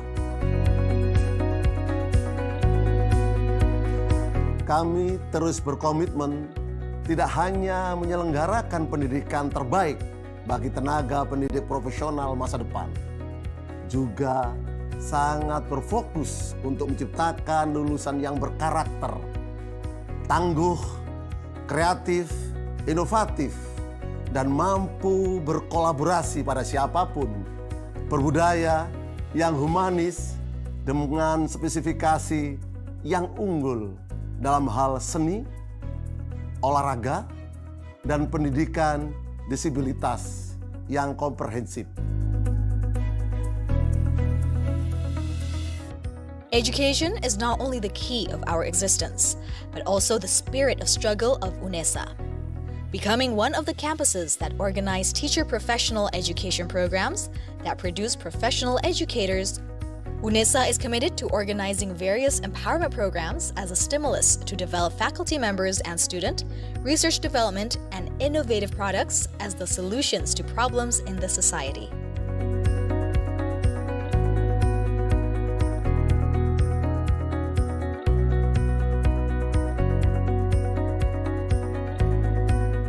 UNESA, House of Champions, a supportive ecosystem in producing competitive and well-qualified human resources with global perspective to compete on both national and international levels.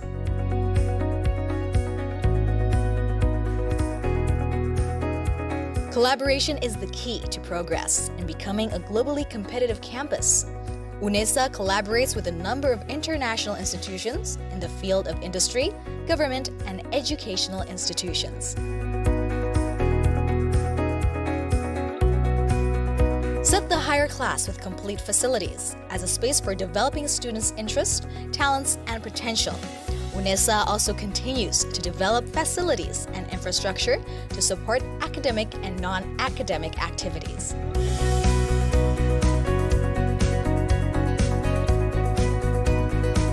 Futsal International Sports Arena, Container Students Dormitory, Sports Center, Language Center, Graha UNESA, Student Activity Center, Jogging Track, Equestrian Field, International Basketball Arena, Student Activity Units,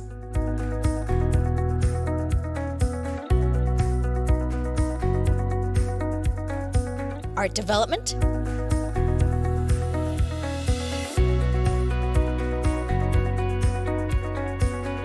Character and Personality Building,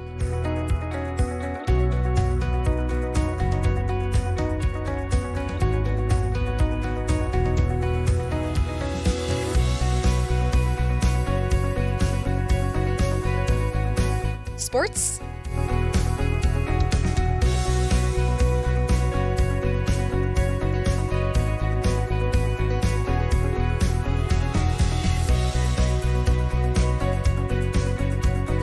Outdoor activities.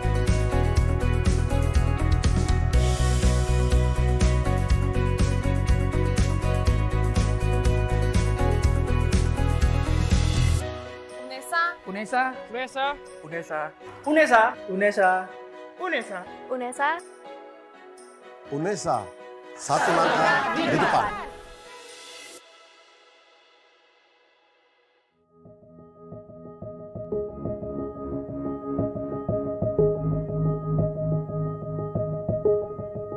Kedaulatan sebuah negara tidak hanya bertumpu pada peningkatan laju ekonomi maupun besarnya sumber daya yang dimiliki.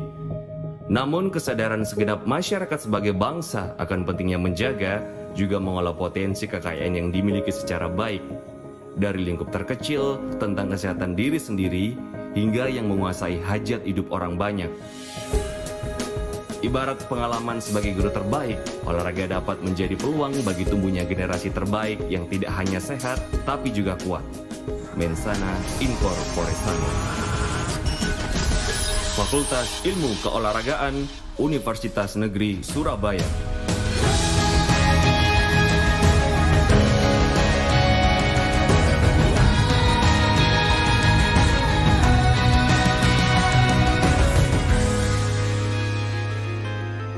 Sejak disahkan oleh Dirjen Dikti pada tahun 1999, secara profesional berkomitmen dan dipercaya sebagai lembaga pendidikan tinggi untuk mencetak generasi baru yang peduli akan kekuatan karakter bangsa melalui bidang keolahragaan.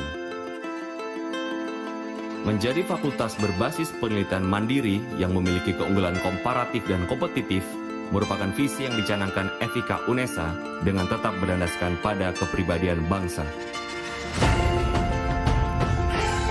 Memiliki misi strategis demi menghasilkan tenaga pendidikan dan non-pendidikan bidang keolahragaan yang profesional, unggul, juga mandiri, menempatkan FIK UNESA menjadi salah satu lembaga pendidikan berprestasi terbaik dan diperhitungkan di Indonesia juga tingkat dunia. 3 jurusan bidang keolahragaan yang tersedia menjadi jaminan lulusan terbaik yang handal, berwawasan, menguasai pengetahuan teori, dan keterampilan profesional yang lebih spesifik sesuai konsentrasi bidang yang diminati dan dibutuhkan dalam bidang keolahragaan. Jurusan Pendidikan Olahraga merupakan jurusan di bawah Fakultas Ilmu Keolahragaan Universitas Negeri Surabaya yang bertanggung jawab dalam mencetak tenaga guru pendidikan jasmani yang unggul dalam skill dan mulia dalam karakter. Guru yang berkualitas merupakan komponen terpenting dalam sebuah proses pembelajaran.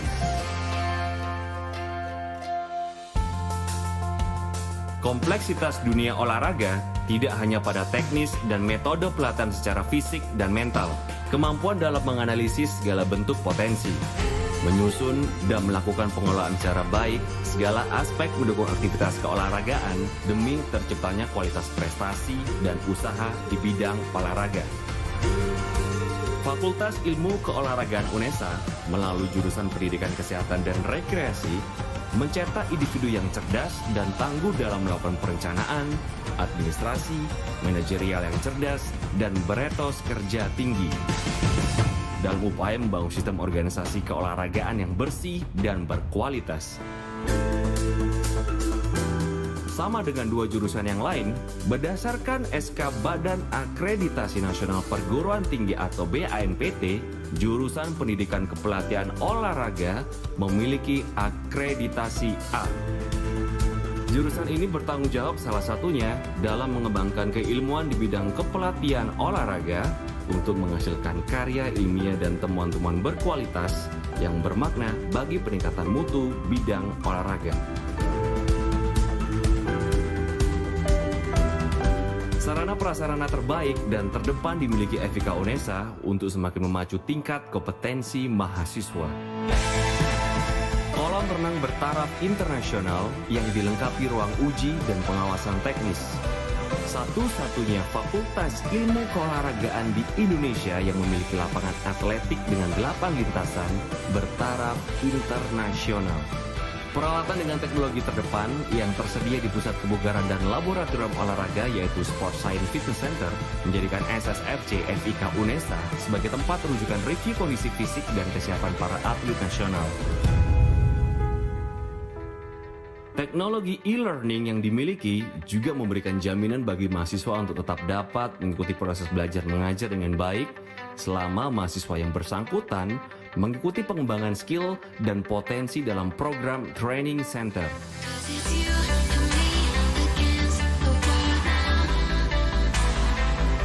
Fakultas Ilmu Keolahragaan Universitas Negeri Surabaya merupakan fakultas yang ke-6, di mana kita memiliki beberapa unggulan untuk mengembangkan ilmu keolahragaan.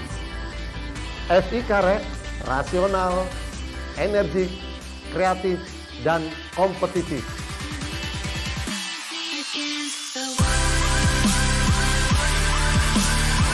Kesadaran bahwasanya perubahan adalah rangkaian proses, maka kemenangan pun sebuah kekalahan hanya bagian cerita menuju kejayaan.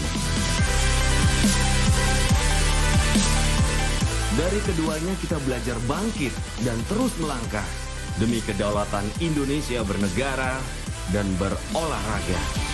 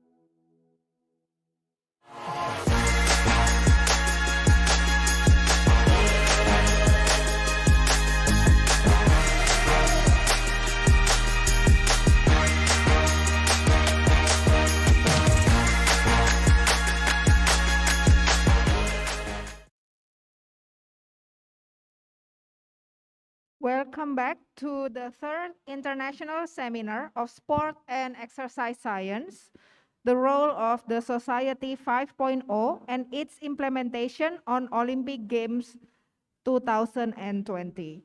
In the next session, we will have one keynote speaker, who is Dr. Cem Tinas from the Istanbul Bilgi University, Turkey. Dr. Cem will be given 30 minutes to deliver his presentation, and audiences may ask questions during the Q&A session after the presentation. Without further ado, I would like to call Dr. Cem Tinas. Hello, everyone. Dr. Tinas. Hello. How are you? Fine, thank you. Thank I you hope the very- same for you. I'm fine as well, thank you. Thank you for making your time to attend this seminar.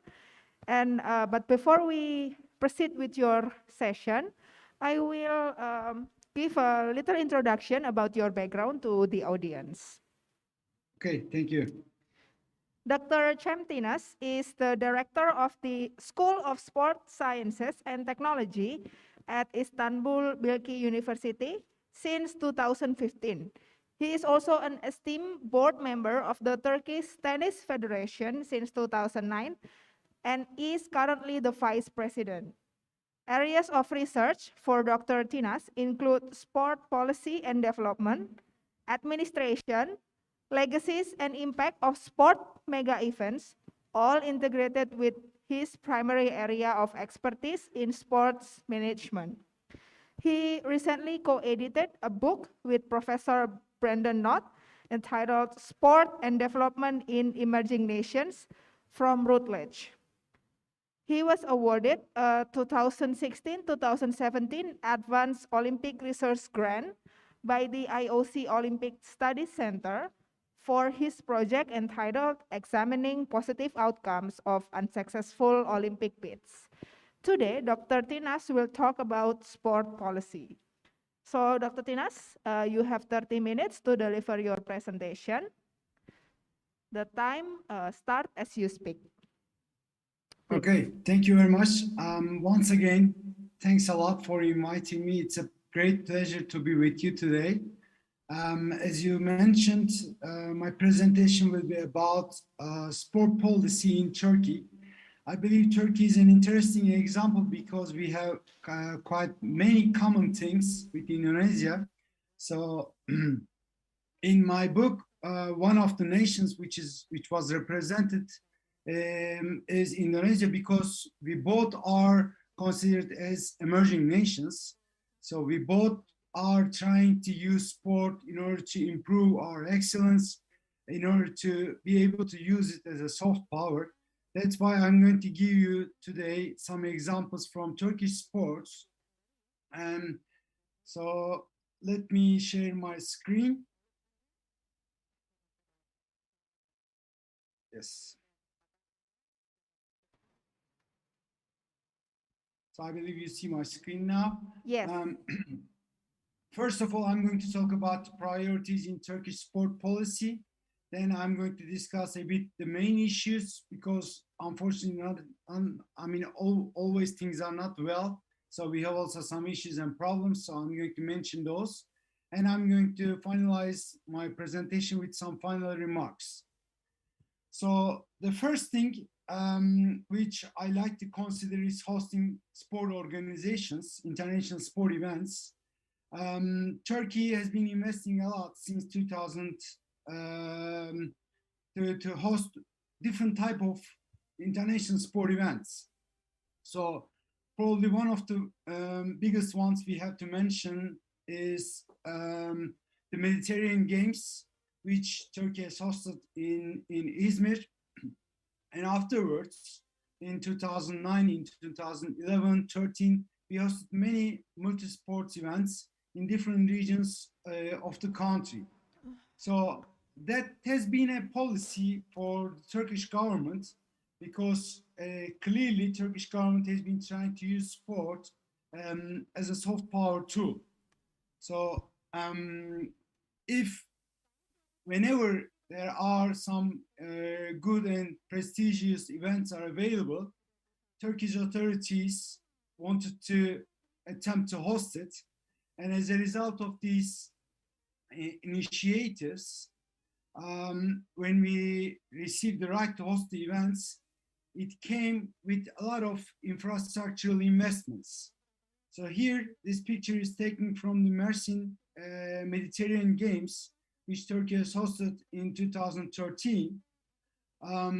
It is hosted in Mersin. It's the Mediterranean region of Turkey. And as a result of this event, actually, they made huge investments in this region. So they built quite a high number of sport facilities, and connected to that, they have developed the infrastructure of the city. They made a renovation at the airport. They built new types of new roadways, new kind of transportation, all integrated and all connected with this event. So basically what Turkish government has been trying to do is, if they are going to host a sports event, then combine it with different types of infrastructural development. So they are not focusing only on sports. Because of this event, they need an investment, and as a result of it, connect to this event, they make different type of investments. So clearly, this can be seen in both ways, at national and international level. So at the national level, this is an added value for the population who are living in this region, because clearly it is prestigious for these people to be seen nationwide, and also in some cases worldwide. So this example is quite prestigious. This event is called Mediterranean Games. All Mediterranean countries are joining to this event. It is considered as a multi-sport international sport event. Under normal circumstances, Greece supposed to host it, but unfortunately, due to the financial difficulties they are facing with, just almost 2 years before the event, they said they are not going to be able to make it. And actually, Turkey has seen this event as an opportunity, because the schedule, I mean, the time of the event was quite suitable with our Olympic bidding, which ended in 2013. So that's why they made an attempt. They talked to the authorities and they said, okay, we are ready to use it. We are ready to host it. And only in 2 years, they made enough number of investments in a very short time. So they made it happen. Actually, when we look at the list, we see quite different type of events. So Formula One is one of those events. We hosted the WTA championships. We hosted different type of world championships. We hosted Universiade Games, Summer Youth Festival, and these kind of events. Actually, there was a strategy prior to 2013. They want to combine all these events with our Olympic bidding. So I will come to Olympic bidding on the next slides. Turkey actually wanted to host the Olympic Games for a while. Our dream started during early 90s. And the last time we attempted to host the events was in 2013. Actually, we applied 5 times for hosting the Summer Olympic Games. Unfortunately, never accomplished. But I will come to that. I mean, with the type of bidding, I believe this is quite possible right now.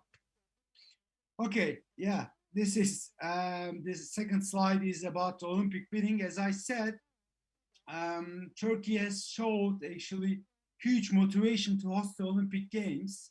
It started first in 90s, and then it continued. So actually, we have an interesting law. The law is saying that whenever the Olympic Games candidates are available, Turkey needs to apply. So this is an interesting example because I don't think that there are any other nations which secured the attempt of being a candidate for the Olympic Games with a law.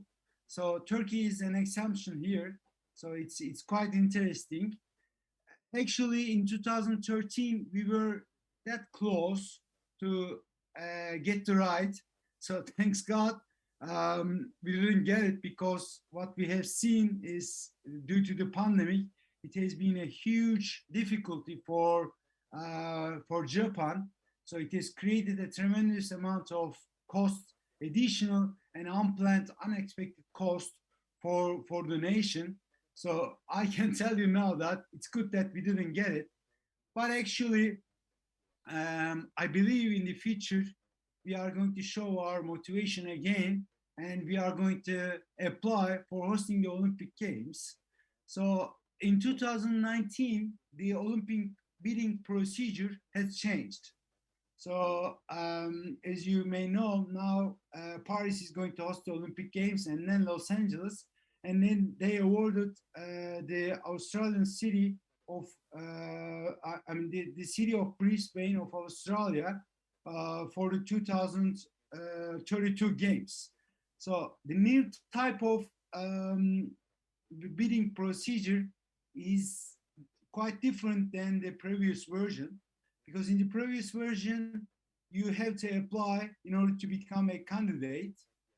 And when you got the official candidacy procedure, candidacy status, then things starts for you. So there were quite structured things previously, but right now, so they let it open. They call it ongoing conversation. And if any city is willing to host the games, they need to show their motivation. They need to contact with the Olympic committee, International Olympic Committee, and then the communication starts.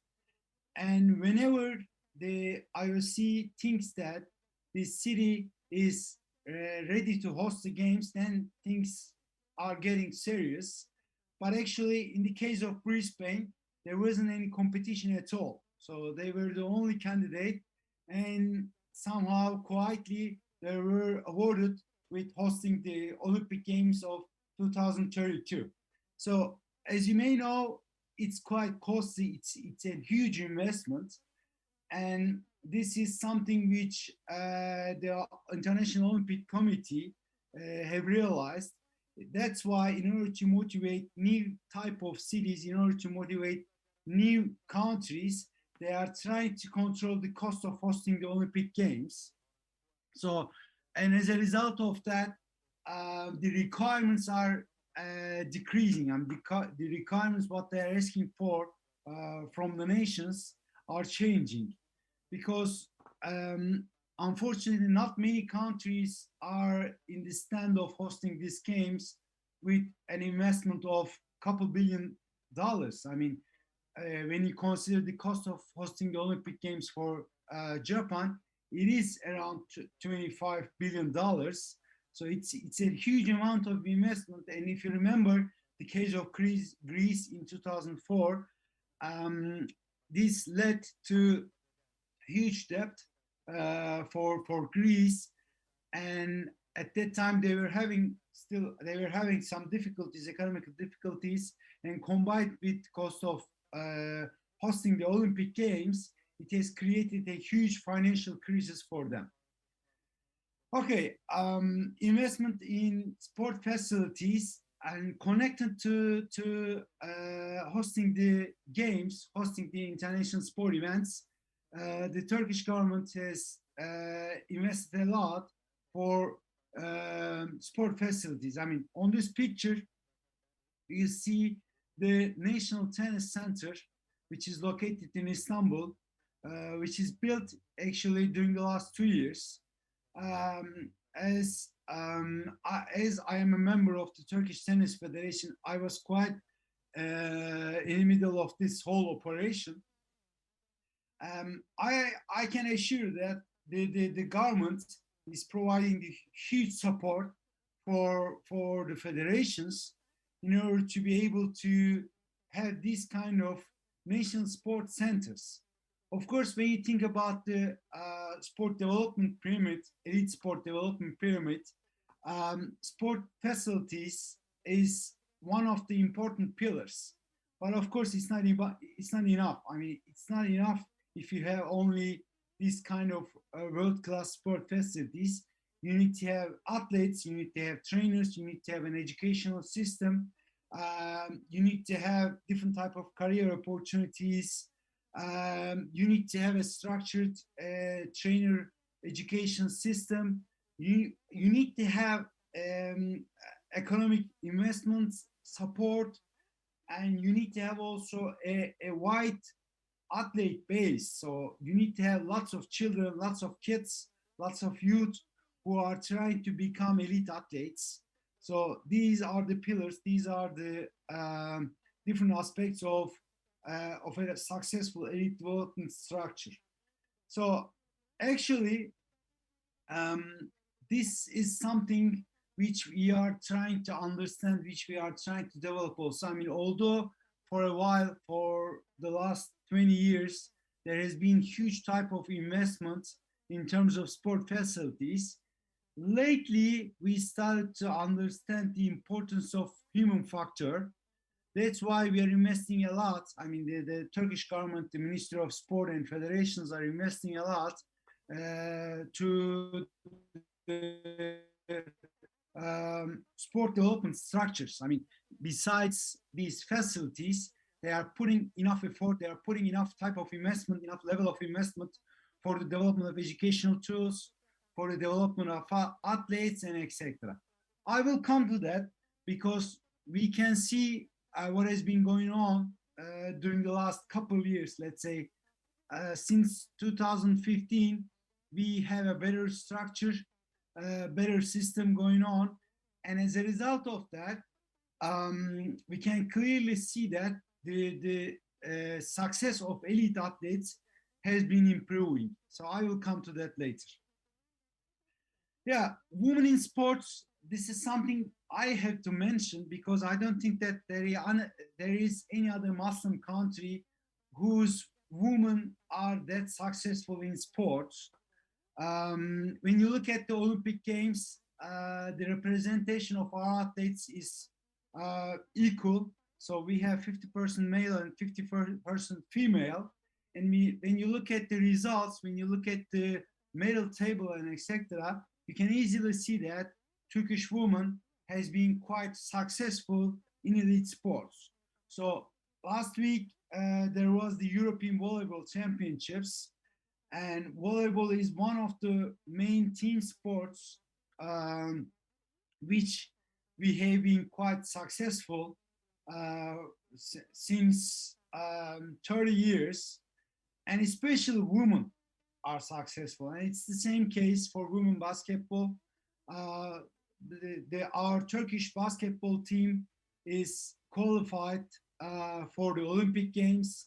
They are one of the top 10 teams in the world. Still, it is the same case for individual sports. When we look at the results of the Tokyo Games, we can easily see that there are lots of female athletes who represented Turkey and who won medals. Actually, it is quite interesting to see that, and it's worth to be researched because I mean, Turkish women has also their own difficulties. So I mean, but still they have quite many opportunities. Many of these opportunities are provided by the teams. For example, in volleyball, we have a team called Eczacıbaşı. So Eczacıbaşı is one of the biggest holdings in Turkey, and they've been supporting sports for the last 50 years. And actually their priority is women in sport, and their priority is volleyball. So we have these kind of organizations, we have these kind of companies and institutions who are mainly focusing on women's sport, and they've been doing this for decades. And as a result of that, we have quite successful structure, which are enabling women to excel in sports. So that's why I wanted to mention this also. So the Sport for All initiatives by the municipalities, this is also something new. This picture is taken from the Maltepe Sports Center. This is located in Istanbul. And normally, actually 20 years ago, this region was sea. So they filled with grounds and they turn it into a multi-sports facility and social center. So as you can see, it's huge. It's next to the sea and it has world-class sport facilities. So I was there on last Saturday, actually, and it's quite amazing to see that many children, that many people are doing sports. They are spending their time there because it's about culture. I mean, nations like us, we have a cultural problem, I have to tell you. And in order to be able to solve this cultural problem, in order to be able to familiarize kids with sports, in order to be able to provide physical opportunities to these kids, we need to create this kind of environment. And municipalities in Turkey have realized the importance of these kind of facilities. That's why lately they started to make huge types of investments to these type of facilities. So this is kind of social center. When you go there, you can see quite many different type of sport brands available. There is even a skateboarding pist. So there are basketball pits, tennis courts, indoor arena, athletics center, fitness center. They are all open to the community. So I have to tell you that this all investment is made for the community, but they are offering different types of services for children, for youth, for every for people from every age. So with different type of demographics. So this is something which the municipalities have realized recently. And these kind of examples are visible in many cities all around Turkey. And in long term, I believe that this is going to create a better sports culture for especially new generations. So if they're able to spend their time in these kind of facilities, and if they are able to find good levels of sports services, then this is going to be able to make us to create a sports culture in the future. Of course, not everything is quite good in Turkish sport. So I mentioned the good things. I mentioned what has been happening in Turkish sport during the last 20 years. But unfortunately, we have also some issues, and doping is one of them. Those two athletes, actually, they won gold and silver medal for running 1,500 meters in the London Olympics. So it was an incredible achievement. The nation or the whole country, they were amazed with the success. There was an incredible amount of fun, incredible amount of joy. But unfortunately, after 3 years or 4 years, the IOC, WADA, have realized that these both athletes have doped and they've taken their medals back. Actually, the doping has not been an issue with athletics. We have seen many examples in weightlifting, even wrestling. So, but the governments have made huge attempts in order to be able to solve this problem. And what we are witnessing during the last 5 years is there has been a huge decrease in numbers of doped athletes. So right now, in the nation, in the country, new type of control mechanisms and in new types of regulations were introduced. And they are offering different type of education for the trainers, because trainers is the critical stakeholder here. So they are the ones in under many circumstances, they are the ones who are pushing the athletes to do wrong things. That's why it's critically important to educate the trainers, and this is something what the federations and what the government has been trying to focus on recently. And as a result of these attempts, things are getting better. Actually, I have to tell, there has been a huge decrease in the number of doped athletes, and I hope it will continue like this. But actually, because of these regulations, in some sports, we start to have problems. I mean, weightlifting is one of them. So in the past, weightlifting has been one of the sports which we have been quite successful, but unfortunately, right now, it isn't the case. I mean, some say that this is a result of the introduced control mechanisms and regulations in this sport.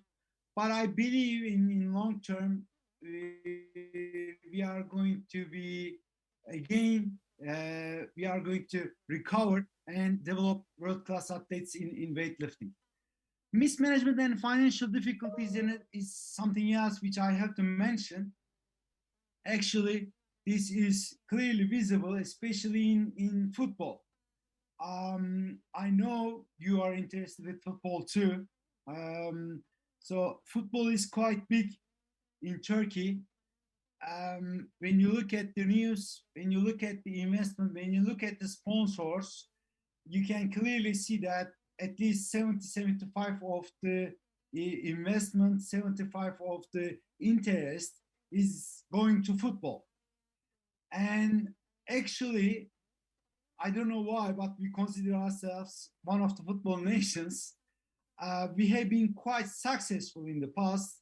If you remember, in 2004, we were third in the World Cup.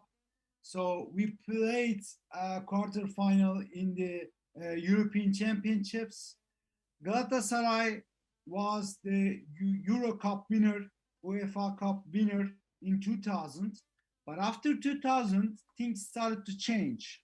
So we couldn't ourselves to the change of the international football industry.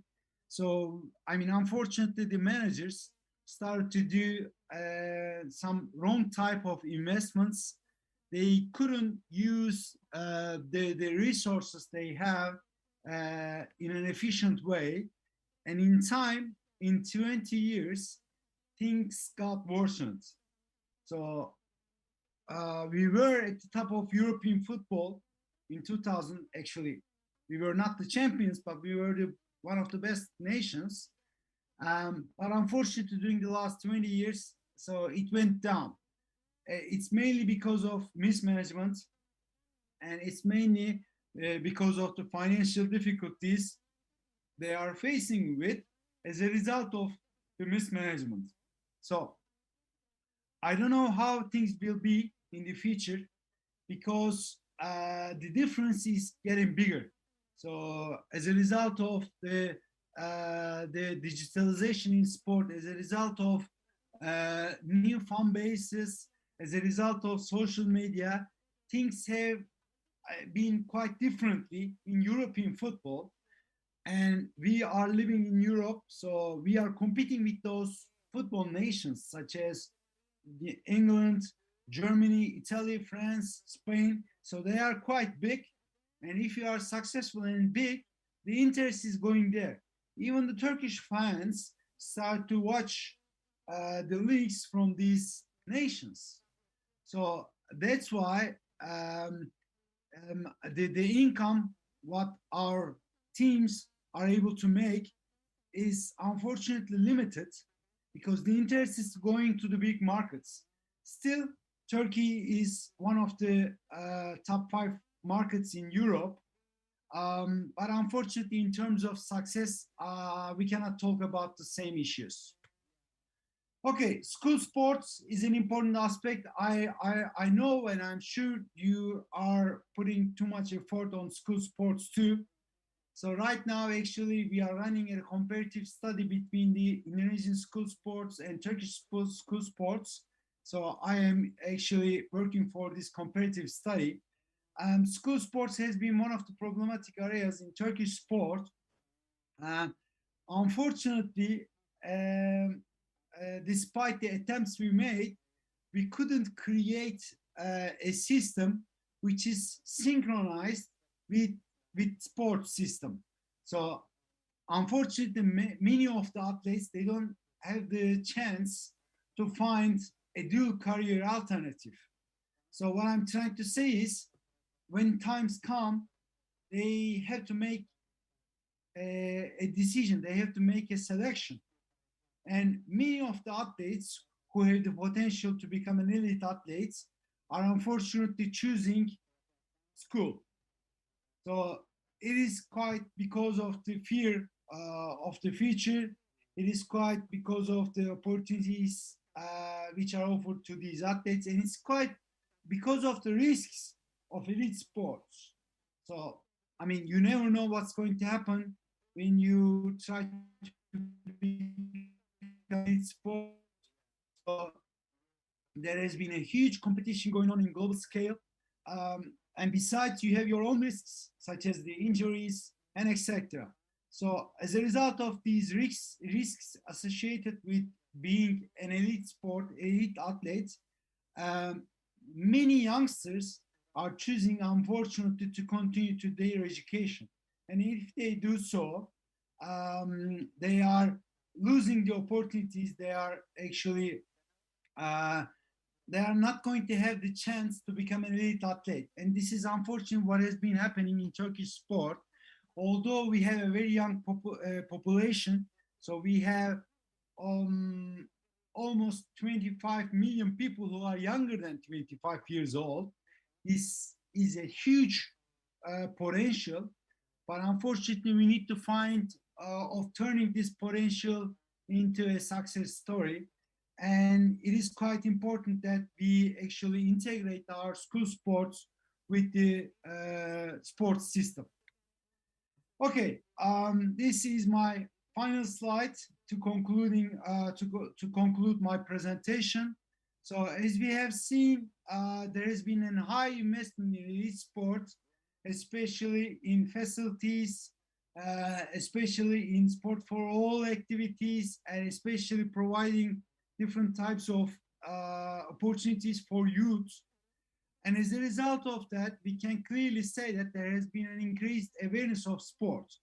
So compared with 20 years ago, I can clearly tell you that the people are quite interested with sport. So this is creating a better sports infrastructure. This is creating a better and bigger sport ecosystem. And everything is quite related to that. So there isn't any shortcut actually for success. So while you are trying to develop sports in one nation, you need to focus on different aspects. So elite sport is one of them, but it's not the only one. And if you think about the elite sport, it's very complex. It has quite different type of pillars. And besides that, you need to focus on the sport for all. You need to focus on school sports, youth sports. So you need to consider all different levels and all different pillars of sports infrastructure, sports structure. So by doing that, you cannot have a one-size-fits-all approach. So sports, nations, cultures, they have their own difficulties. And in order to be able to solve the problems, in order to be able to create a bigger ecosystem, you need to focus on these differences, and you need to actually create structures and systems which are suitable to the features, which are suitable to cultures. So that's why it's not possible for the nations to have a one-size-fits-all approach. So we cannot take the structure of England and adapt it to Turkey, because Turkey is different than the England. So that's why we need to understand what is specific about ourselves, and by considering these features and specifications, we need to create our own systems. Thank you very much. I hope I finished it on time, I guess.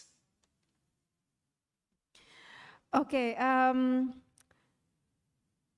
Thank you very much, Dr. Chemtinas, for the presentation. It was very comprehensive, and I'm sure will be valuable for the participants.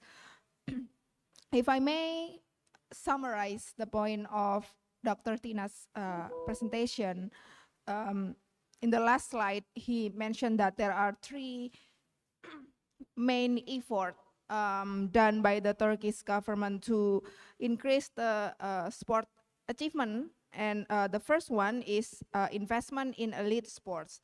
We can see that in various ways, such as Turkey's effort to bid as the Olympic host, and investment in various sport facilities, whether it's in the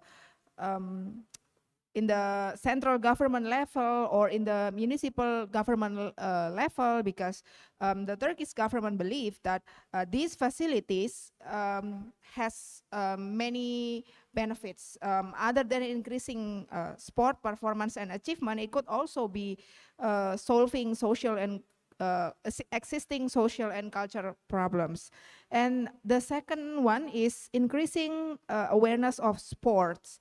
The Turkish government has conducted various educational program for athletes, for trainers. We can see that from the doping issues, and then also for mismanagement and financial difficulties.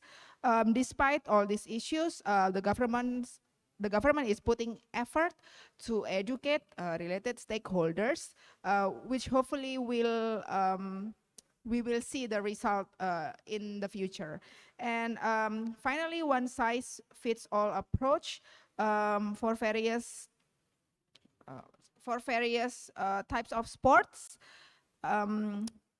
which includes school sport and women in sport, which hopefully can also increase the achievement in sport in Turkey. But one thing that Dr. Chemtinas emphasized the most is that all this effort cannot be done instantly.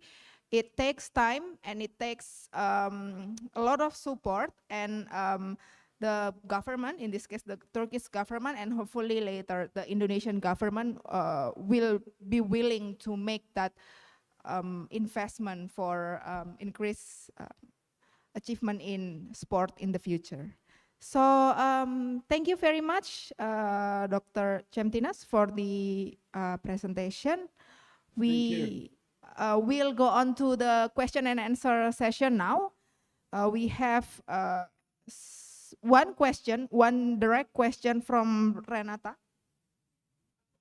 Yes, from Renata. And Renata, are you here in Zoom? Yeah, I'm here. Okay, so please deliver your question directly. Hello, Professor Tinas. Nice to finally meet you here. And then, hello, Mary. How are you? Hello, how are you? Doing great. Okay, I actually have 2 questions.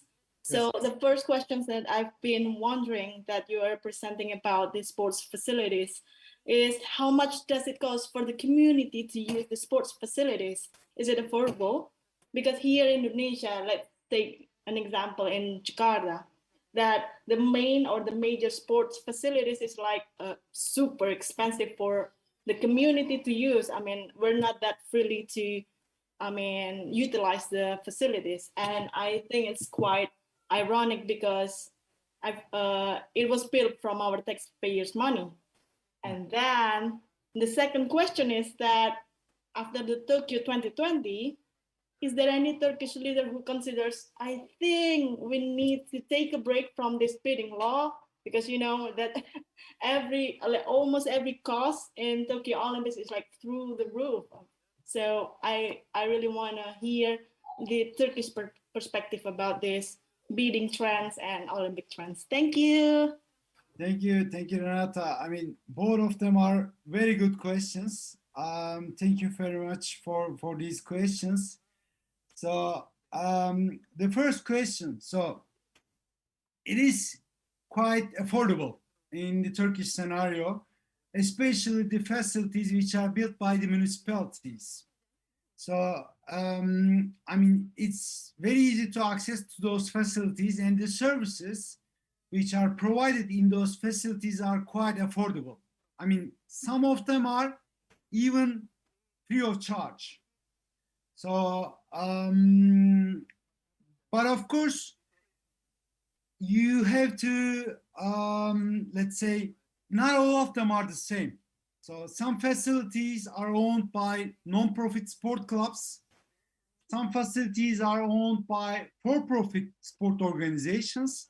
And some facilities are owned by federations. And some facilities are owned by municipalities, in the Turkish case.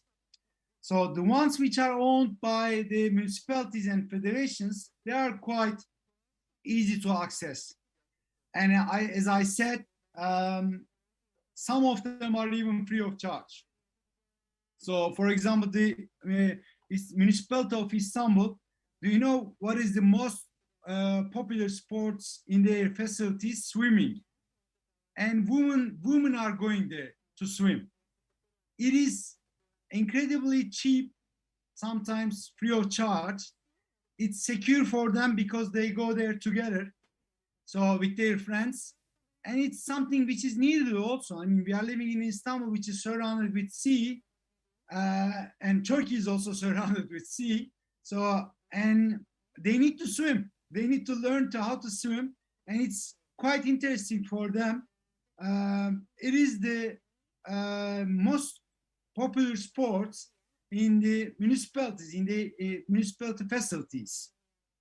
But of course, it's not the same as you said. I mean, some facilities which are owned by for-profit institutions, they are not that cheap. They are not that achievable. Actually, the sports structure, the sport system in Turkey is kind of developed and created by the European examples. So when you go back early 1920s, 1930s, German system, German nation was one of the examples which he had taken. And at that time, still also, German system is quite social. Wherever you go to Germany, even in little cities, you will be able to find sport facilities which are affordable. And I mean, Turkish system is, I cannot say similar, but they have copied the German system somehow. And as a result of the increased awareness of municipalities, they are using public money to build these facilities, but they are enabling it for the use of the community. So we can do that. This is the answer of the first question. And the second question, this is interesting because I'm going to tell you something. I mean, unfortunately, during the last 20 years, in the community, we have huge disagreements. So, I mean, the same party, the same people are ruling the country for the last 20, 25 years. But there has been huge disagreements in the community. So they are not quite going well. So, I mean, they are distributed 50 to 50. But you know what? For the first time, they agreed on one thing. In 2013, the population's support for hosting the Olympic Games was around 85%. So this is quite funny, I have to tell you. because it's not the same case in European countries. So the population, the people of European countries, they know exactly what is the cost of hosting the Olympic Games and what kind of difficulties can hosting the Olympic Games can create for them. Interestingly, in Turkey, I don't know why, even though the people who are having economic difficulties, they want to have that. I mean, it's kind of dream for them. And they are actually behaving as if nothing is going to happen negative, but there will be negative consequences. Of course, many negative consequences. And I mean, when you think about the economic situation in Turkey, since 2013, things are not well. So the Turkish lira has lost its value by actually by 500% or something like that. I mean, in 2013, $1 was equal to 2.5 Turkish lira. Right now, it is more than 8. And yeah, so, and although this is the case, people still are willing to host the games, I tell you. And hosting the Olympic Games isn't only related with sports. So it's related with everything. It's related with the whole government, whole country. And as you said, they are using public money. And as the community, we have to be aware of the negative consequences of hosting the Olympic Games. These kind of events, I mean, not only Olympic Games, but also other events which require huge amounts of investment. They are also, they can be also dangerous, I have to tell you. And as the community, we have to be aware. But interestingly, in the Turkish scenario, the community wants to have it. Whatever happens, what kind of consequences does it have? It doesn't matter for them. They like to have it. Thank you, Renata, for the questions. Renata, Miss Renata, are you satisfied with that answer, or would you like to discuss that further? I kind of have another question. I mean, did the Turkish government has ever have this kind of marketing events or promotion events about the Olympics that makes almost everyone in the country want to host the Olympics? Because, you know, like Indonesia actually expressing this intention to bid for the 2032, but there's no real promotional stuff for us, the community, about Olympics. But yeah, people are happy about Olympics because of the Asian Games, but I don't think it's strong enough to have huge supports like Turkey. Yeah, I mean, so I didn't mention this in my presentation, but all these investments have its tie with soft power. So I mean, Turkey has been trying to use sports as a tool for recognition, international recognition also. And when we go back in 2010, 2012, 13, we can clearly see that there has been quite positive results, positive consequences of these attempts. So in 2012, 13, Turkey has been one of the top 20 visited nations. Istanbul was the 6th most visited city in the world in 2012. But of course, there are some macro criteria. I mean, it's not only related with your attempts. There are some issues which you cannot control. So when you think about the 2015, 16, the terrorist attacks which happened, all the danger surrounded us and etc., it damaged the Turkish image. Right now, it is recovered again. I mean, one of the biggest areas which Turkey has invested during the last 50 years is tourism. Our seas, our Mediterranean region is full of resort hotels, enabling millions of people to accommodate. And we have seen positive results of these investments. And we cannot actually separate sports from these investments. They are pretty much connected to each other. For example, Formula One. I mean, it has been a huge loss for the Turkish government. They spent, I think, something around $200 million. I mean, it's not making any profit. On the paper, it's not making any profit. But when you look at the prestige side, when you look at the international marketing aspect of having Formula One, it's huge. And right now, it's even bigger. So because Formula One is becoming bigger worldwide, and as a result of that, we are going to host the event hopefully in October, because we lost it in 2011. From 2011 until 2020, we didn't have it. We couldn't have it back. But as a result of pandemic, as a result of COVID, it has created an opportunity for us. I mean, there weren't any other nation who were capable or willing to host the event. We said, okay, we do it. And in 2020, last year, we hosted.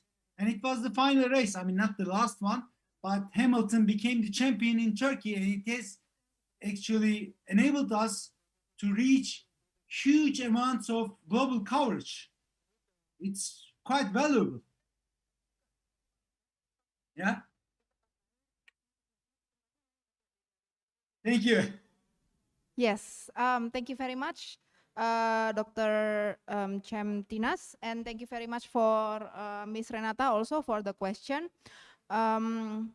It's a very interesting discussion as although Indonesian government has been hoping to increase its people participation in sport, but it's not met with the right policy and not met with the right action, facilities, and etc. So I think Indonesia is quite at a different level than Turkey.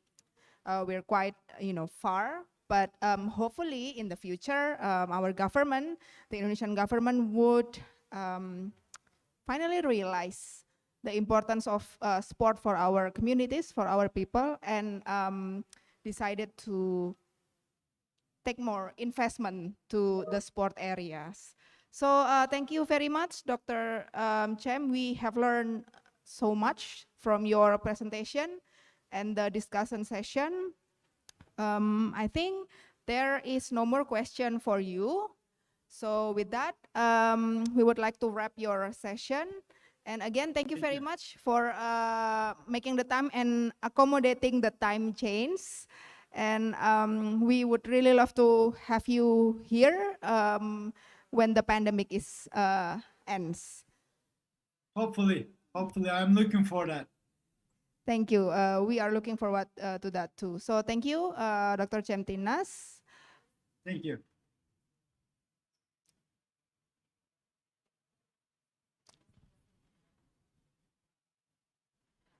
Speakers and audience, with the end of the presentation and question and answer session by Dr. Cem Tinas from the Istanbul Bilgi University, Turkey, it comes the end of our plenary session.